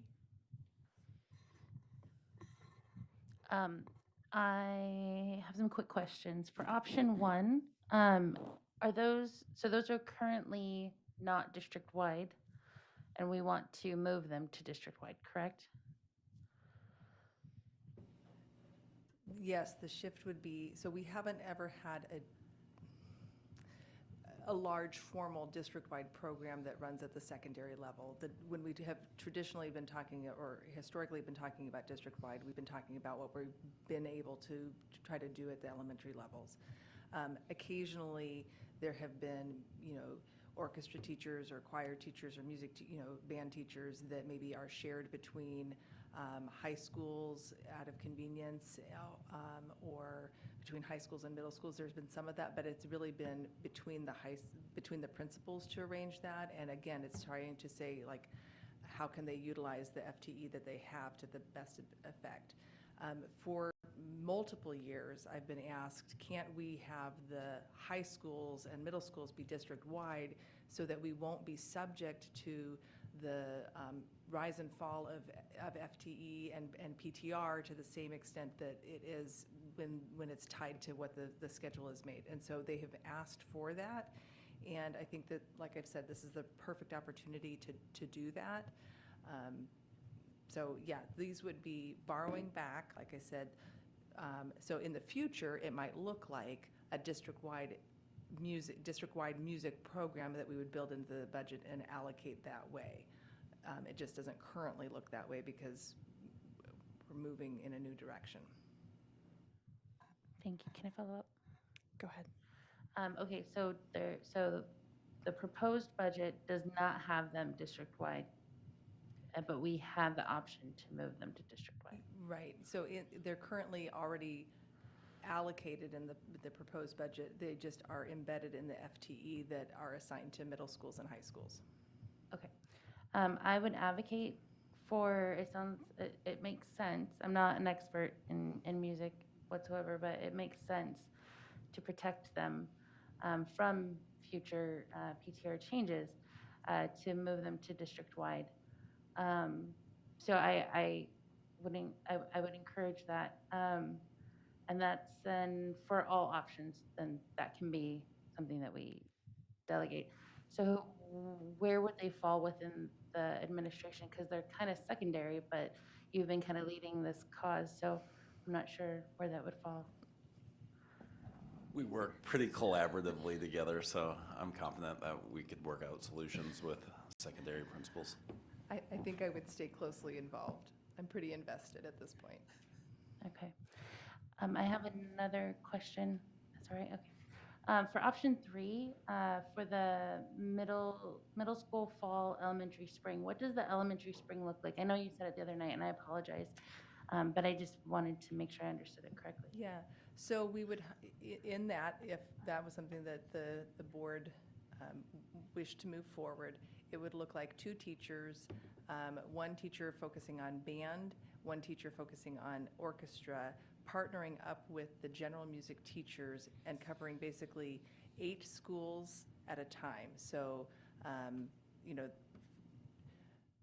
I'd have to do all the math, but, you know, basically two weeks at a time, they would partner up with a music teacher and provide those students access and information and exposure to the instruments so that they got an opportunity to really work with the instruments. The exposure could be longer, but they'd get that time with the specialist, and then they would see those specialists again in the fall when they went to the middle school, and they might have some small group lessons, some private lessons, you know, some one-on-one lessons, just to kind of get kids up and going. That seems to be, I've heard lots of times that that's the hardest part is, you know, the students don't benefit from a larger group instruction until they have some capability to actually make sounds with their instruments. And so getting them to that point is where the help is needed, kind of like teaching kindergartners how to tie their shoes. It's sort of, has to be some one-on-one time before you can do it large group.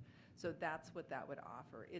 It's a nice thing to offer. I don't think it's essential, and I think that the other thing that could happen is that we can spend some time doing professional development for our general music teachers, and they can spend more of their spring semester with the 5th grade students using some of that time to introduce them to the instruments as well. So, you know, it could also be something that is contracted out to retired music teachers to bring them in for a short time in the fall to help with the music programs at the middle schools on a more contract basis, which would be a saving. So that might be another option if we want to provide that additional support. May I follow up? Yeah, if you have one more follow-up, that'd be fine. Yep. So just to clarify, it would just be a 2-week experience in the spring. It's taking two adults and spreading them across 16 schools for approximately 16 weeks. Is that right? 8 weeks plus, yeah. So. Thank you. Mr. Sampson, no. Thank you, Madam President. Hey. I want to be respectful of the fact that it's 10:30 at night. Okay, quick comment. I just want to make a point that the allocation of 2 full-time employees spread across all of our elementary schools. I don't want anybody to be misled or fool themselves. Those students aren't going to really end up being able to play a lick of music when they're done, okay? In my mind, okay? When I was that age, if I got that much exposure, I wouldn't be able to play a lick of music. The point is this, is that they get the exposure and the fascination is built, and so that when they actually go to the middle, to the junior high, there's actually something down inside of them that says they had a teacher there that could play that fiddle, and they say to themselves, wow, I really want to be able to do that too. And I've actually had a fiddle in my hand. And so that when they enter into the junior high, they say, you know what? My parents never showed me music. They never showed me an instrument. We don't have a piano at home. I didn't get private lessons. But I want to raise my hand. I think I want to get into one of those music programs. That's the main reason why I want to invest in the 2 teachers that spend just a little bit of time with our kids at the elementary school. All right. I know that the board has given administration a lot, and the administration has given the board a lot of information. And I would like to just invite any of the board members to go speak with administration if you have any other further questions. I know Mr. DeGraw, I met with him. He was able to help clarify some things. I've spoken with many administrators and Ms. Moline getting clarification on some of my own questions. We have a week and a half, and then we're going to have another board work session just on budget. And then our next board meeting is going to be mainly budget oriented. And just as a reminder, this is our proposed budget. When it does come back from the borough, if there are any other changes that need to be done, we have that flexibility, small tweaks before we approve the budget in June, correct? So this may be just a vocabulary issue, but what we're working towards now is the recommended budget. Correct. Okay, so we gave the proposed budget, and we're working towards the recommended budget that goes Correct. to the borough. Okay. Yes. So, so what I'm hearing and clarifying is that all final decisions belong to the board. Correct. So the final decisions don't lie with the administration, they lie within the board themselves. So what I'm hearing tonight, just to kind of land the plane a little bit here and get some direction for Mr. DeGraw's team to start working on the recommended list, is 2.5 positions for Barnett. Have we coalesced around that? Okay.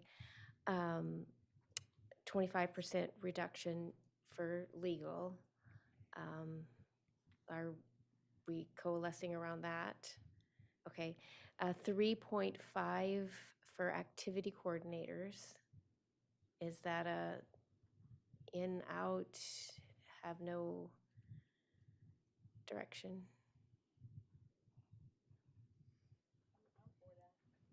So Just I think point of that's order and something that process. I think we can't vote and we can't say. So I'm just trying to get a sense of where we're headed here. So what maybe so the things that we discussed were Barnett music options, with option 1 and 2, and then the possibility of option 3. The 25% reduction in legal, the 3.5 activity coordinators. Let's talk, looking at the contract for that. The additional ask from the borough, and the 2 APs, taking that from CARES, out of CARES. Mhm. And PTR. Oh, and looking at what PTR would be. Okay, so the 2 APs from CARES back into the hard dollars. No, no, taking them out of the budget, totally. Okay. So a couple of questions come to mind. The things that we're moving out of CARES into the hard dollars, do we have proposals for what to spend the CARES money on? Because we need to spend that before the deadline. We have our list here. We're taking things out. Do we want to put things in? Ms. Marati?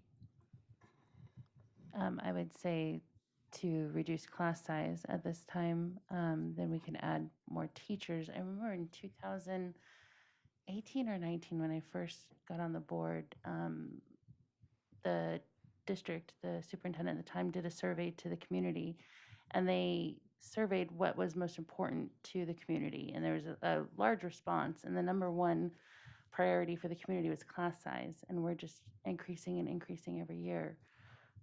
So I would recommend, and it's up to the board, but if we have additional funds, that we use that to reduce the number of students to teachers.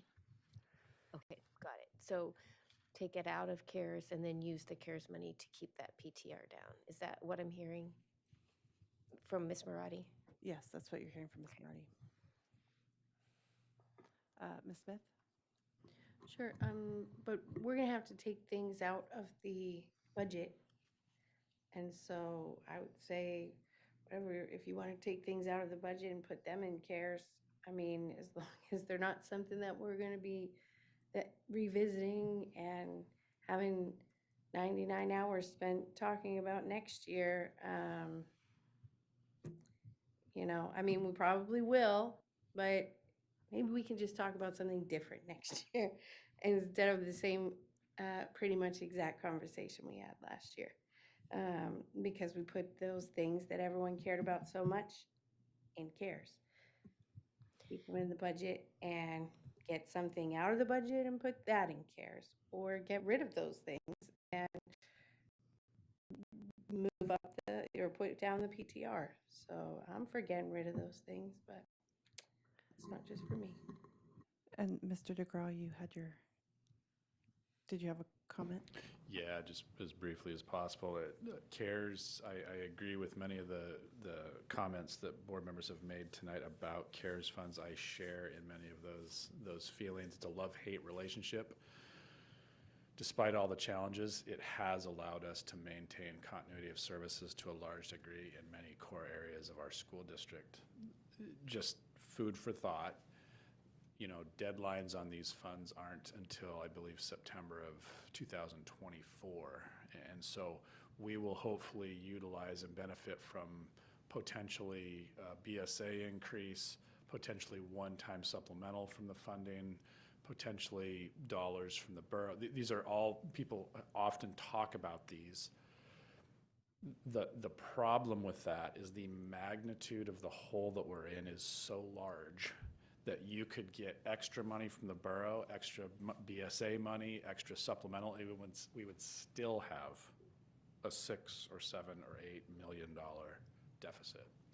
And so as we look at a 2-year plan looking forward, you know, dollars that we can preserve in CARES coming out of this year's budget could potentially allow us to fund, you know, vital core services to students into school year 24. Just to remember that as we move forward in the process of the FY23 budget. Thank you. Okay, one final comment, promise. That we've heard add back these things, and the only proposal that I heard for removing was librarians. Is there another, I'm sorry, librarians and then board cuts, what it would be if we cut board travel and stipends? Did I capture that?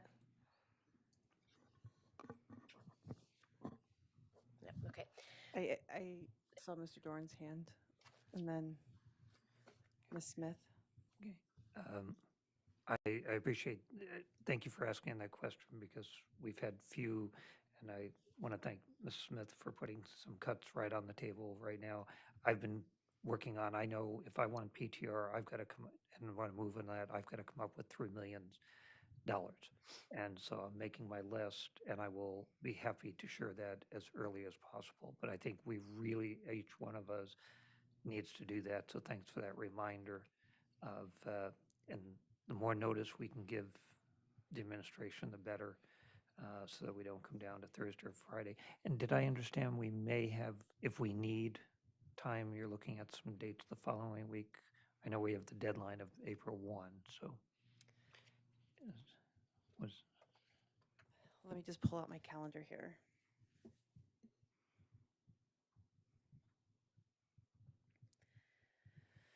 So we have, next week is spring break. We have budget workshop on the 21st, which is a Monday.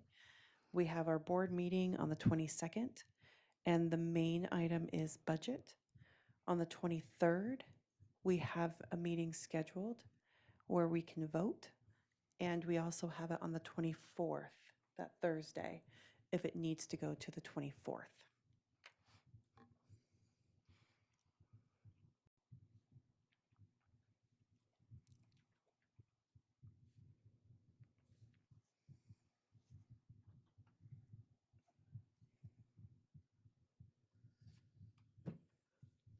Ms. Smith?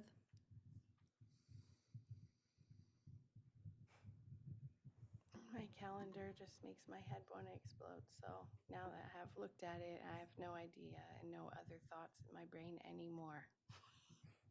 So I have no idea. Probably I just wanted to say that there's really, if you bring anything, just bring it, but bring it out of the budget, not adding stuff to CARES. No more new dollar signs is really what I'm saying. And I also wanted to say that I wanted to remind us all that when we ask for money, I support education, asking for money for this from the state, which has lots of money right now. Great, thumbs up. But then when we ask for money from the borough, they have a tax cap, and it's hard with that. But also that we're asking for our neighbors, many of whom might be fixed income or have other issues. We're asking literally our neighbors to bear a tax burden for fill in the blank. So, it's just, that's a tough one for me, is to ask the old lady next door to pay for anything, and that's what we're doing when we ask the borough to either raise the tax cap and give us more money. And so I would hope that the state would do, its duty and see their way to give us some funds, but we really need to dig and cut and not count on our neighbors to keep on furthering their tax burden this time that the economy is already very stressful. So I'll just ask everyone to keep in mind that nothing that I'm proposing is personal at all. There's no feelings toward any person. I know everyone is a person, but like I said about Miss LaPlante, it's a personal relationship for her, but for me, it's a financial responsibility. And so I have to just see what I see in the book, and sometimes that's just how it has to go because it has to happen. So I just want to tell the community that I'm not some book hater or library hater. I just see a lot of FTEs right there, and I want other things with them for now.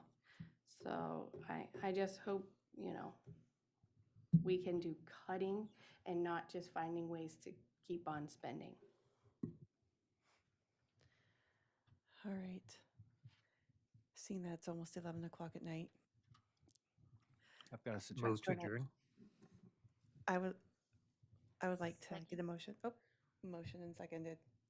Meeting adjourned.